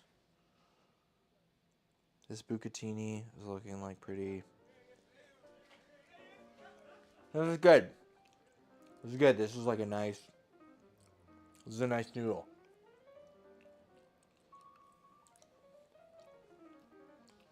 Maybe I'm not boiling it furiously enough. I don't know. That seems to be good. Alright. I want to make sure I'm not missing anything.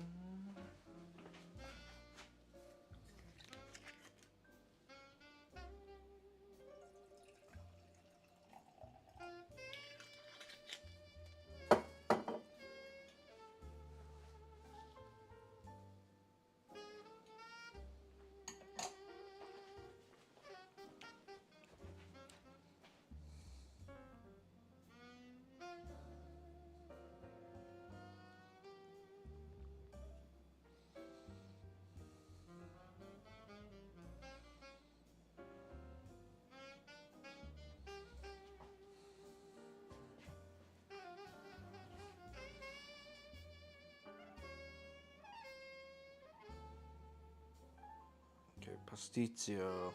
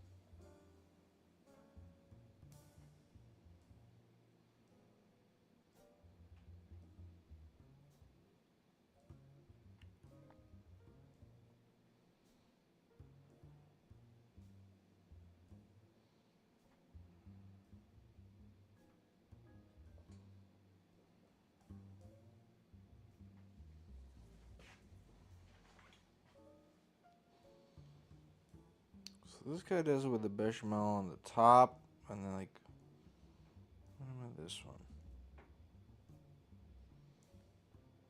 Pastitsio.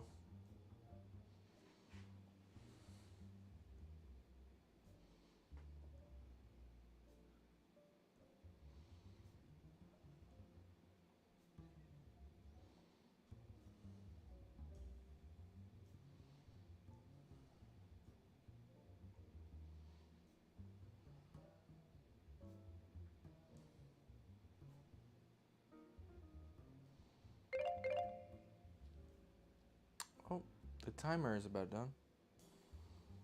I'm just trying to grab.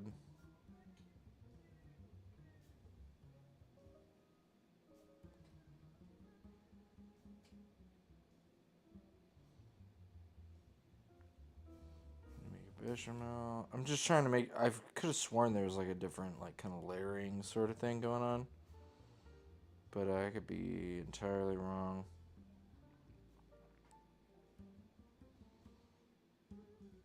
Yeah, okay, so you get bechamel, and you do the pasta, great.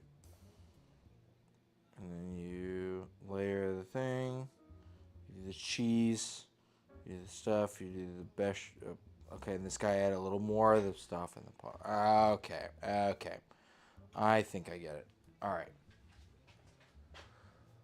It's close to midnight. I'm off for the night. thank you for the pleasant evening. Of course, thank you for stopping by. I'm glad you enjoy it, for real.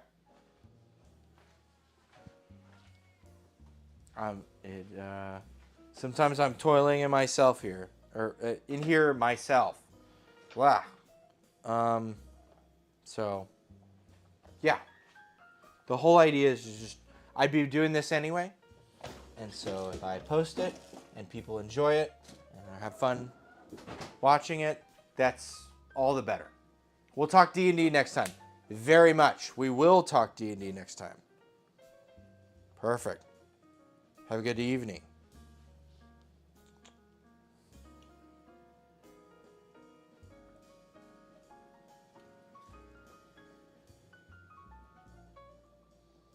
It's almost all of our bay leaves sitting up on the top here.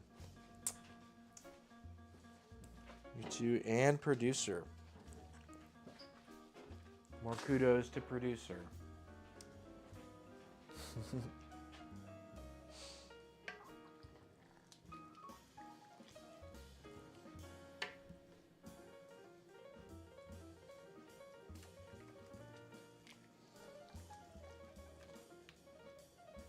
Okay, I think this is our sauce.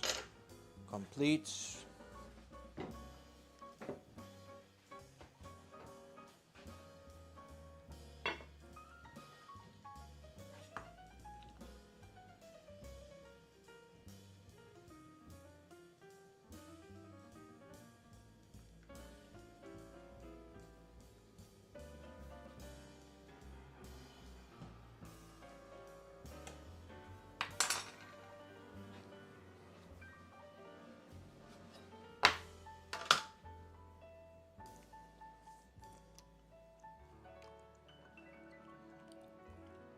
Still needs more time.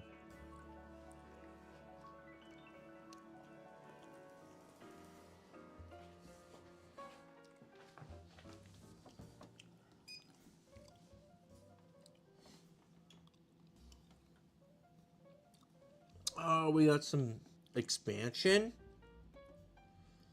We're getting some expansion. Okay, cool. That's cool.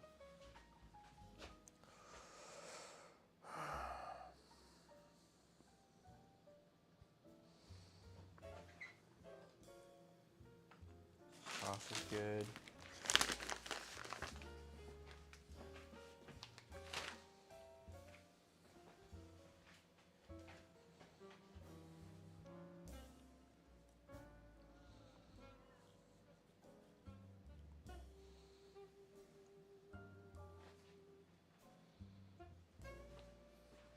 I think we might be due for another cocktail.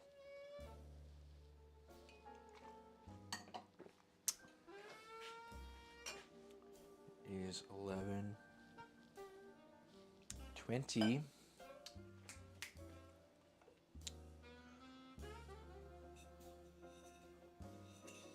We're out of this Rittenhouse.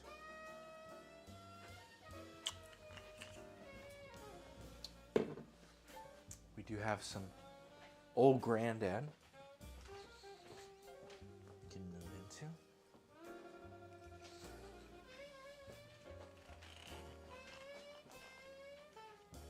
Cool.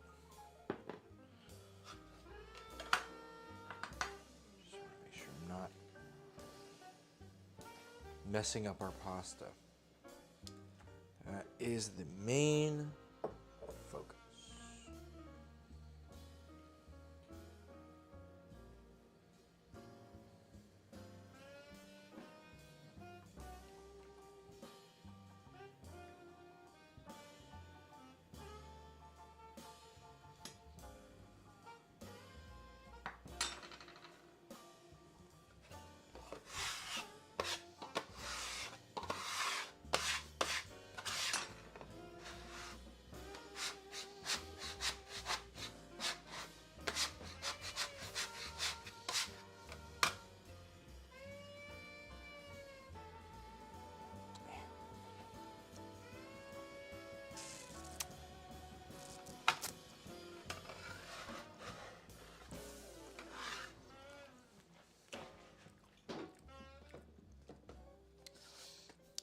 It's just about where we'd like it to be. You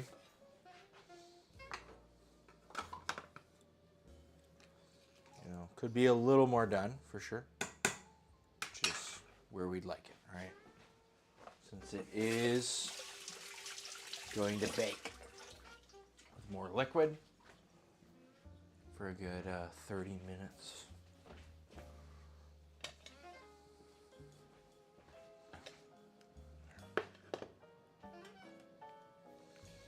Let's grab the rest of our bucatini here.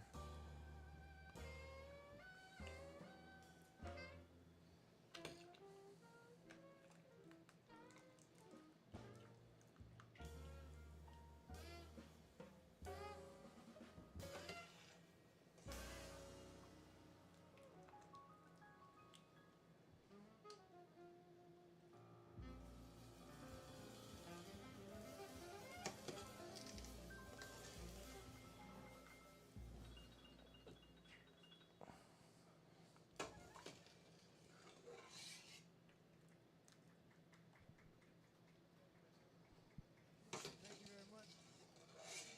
Stars fell on Alabama. And we want to thank y'all for tuning in. Week after week, making it so special. Little public service announcement. Thank you, Emmett, for the monologue. Every single week, and that's how sustainability goes on. That's how everybody is either feeding food for God's kids. We appreciate you, band leader Emmett.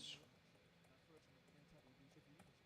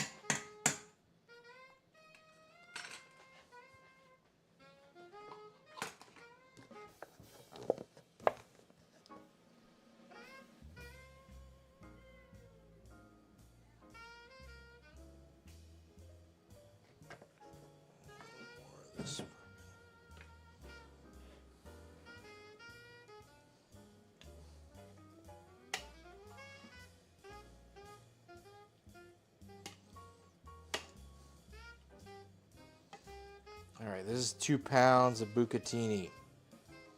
Hopefully this is enough for whoever the fuck is gonna come over here tomorrow. So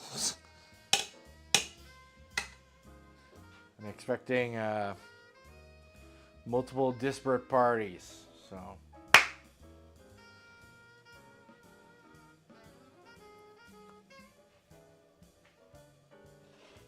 a big fucking deal is probably our best bets, which is why we're doing it the way we're doing it.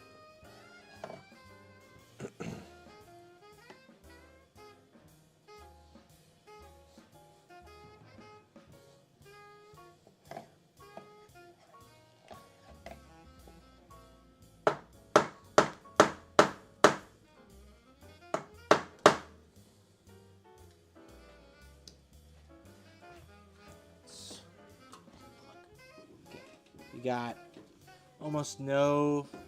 Yeah, let's just let it ride. There's a little bit of steam, but most of the ice is like done for. So like I don't understand why they have us change it out. Sorry. And yeah. Why wouldn't you just leave whatever water's left and not fuck with the oven temp? That sounds good. So it looks like the steam is going to clear itself out on its own. And you get browning either way, right? So we're good on that then. Okay, cool. Cool. Here, I'm gonna pour this out mainly for the sake of just dispersing of a hot pot of water. There will just still be a hot pot, and it's gonna sit in the same spot, but just the water holds so much heat. And I believe we do not need any of this pasta water. Sorry if you like pasta water.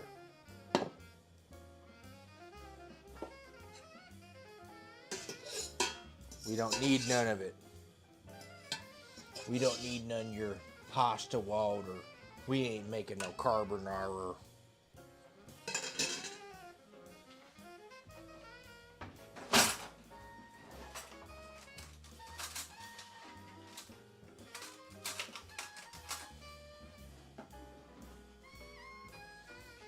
Bechamel's looking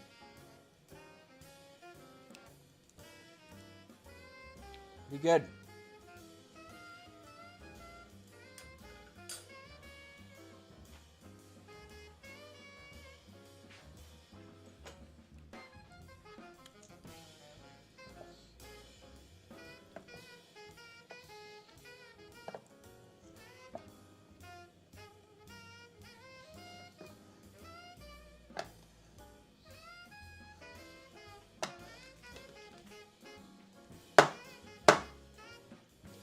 Great.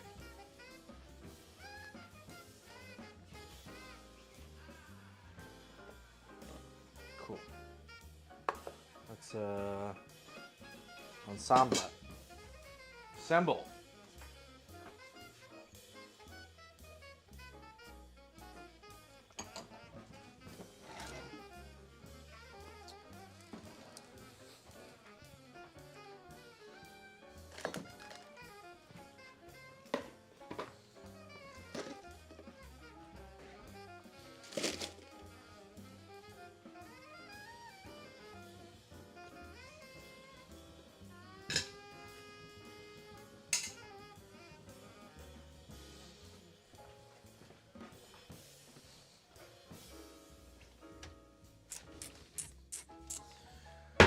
Give me the big fuck off dish, please. I will take the dish.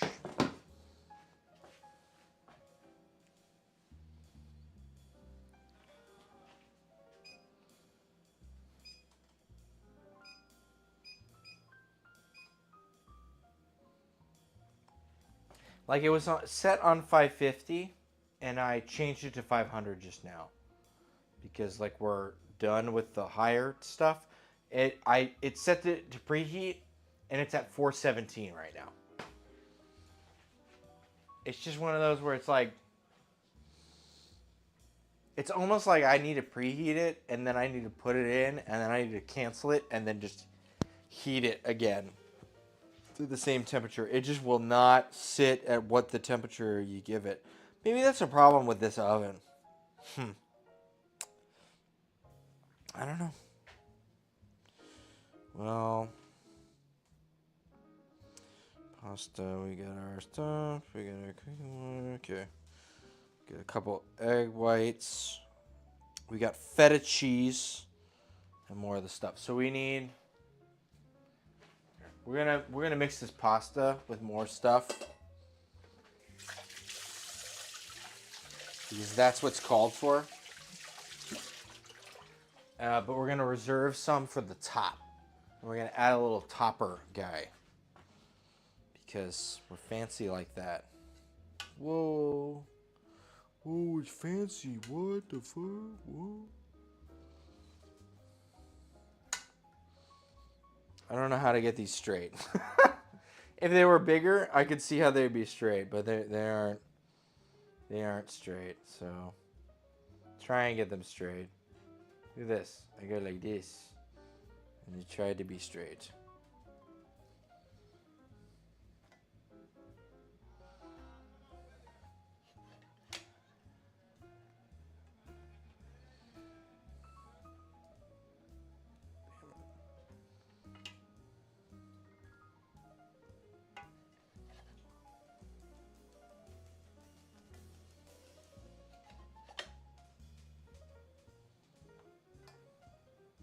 Yeah, I bet it's a lot easier when they're big old tubes to get them straight because they're fucking tubular motherfuckers.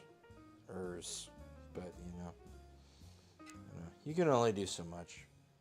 It's alright. I'm trying to work them to be like more north, south, east, west. I don't know. North, south, maybe. More emphasized. I'll leave like this much in the pot for the top part, and we're gonna try and like work it. Work it. Work it. So this was egg white with like a little bit of water. We can put it all in. That's fine. Because we needed to use all three, but we don't have all three because we used one of them on the thing. And there's the rest of it's in there, so we're not exactly using 2, and we're not exactly using 3, are we? So who gives a shit?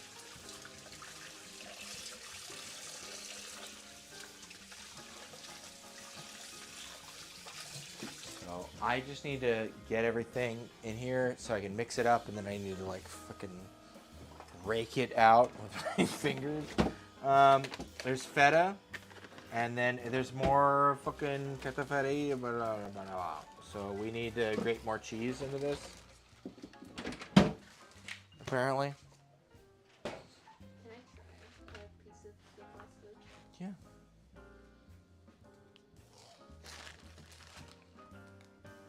I'm just gonna go for a fucking rock.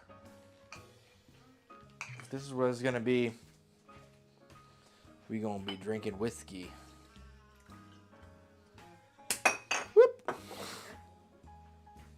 Sorry, mate. I've got to oil everything. Everything needs to be oiled.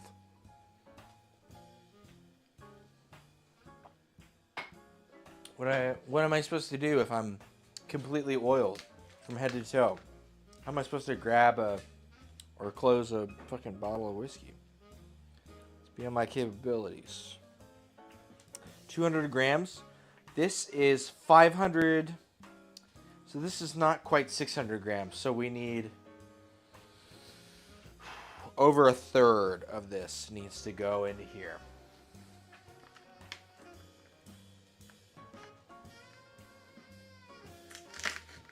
Oh no. The seal thing fucking ripped halfway through. What the fuck is the point of the reseal if it rips halfway through it? God, you fucking... Oh my god.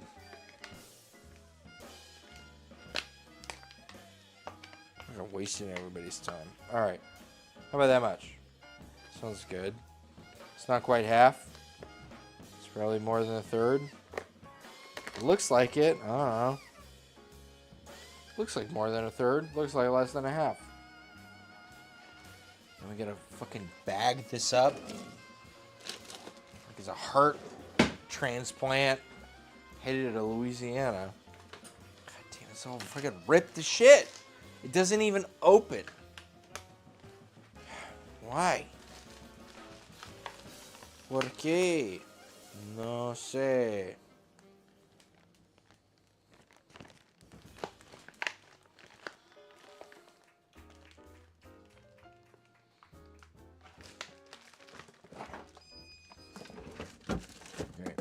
Well, we're back at 500.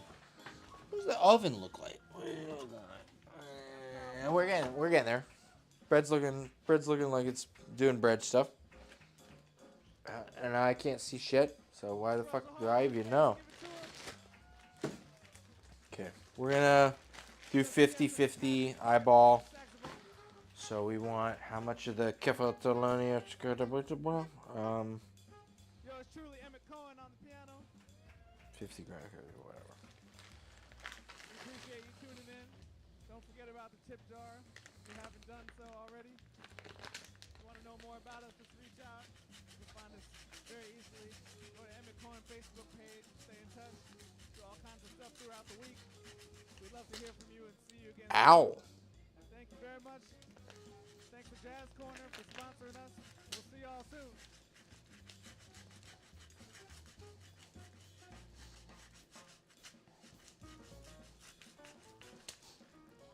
Ow.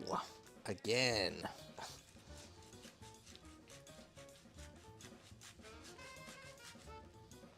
Oh, they're doing caravan.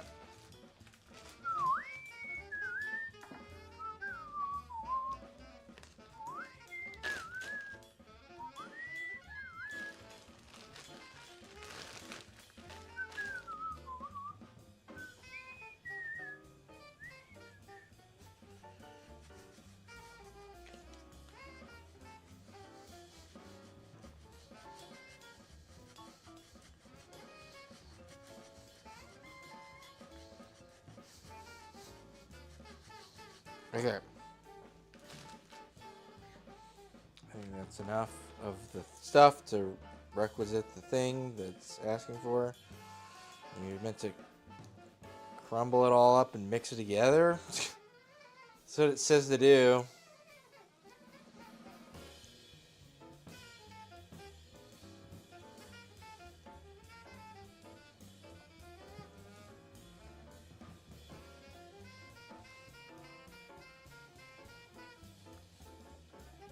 Oh my god.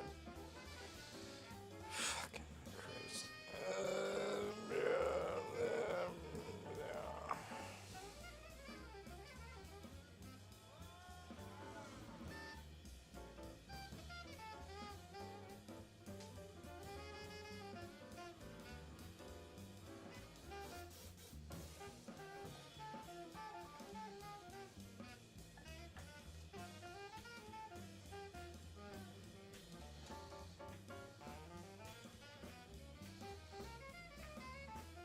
Okay. I think that's what we're going to go with. So, now we got to add our sauce layer.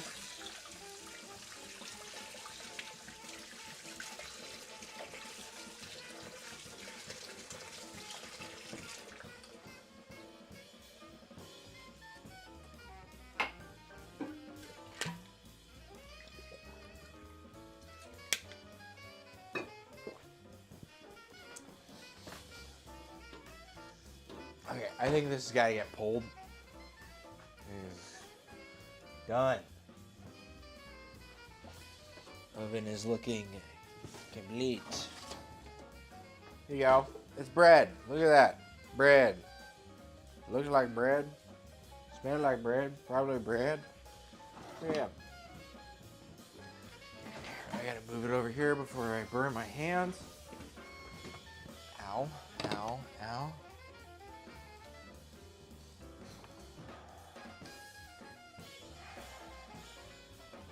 Alright. Sauce. I grated my hand. I burned my hand. What next?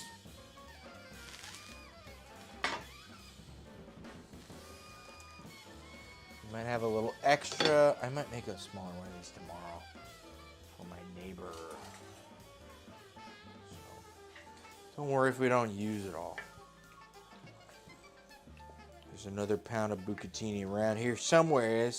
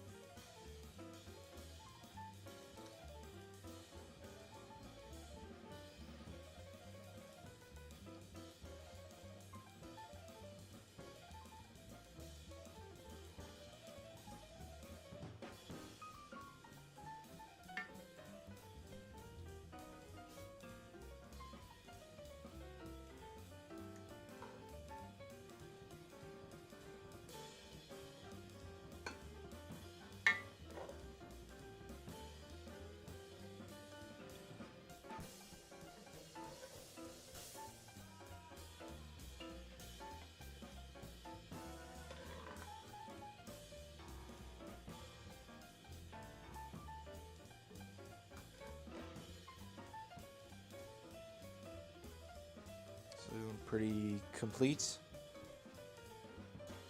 More sauce. Does it need more sauce over the top for this? Does this look like a complete layer? Huh?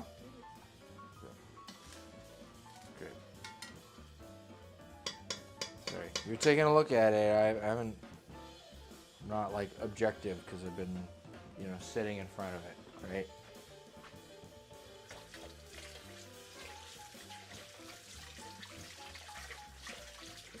You get to be the, you know, third point of view.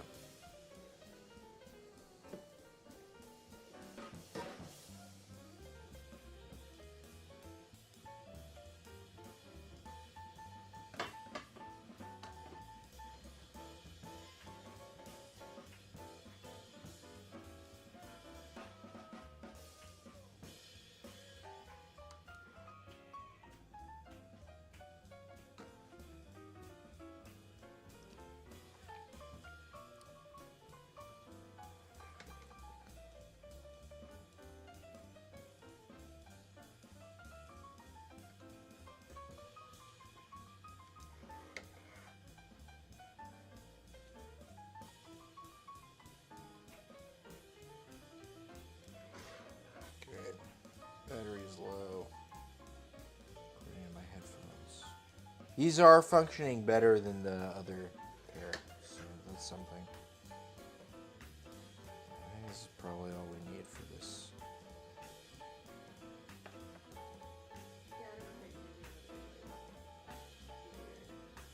I don't either. The fucking cookie sheet underneath it.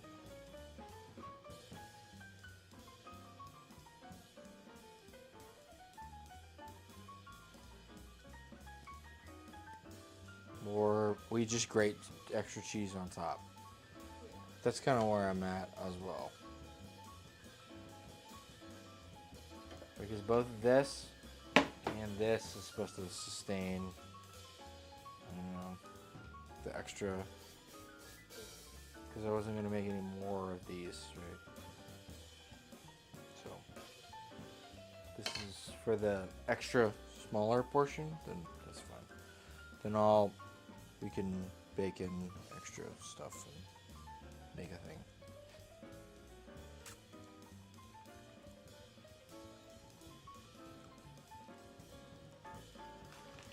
Extra on top though?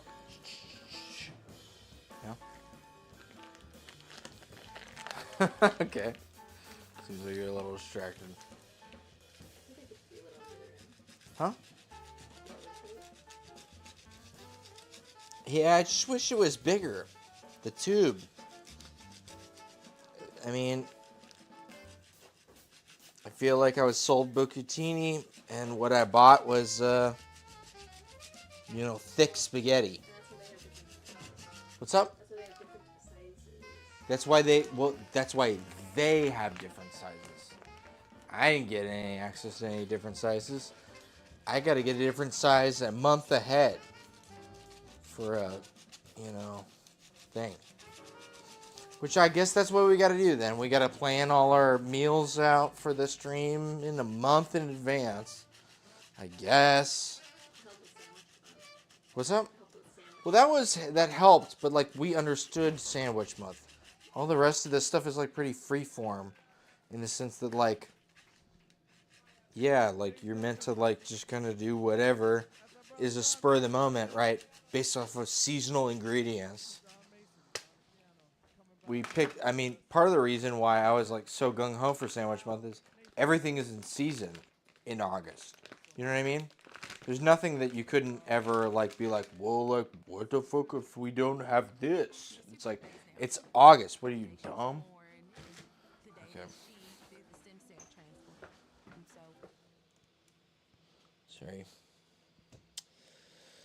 I need to go to one more stream. Thank you, everyone, for your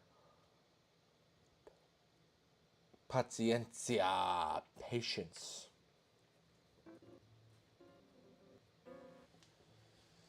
All right. And also, my left ear is low, according to the thing. Try to put it in this thing. I kind of fucking hate these headphones. Like a lot. I kind of really fucking hate them entirely. a ton with my whole being. But also, it's higher quality than the other headphones, and they don't run out. So that's something. All right. So we have Parmesan on top. Gonna get some of this pecorino over the top as well.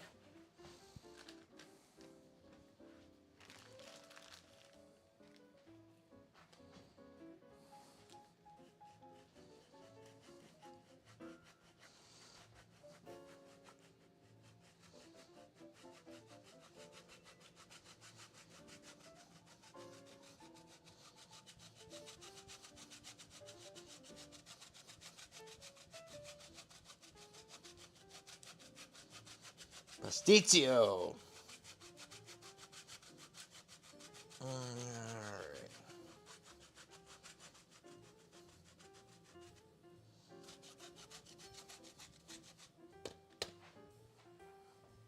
Cool. Oh, we're at 500. Shit.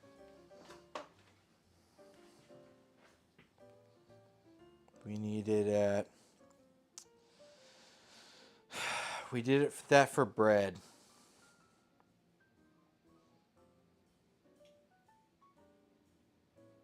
Okay, so this is assembled. We want it at 350.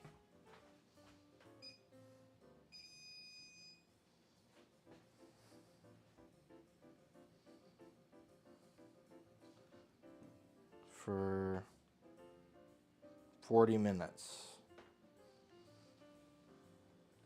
Just leave it open for a hot minute here.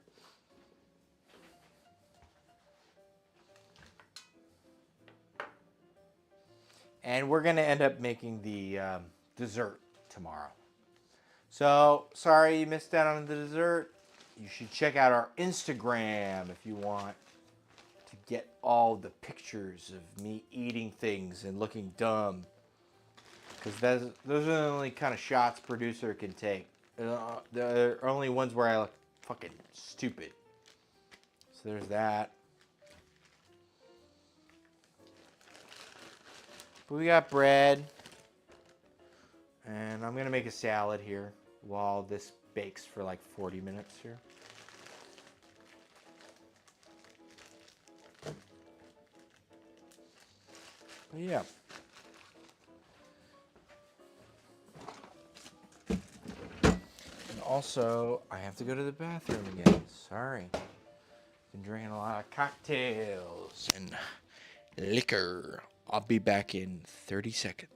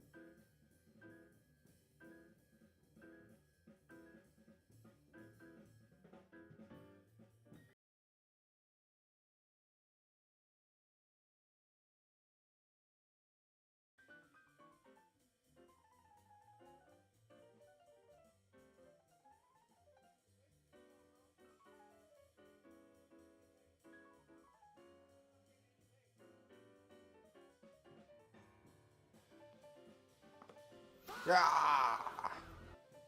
We're back. Okay. We want it at 350. It's not at 350. Great. Which means we can put it in the oven and it won't overcook from the beginning.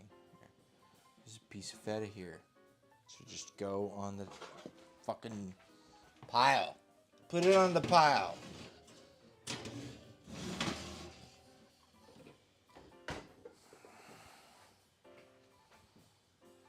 Okay. Alright.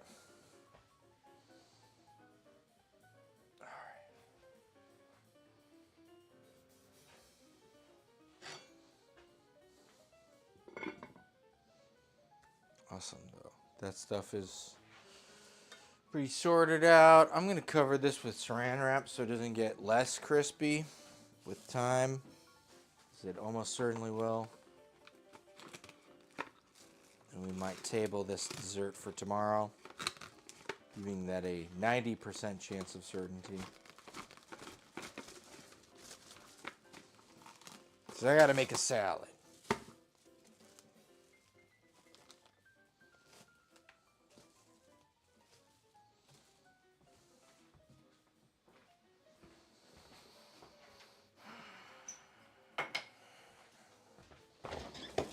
Give me some fun. Give me some something.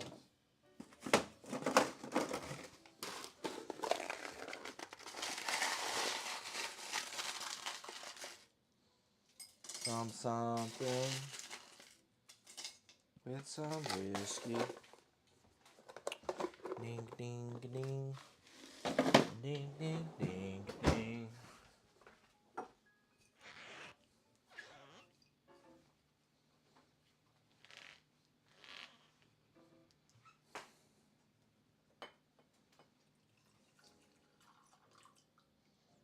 All right.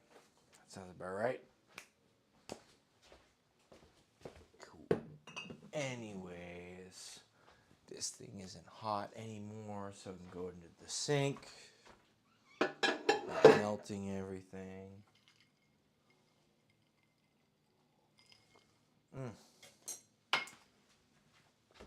This thing has been on heat the whole time. I thought I killed the heat a while ago, and I didn't, because I'm dumb. Welcome to the channel. It's me, dumb. Being really stupid, trying to get real smart. That's kind of their modus operandi. Mess it up till you figure it out.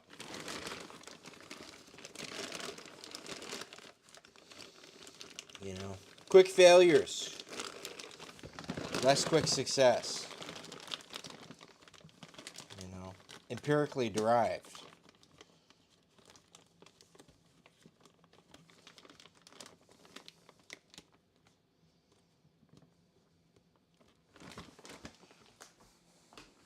All right. We cleared up some space. And there's this thing, which we're not going to use over here. Am I dumb? Did the fucking music stop? Did it just end? It was paused? Can we play it? Oh, he stopped playing.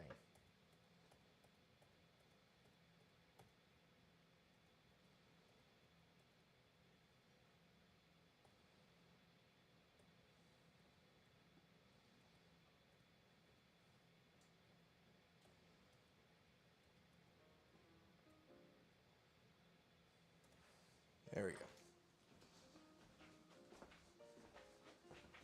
All right. Big old salad. That's what we want to do now. Let's make a big fuck off salad. That's what I'm down for.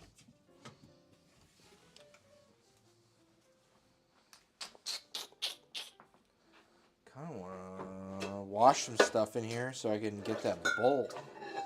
I want that bowl. Is this clean? It's not? Okay, cool. Great. I'm going to clean up some stuff for a sec.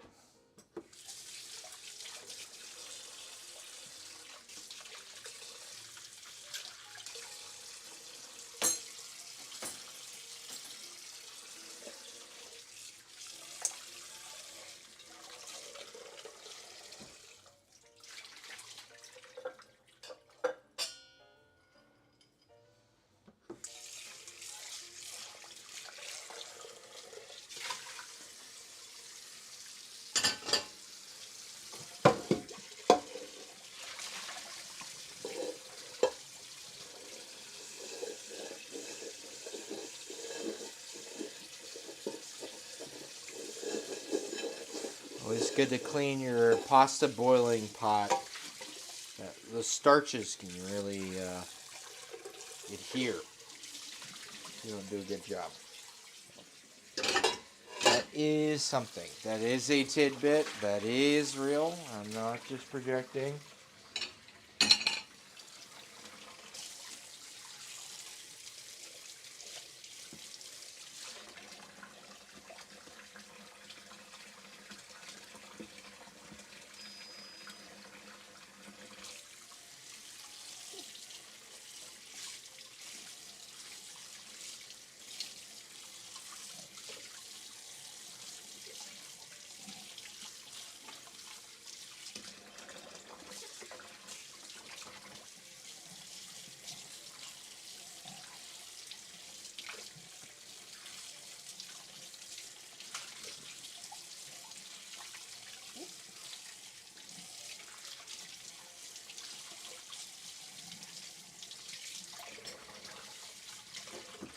Real quick, I'm going to set a 30-minute timer because we just came to temp. It was supposed to be about 40 minutes. I put it in the oven about 10 minutes ago, and we just came to temp. So, should be about 30 minutes from now, give or take 10 or so minutes.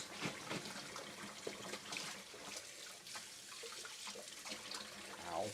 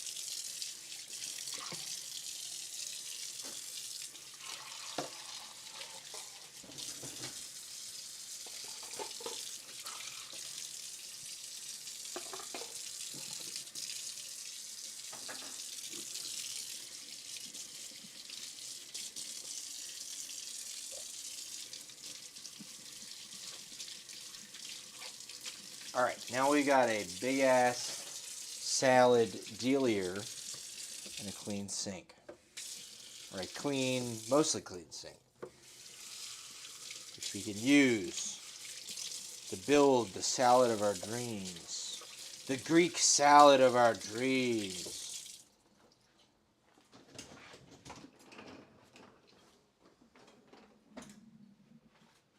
Also, I did want to wash this thing so I could make grenadine. Which is a thing I can do at the same time as making the salad of my dreams. The Greek salad of my dreams. It's not exactly a Greek salad. It's like a Greek style salad. Like Greek salad is like defined as like a whole bell pepper and like whole stuffs on a big old plate. It's not like that, but like a salad of Greek-inspired and non-Greek inspired things. I don't know. I keep fucking obfuscating. I don't know. Whatever.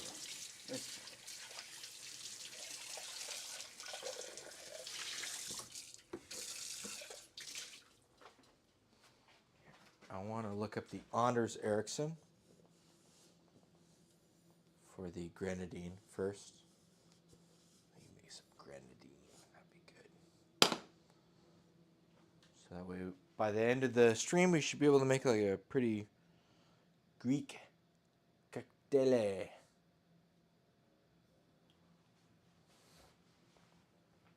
For no one. Nobody's here right now. That's what it is, though. A lot of times, nobody's here. Sorry, everyone. Meaning me. That nobody's here. Whoop. My bad. Should have tried to cook harder. I don't know what else there is to do. Sorry. But it's fine. That's what it is. I'd be cooking by myself if I wasn't streaming, so. This is just the same as what it would always be. Anyways. Anders. Erickson. Grenadine.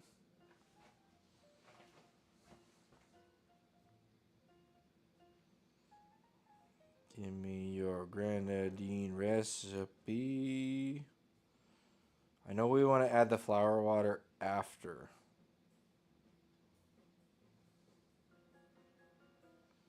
Three cups sugar, 2 cups 100% pomegranate juice. A teaspoon of pomegranate molasses and rose water. Medium pan, combine sugar, pomegranate molasses, and pomegranate juice. Stir over heat until sugar is completely dissolved. Remove from heat, add rose water, stir to combine. Great. 3 cups white sugar. Let's do this right now. I feel like this is more what we need to be doing. 3 cups of sugar. Azúcar.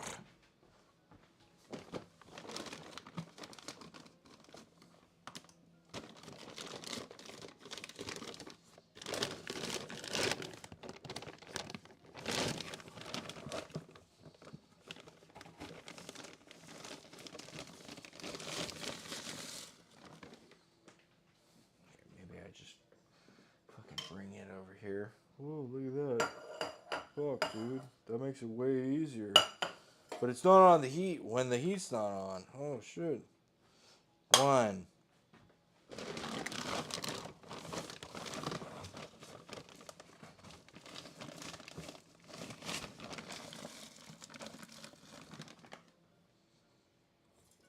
2.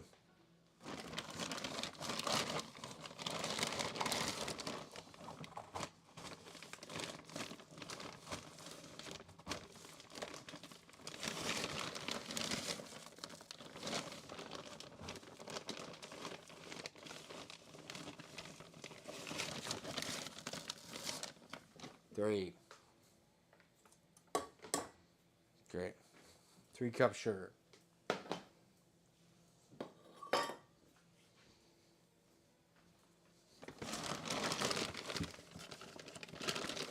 If you haven't noticed, I've been playing a lot of Hades too. That's why we're making Greek food today. Fucking Zeus told me to do it. To complete a thing to get a fucking quest completed. Yeah.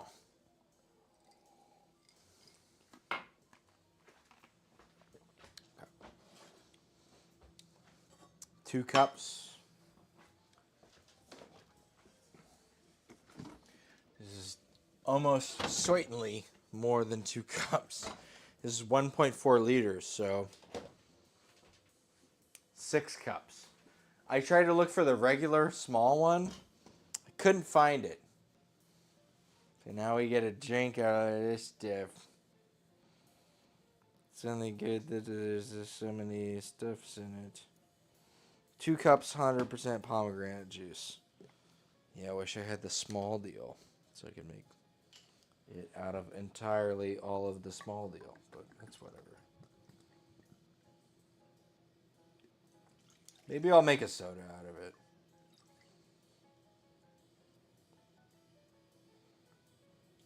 Oh, that feels like half.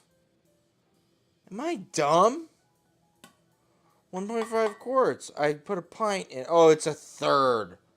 Yeah, which is 2 of the. Okay, so we are 2/3 the way, or we have 2/3 left. God damn, I am so dumb. And a teaspoon of pomegranate molasses, which is something we don't need to measure because we're not pussies. I don't know. You just grab it and fucking pour it in the thing. Here's our pomegranate molasses. You go like this. You just do this.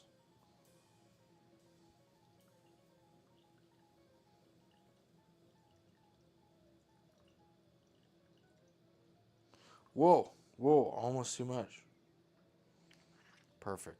Perfect amount. Teaspoon every time. Great. Just adds like pomegranate concentrate. I don't want anybody to think this is cherry flavored. I thought I thought grenadine was cherry flavored until I was 23 years old. That's a problem. That's a problem. And I'm a culinary inclined person. I've been like interested in all the stuff, and I just went, yeah, it's cherry flavored thing. You get it in a Shirley Temple. It's cherry flavor. It's a cherry flavored deal. It's cherry flavored because it's a Shirley Temple cherry flavor. I'm using a chopstick, and I put in the fat end of the chopstick. So we have to use the fat end the whole time. Wonderful.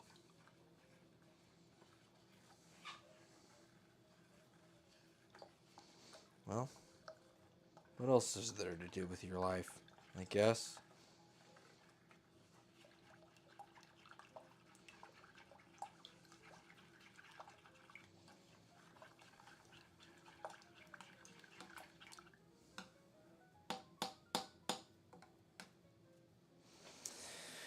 Okay, we've got this bowl for ensalada. And I want to make a pomegranate mango style thing.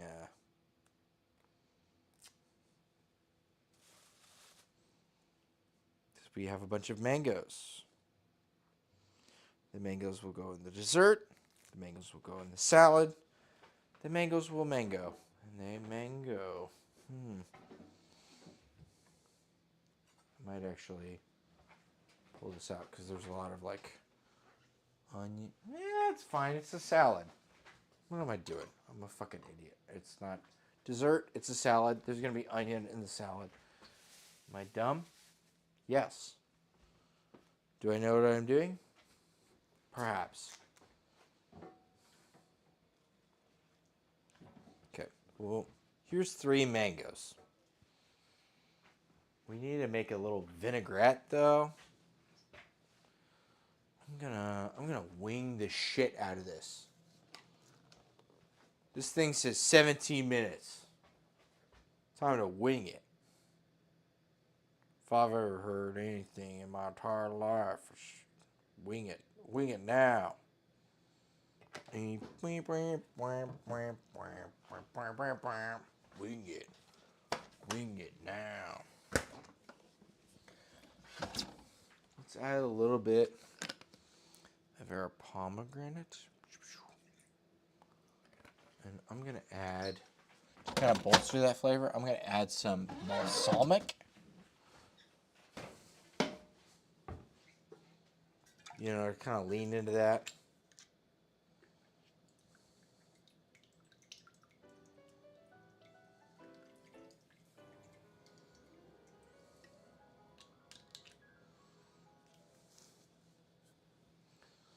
I think red wine vinegar would be good. I sure hope we have it. I don't know if we do. If we don't, though, we have other kinds of vinegars that actually might be even more helpful that I've been trying to use for a while now because we got really specialty vinegars for a thing a while ago. And I'm dumb. And I fucking need to hold on to shit. Because I'm extra double dumb. So, think we got rid of one, i.e. we finished it. So I got another one. I got elderflower, apple, lime, and I have a limoncello vinegar.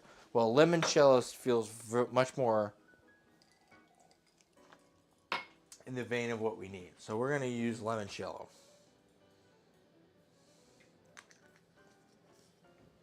And I'm going to use limoncello and balsamic. We're going to add some mustard, mostaza. And we're going to try and incorporate this mango into this pomegranate kind of salad thing. This is probably a massive amount of mustard, which is fine. Who gives a shit? What am I, a pussy? Anyways. Garlic. That's used. Oh, and there's also a whole pomegranate here, which I need to add to the salad. I almost forgot about that part. Because the mango is the part that's old. Bah.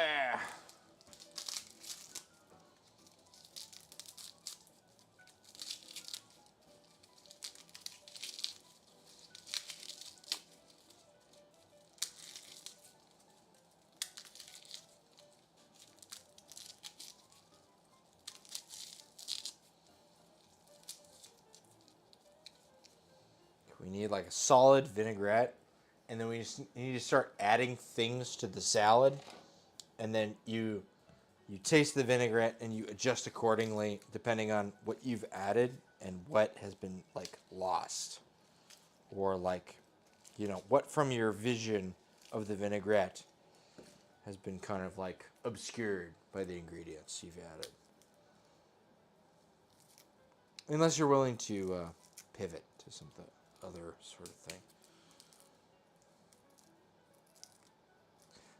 Part of the reason why I kept the microplane out here. We definitely need the microplane still.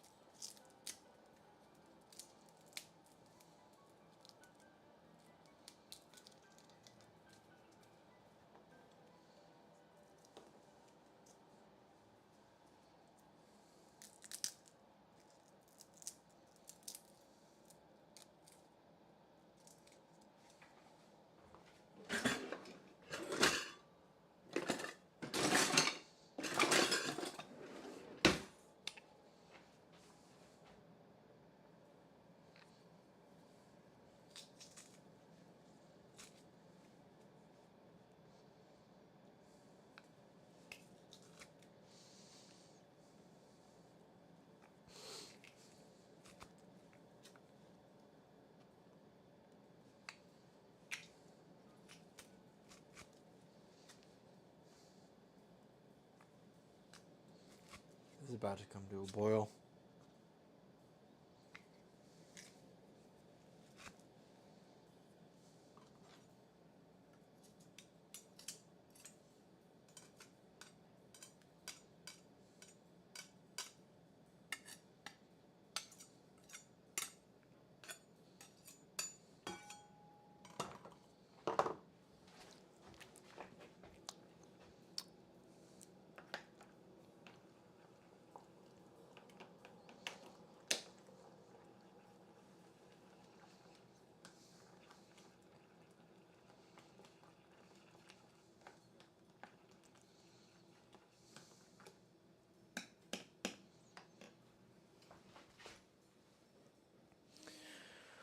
whisk, and fish sauce. It needs a little bit of fish sauce. I'm going to be honest. A little bit of fish sauce.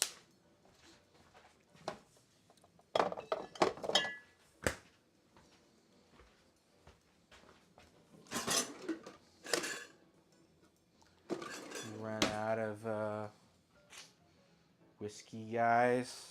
Okay. I guess we're down to spoon. Spoon time. Back to spoon o'clock. Here. Or I could just wash one of these. One? There's only one over here. Okay, well, that's fine. Whatever.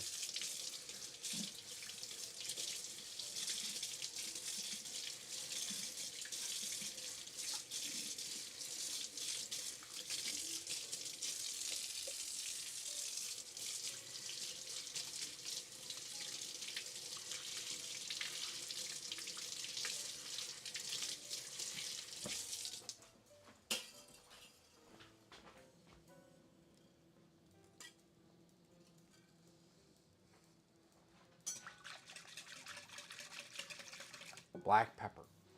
Almost forgot about that.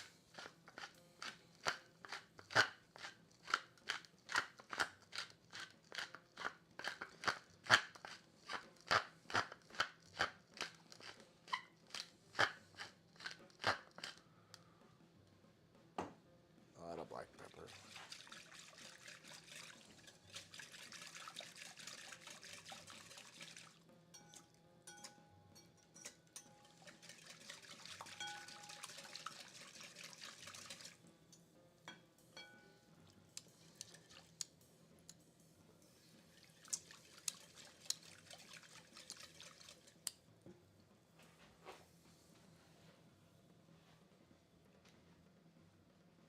Yep. I think we're at a good starting point. There's ways we will move almost certainly. That's fine.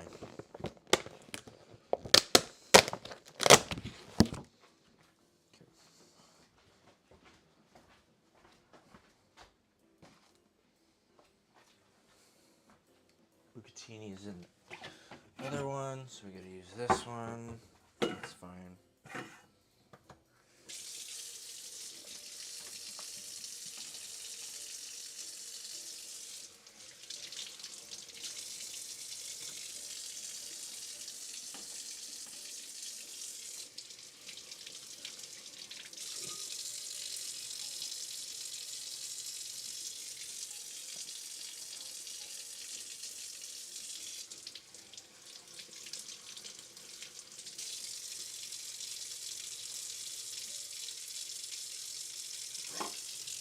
Maybe we need it in the salad spinner. What am I fucking doing? The salad spinner. Why did we forget about that thing?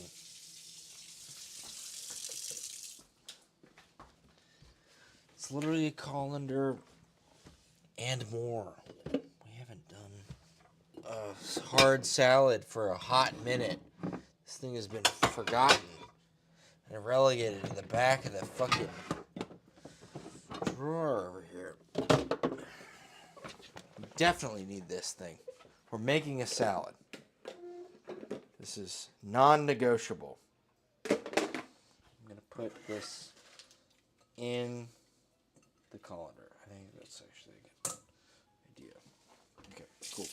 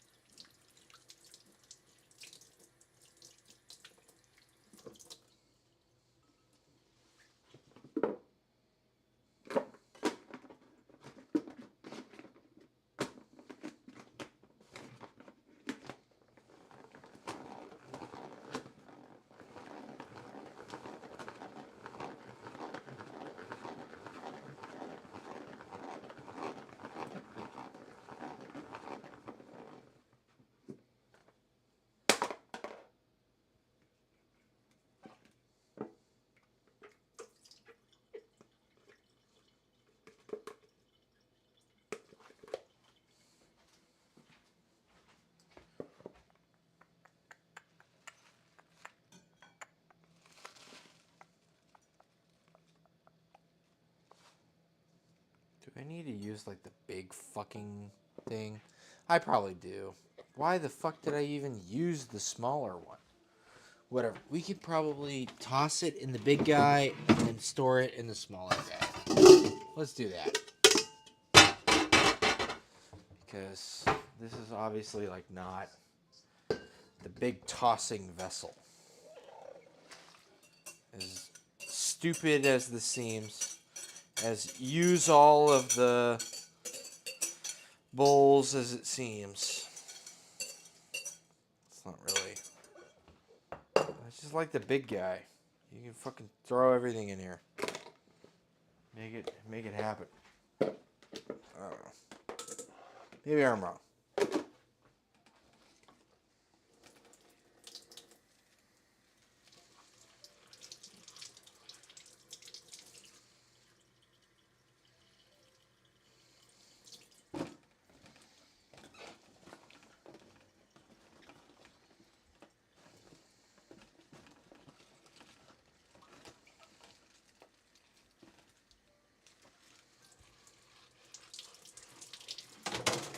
Boop. There goes the rest of it. Like 2 pieces. I don't even care.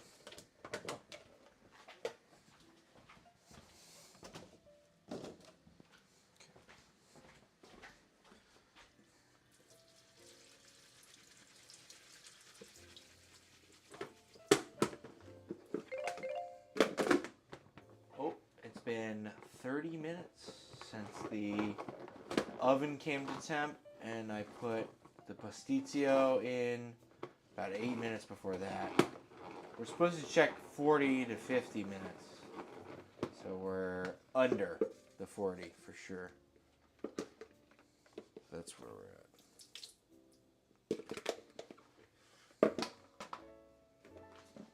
Should be eyeballing at this point.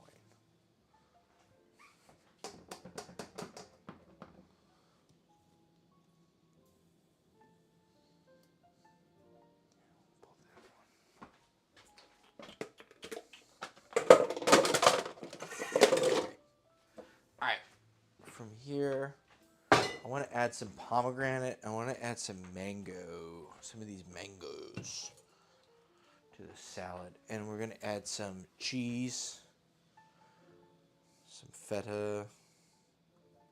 I feel like it'll do pretty good. I don't know.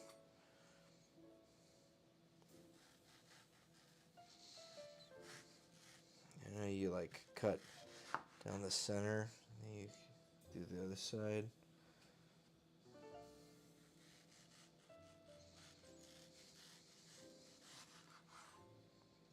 And you like kind of.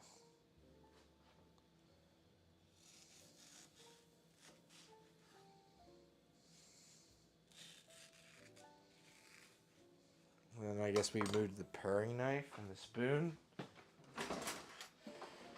Spoon. Paring knife. Let's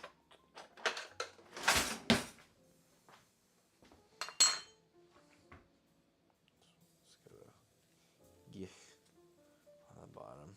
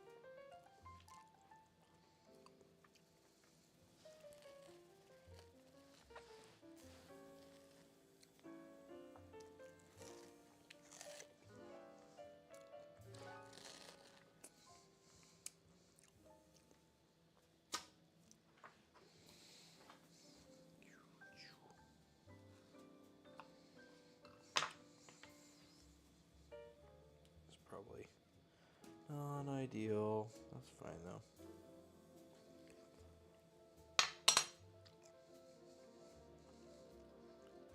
We're all about non-ideal here. Everything is non-ideal. Also didn't realize everything I'd be cutting would be spicy because of the peppers and stuff from fucking way earlier. Everything is mildly spicy from garlic and all that stuff. I know that carries, I just didn't figure it would carry that much, but seems like it will. That's fine. That's what it is.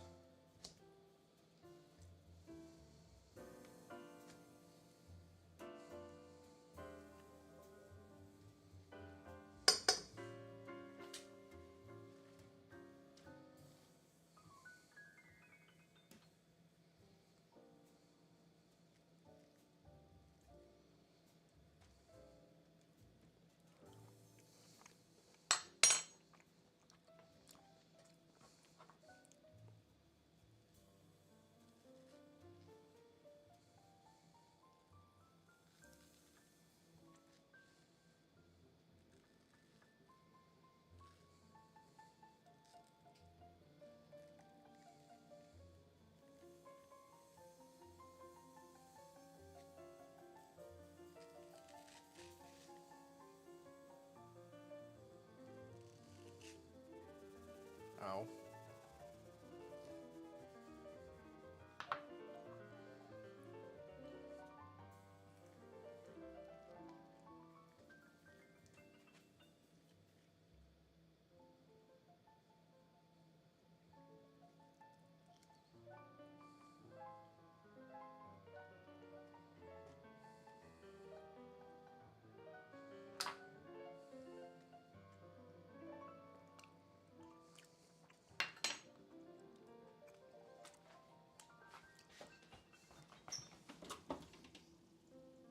Oof.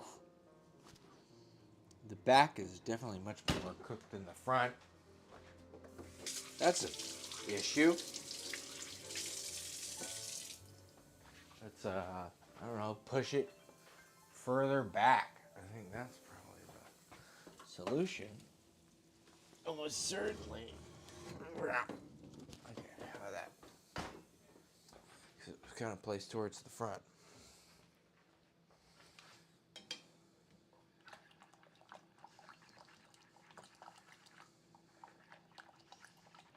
Not feeling any sugar.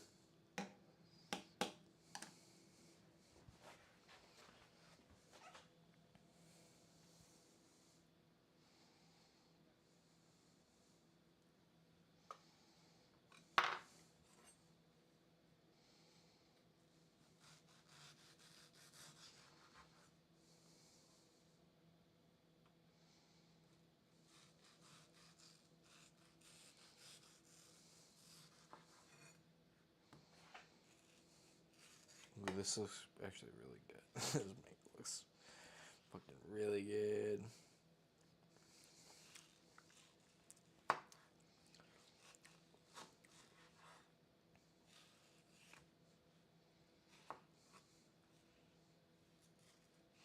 Normally I take these extra ones when I've been using them for desserts and stuff, and I make chung out of it.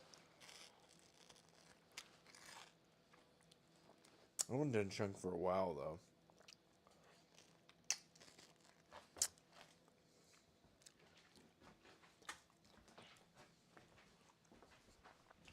Mostly because it hasn't made sense to.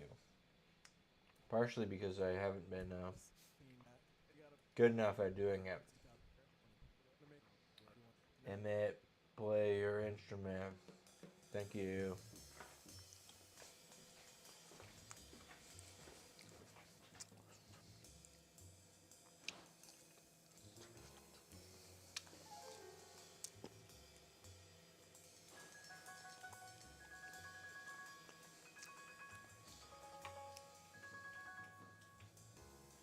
We should just use the chef's knife. Carve these guys out.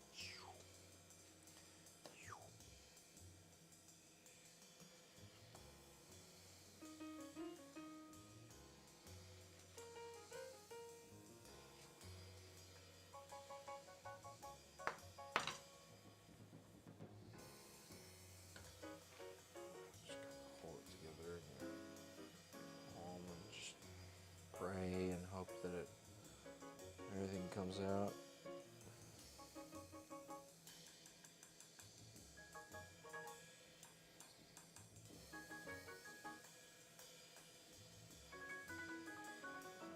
That was pretty good.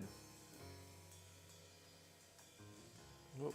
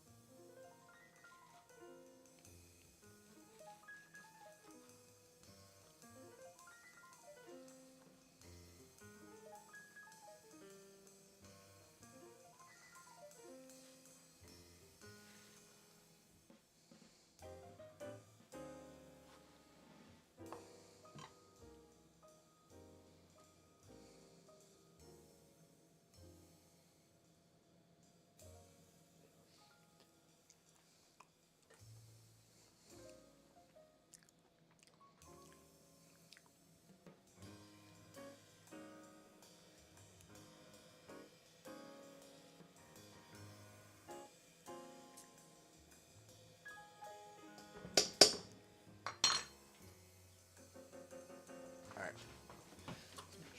Like just fucking burning this thing. It looks like it's getting there. You want it to be like really like boily bubbly on the top. At least from my experience with lasagnas. Which is, you know, somewhat extensive. I don't know.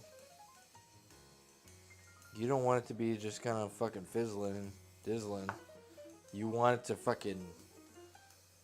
It's like a pie, right? You want it to be a fruit pie anyway. You want it to be boiling. You want the insides to be boiling. So you know everything is like congealed and reached the point where it's like it's become another thing or whatever.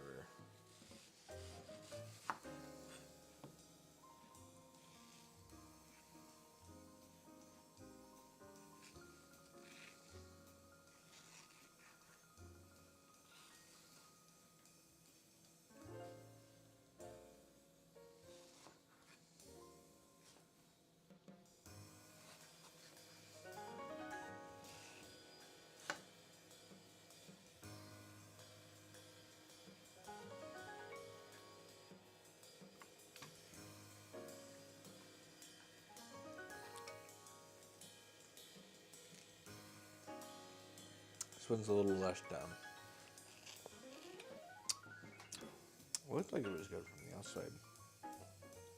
Still very fibrous.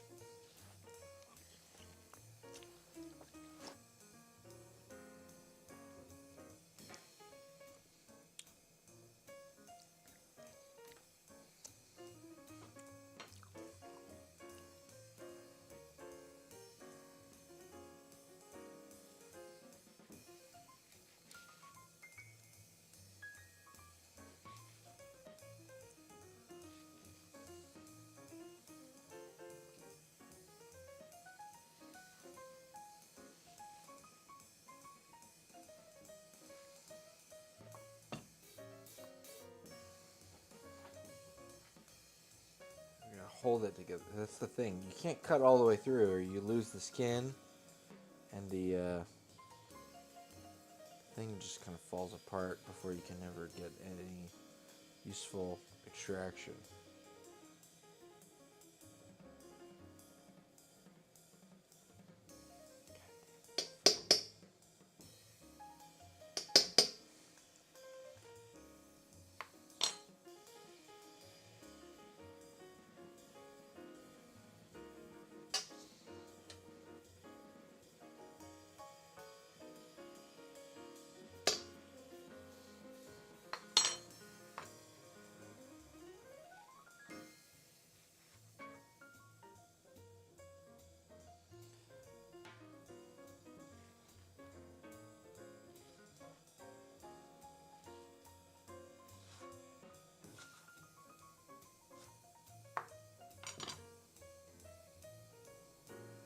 Even if you do cut it apart, like you can hold it and you can still like scoop it.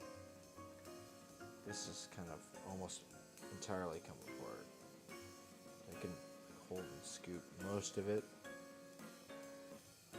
See, almost all of it comes away except for this piece. Still has the skin on.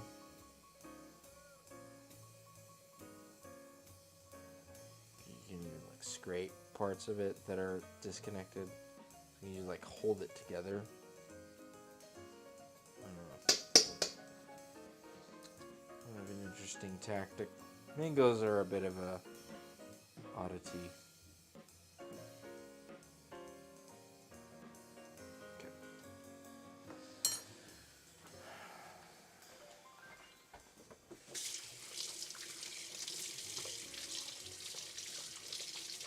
All right.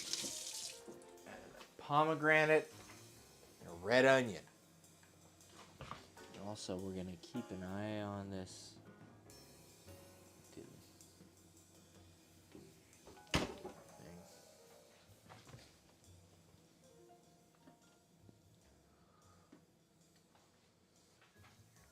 Also cap our mustard. It's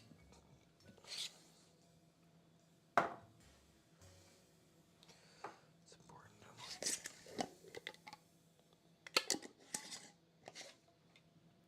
I made this mustard, so you gotta be careful.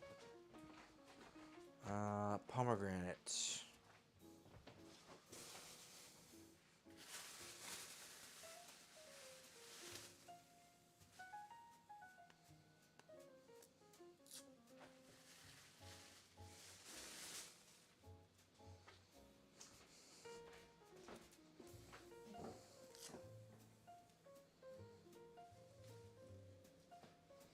I think you could just like cut it in half and just like beat the shit out of it. Pretty sure.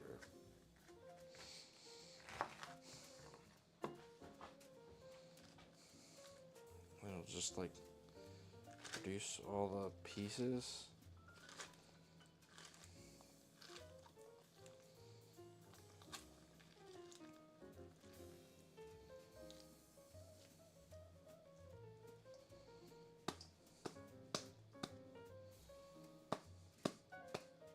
That's what it is. You go like this. You get like almost all of it without the...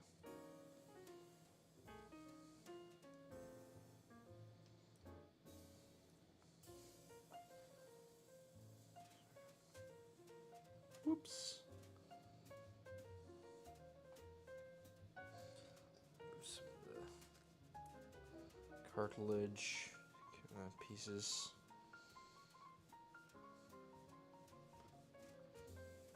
Woo. Get it in there.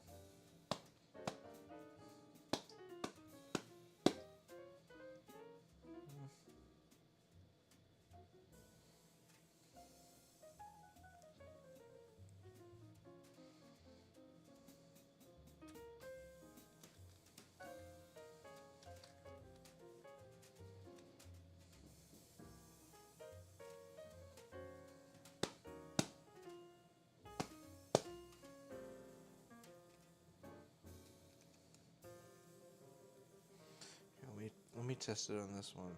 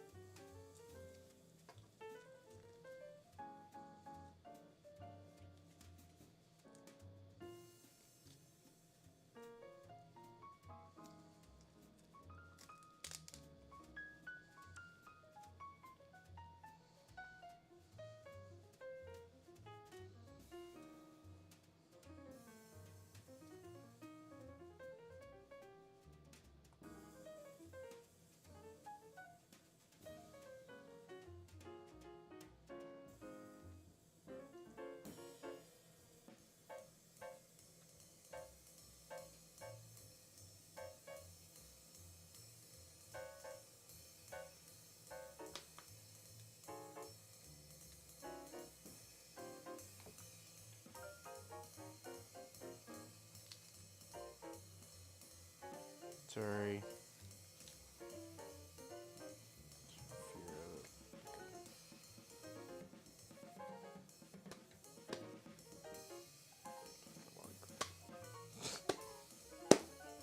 Wait, it comes out. Other times it doesn't come out.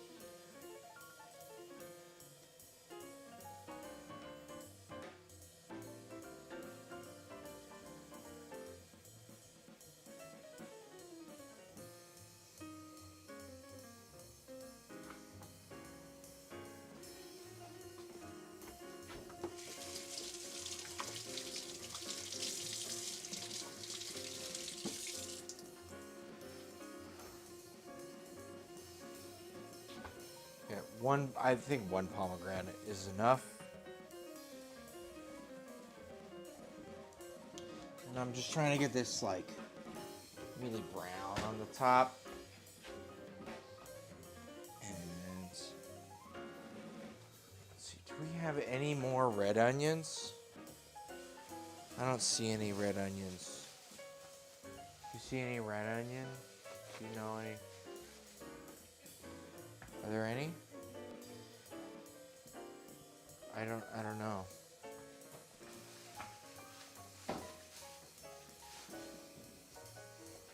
Is there a red onion in here? No. Okay. Then there's no red onions. This is fine. I'll just use sweet onion instead. That's fine. That's all good. I'll cut them across. I really do like half moons. Especially as they like kind of like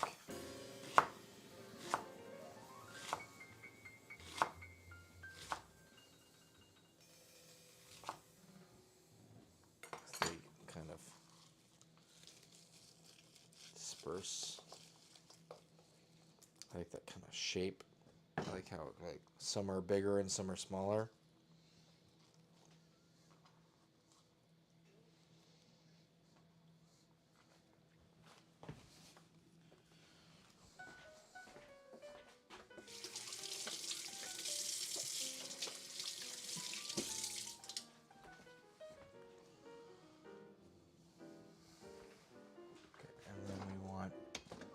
Just a bunch more feta cheese.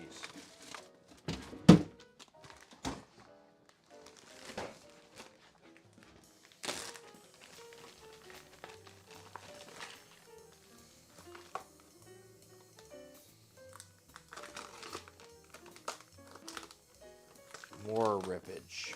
Rip more. God damn it. Okay. Well, a little bit of it went off. Always something. Just trying to make sure I'm not melting plastic. That's the whole of my life. Just trying not to fucking do that, so. Alright.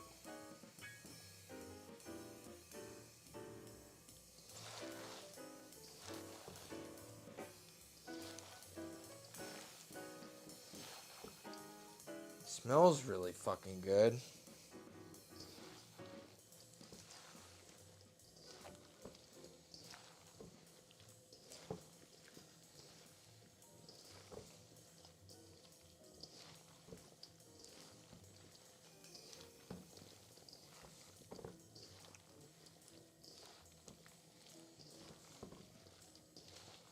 I would add some nuts, but I have a friend who is incredibly allergic to a lot of nuts, so we're going to just avoid that and use the pomegranate seeds. There's a bit of crunch in them, I think. And if it's too light on the fat, we can always add more oil. It smells so good, though.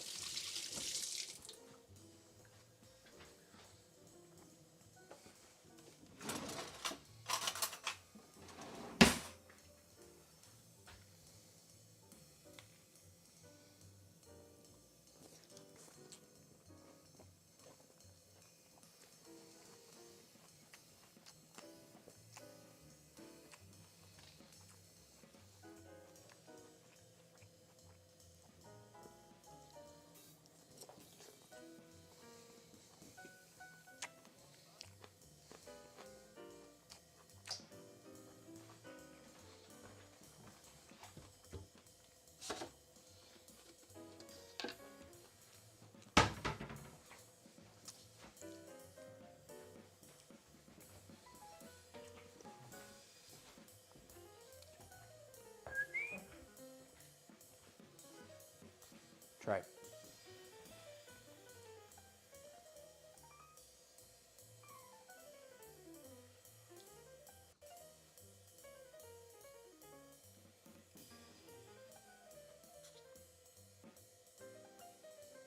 You like it? Do you like it a lot? Do you like it a little? Was it good? Would you eat a whole salad of that? Yeah. Okay. Cool.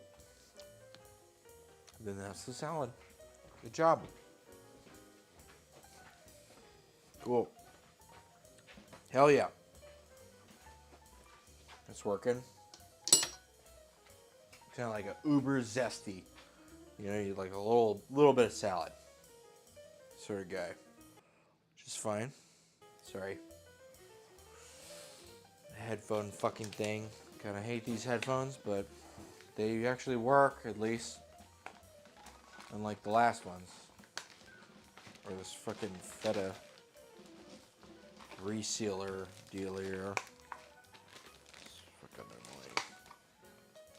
annoying. Okay, cool. Well, we have a salad. We can at least, like, give to people. So that's good.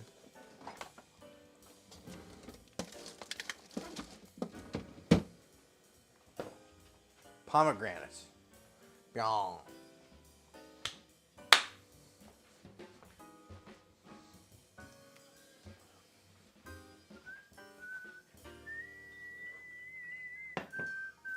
It's giant steps.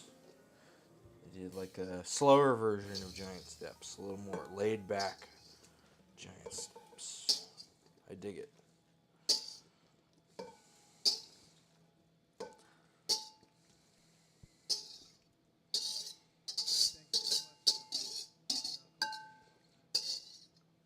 Yep, there he is. Emmett saying the words giant steps.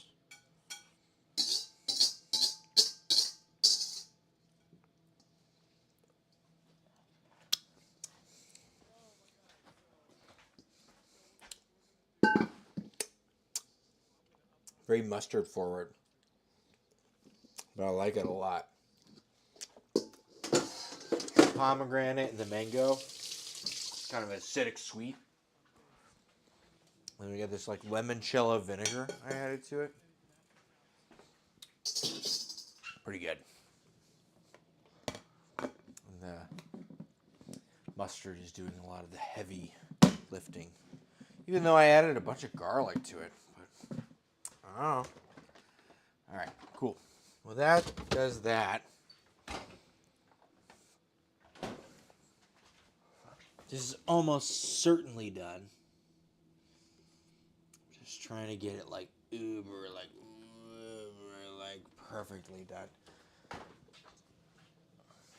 I've made quite a few lasagnas in my life. I really do like an eggplant lasagna. That's my deal. This Pastitsio, though, look at this thing, man. Whoa! That looks pretty fucking good. Hell yeah.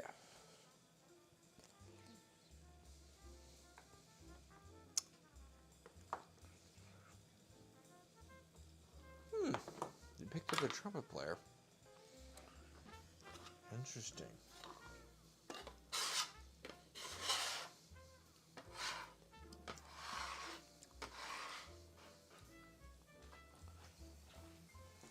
Well, your Pastitsio. I've got a salad. And I've got a bread. Dessert will have to wait.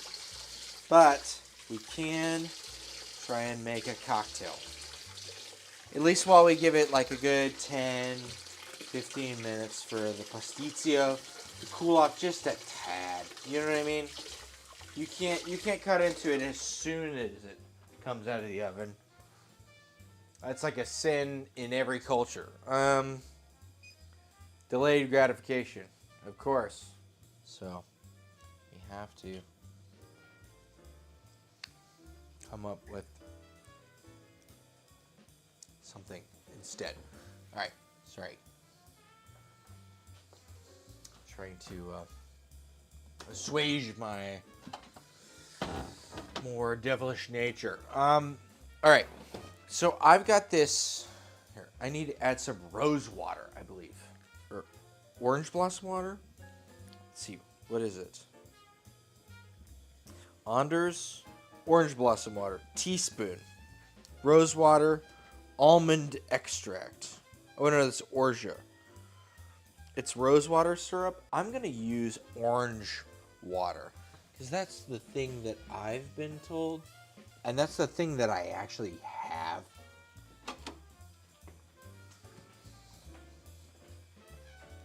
I actually don't have any rose water, so we'll have to do with orange water instead.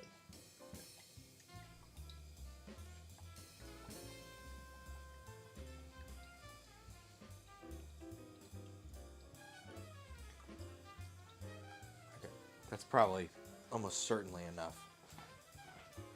Orange water, flour. Orange flower water. God damn.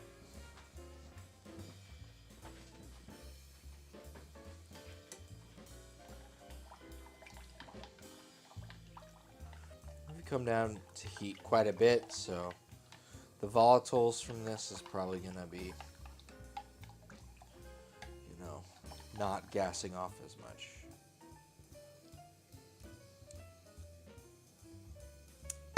Yeah, it tastes great. All right, should make a cocktail. I want to use aquavit, which is an anise thing that is like very similar to Ozu. I want to use gin, probably almost like lemon.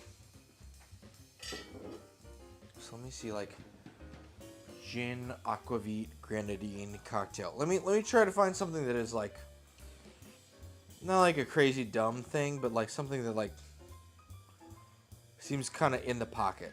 Let's see if we can make something that's like up to snuff.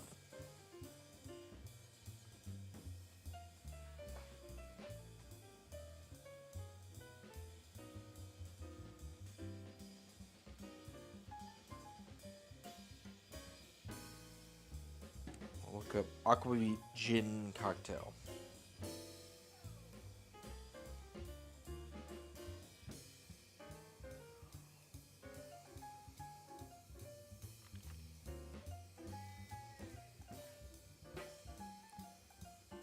Chinar, Finna cherry, peach bitters, no. Norwegian Negroni, Campari Sweet Vermouth.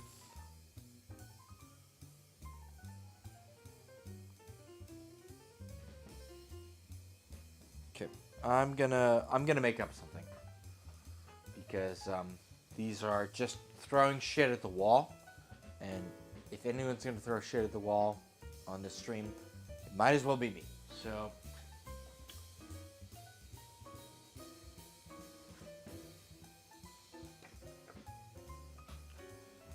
That's lime. Let's see how much lime we have.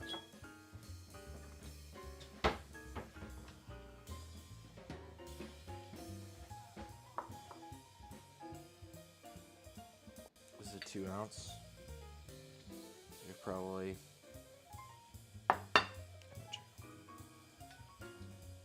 We have an ounce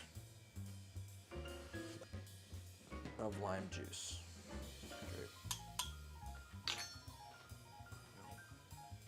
We don't need lime juice right now. We need lemon juice. So that's what that is. It's okay.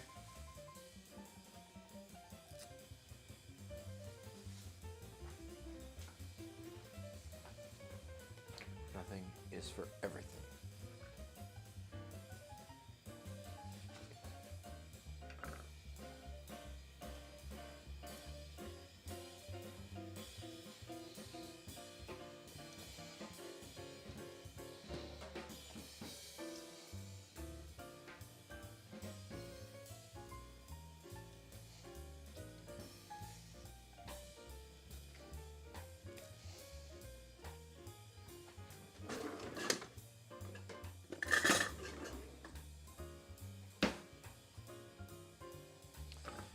Okay.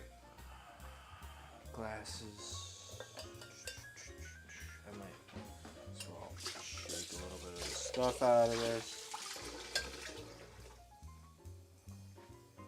I'm gonna make this a little bigger.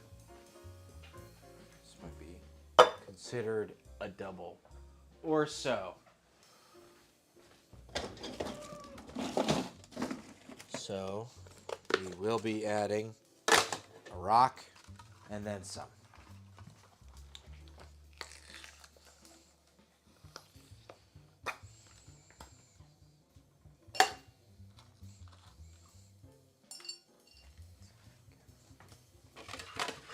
Rock, and we've got some extra guys over here. Extra ice.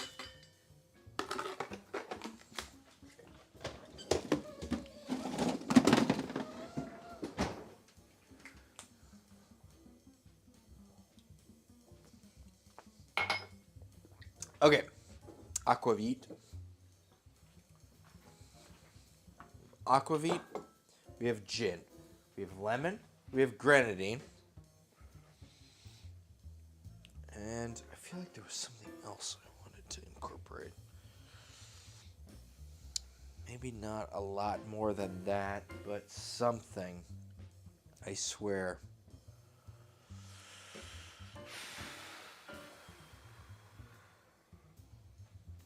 Vermouth.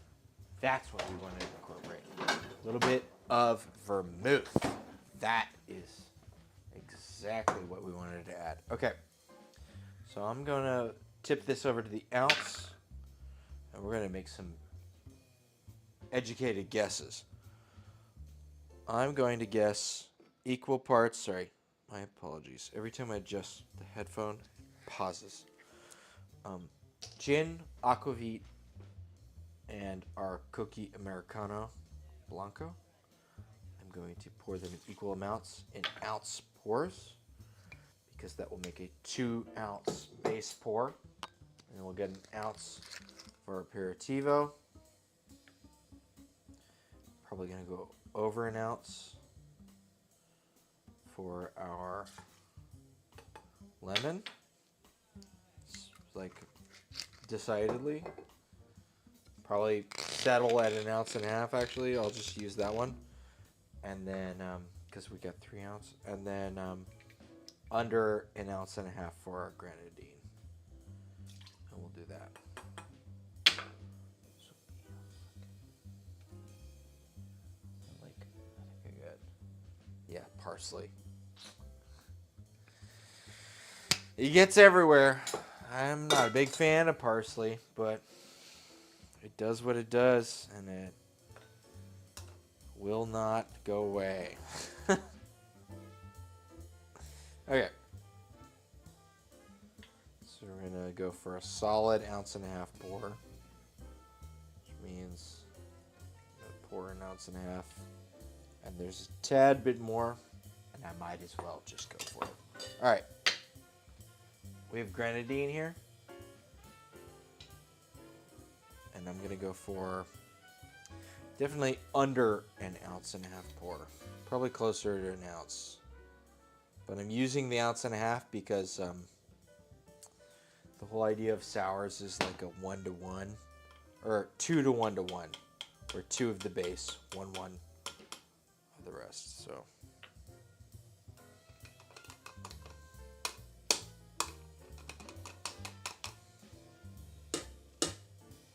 Cool. And a little bit of salt.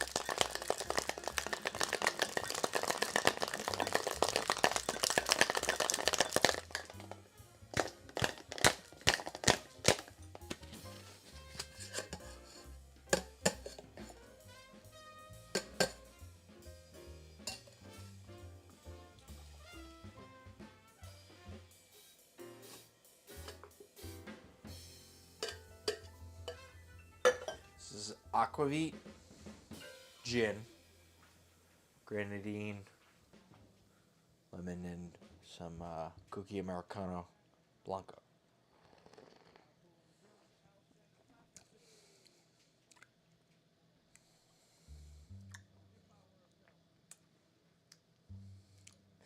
That is so fucking good.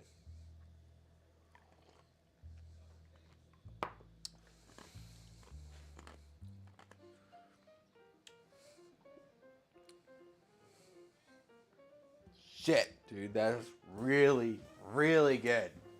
That's like really good. That is so fucking good. Oh my god. Whoa. Educated guess. Home run. Jesus fucking Christ. That is just like dynamite. Bom, bom, bom, bom, bom, bom, bom, bom, bom. Perfect licorice notes. You get the sour kind of pomegranate with the lemon. There's sweetness sitting in with it. You get the herbal, bitter, sour, sweet. This is hard to beat. Damn. Well, make that one. Pseudo-Greek. Aquavit is from the Netherlands, but ouzo is an aperitif of a very similar character. So it would be in the liqueur range of 20-ish to 30, 35-ish. Whereas aquavit is the same thing in terms of flavor, but it is a full liquor at 40% alcohol most of the time from the Netherlands. They're very similar. And the aquavit is doing a wonderful job. Been mixed with the gin and the botanicals. Oh my god. What the fuck? That is so good.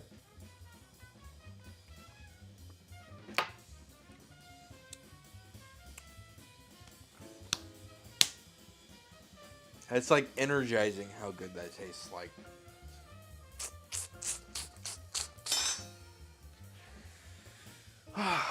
Wonderful. Okay. Let's make a plate.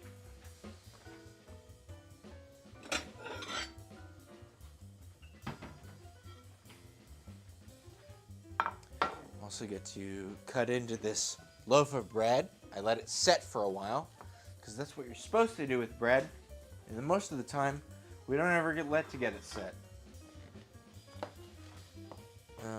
Because we're always like doing something immediately. But we ended up doing the bread before. It's pretty soft though.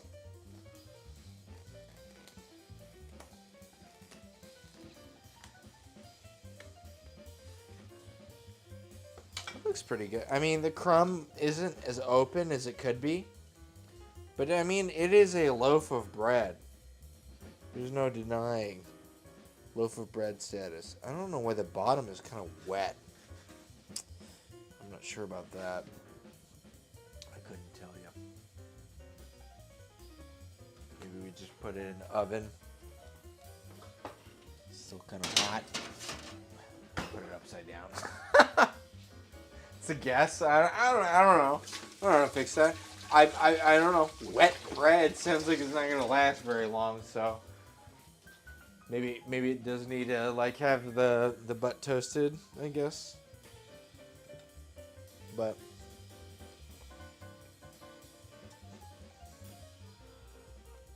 that's solid bread.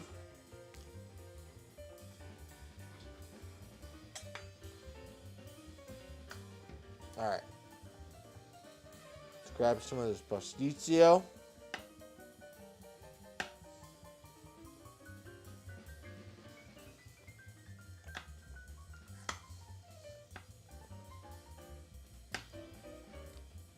This is almost certainly too early. You can see how magma-y everything is. But like, come on, son. We don't have the time. And it's pulling out pretty cleanly. That's pulling out pretty clean. Okay. Honestly, all things considered, that is the cleanest pull of something that is like hot and liquidy I've ever seen. So, who cares? I don't.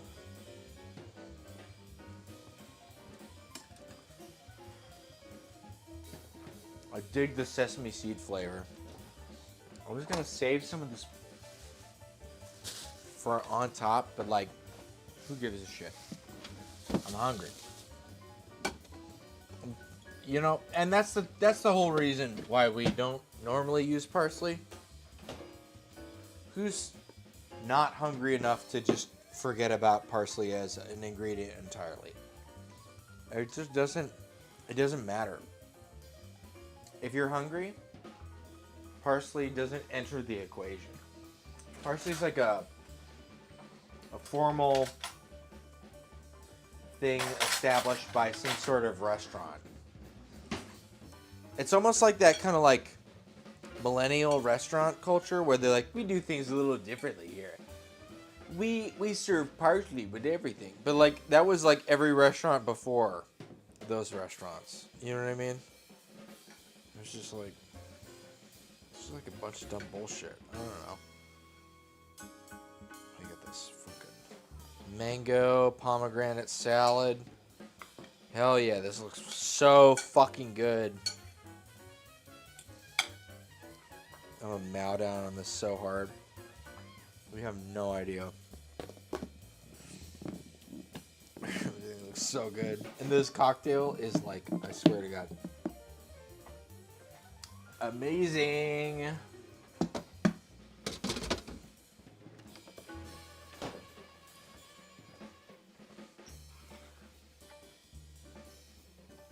Alright. Let's finally try some of our Pastitsio. We've been making this thing. We don't have a clear cross section. I'm sorry. And that sucks. You don't want to take any pictures while I'm eating?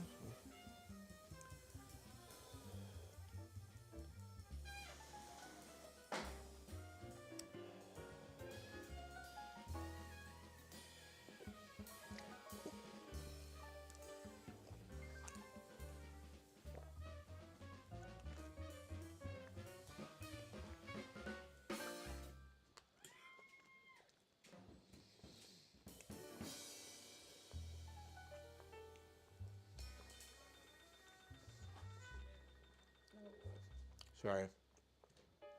My apologies. I already kind of got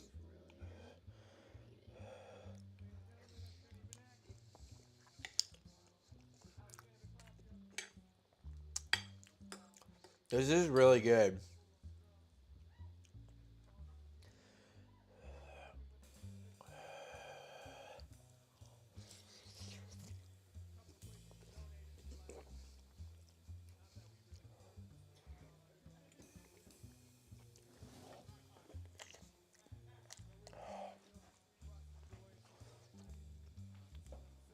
I like how it is decidedly not Italian.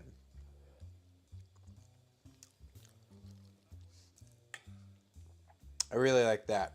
It's distinct. Very significantly. This doesn't taste like spaghetti or lasagna, like at all.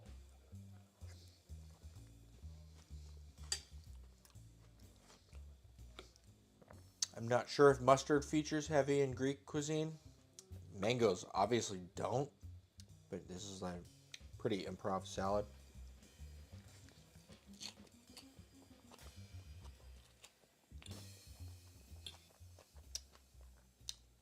But I like it a lot. It's like super duper. Man, I like the salad an incredible amount.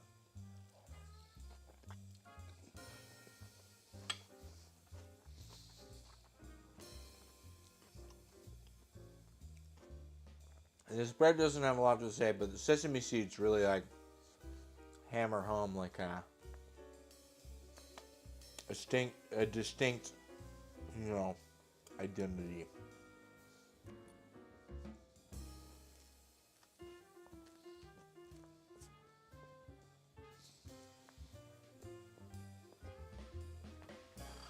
Oh yeah.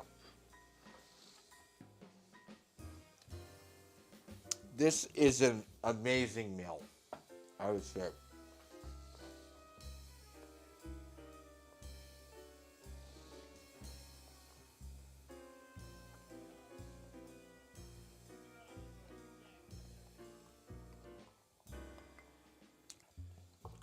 Yeah. Oh my god. Yeah.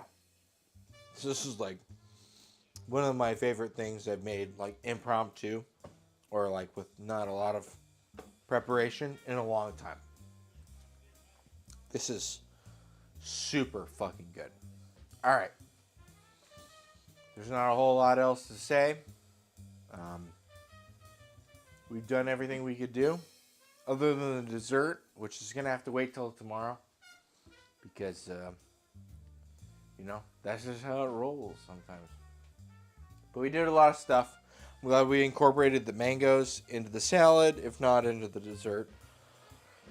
Tune into the Instagram if you'd like to see what happens with the dessert. I'm sure it's gonna be wonderful. All right. Have a good one. I hope you found what you're looking for. Peace.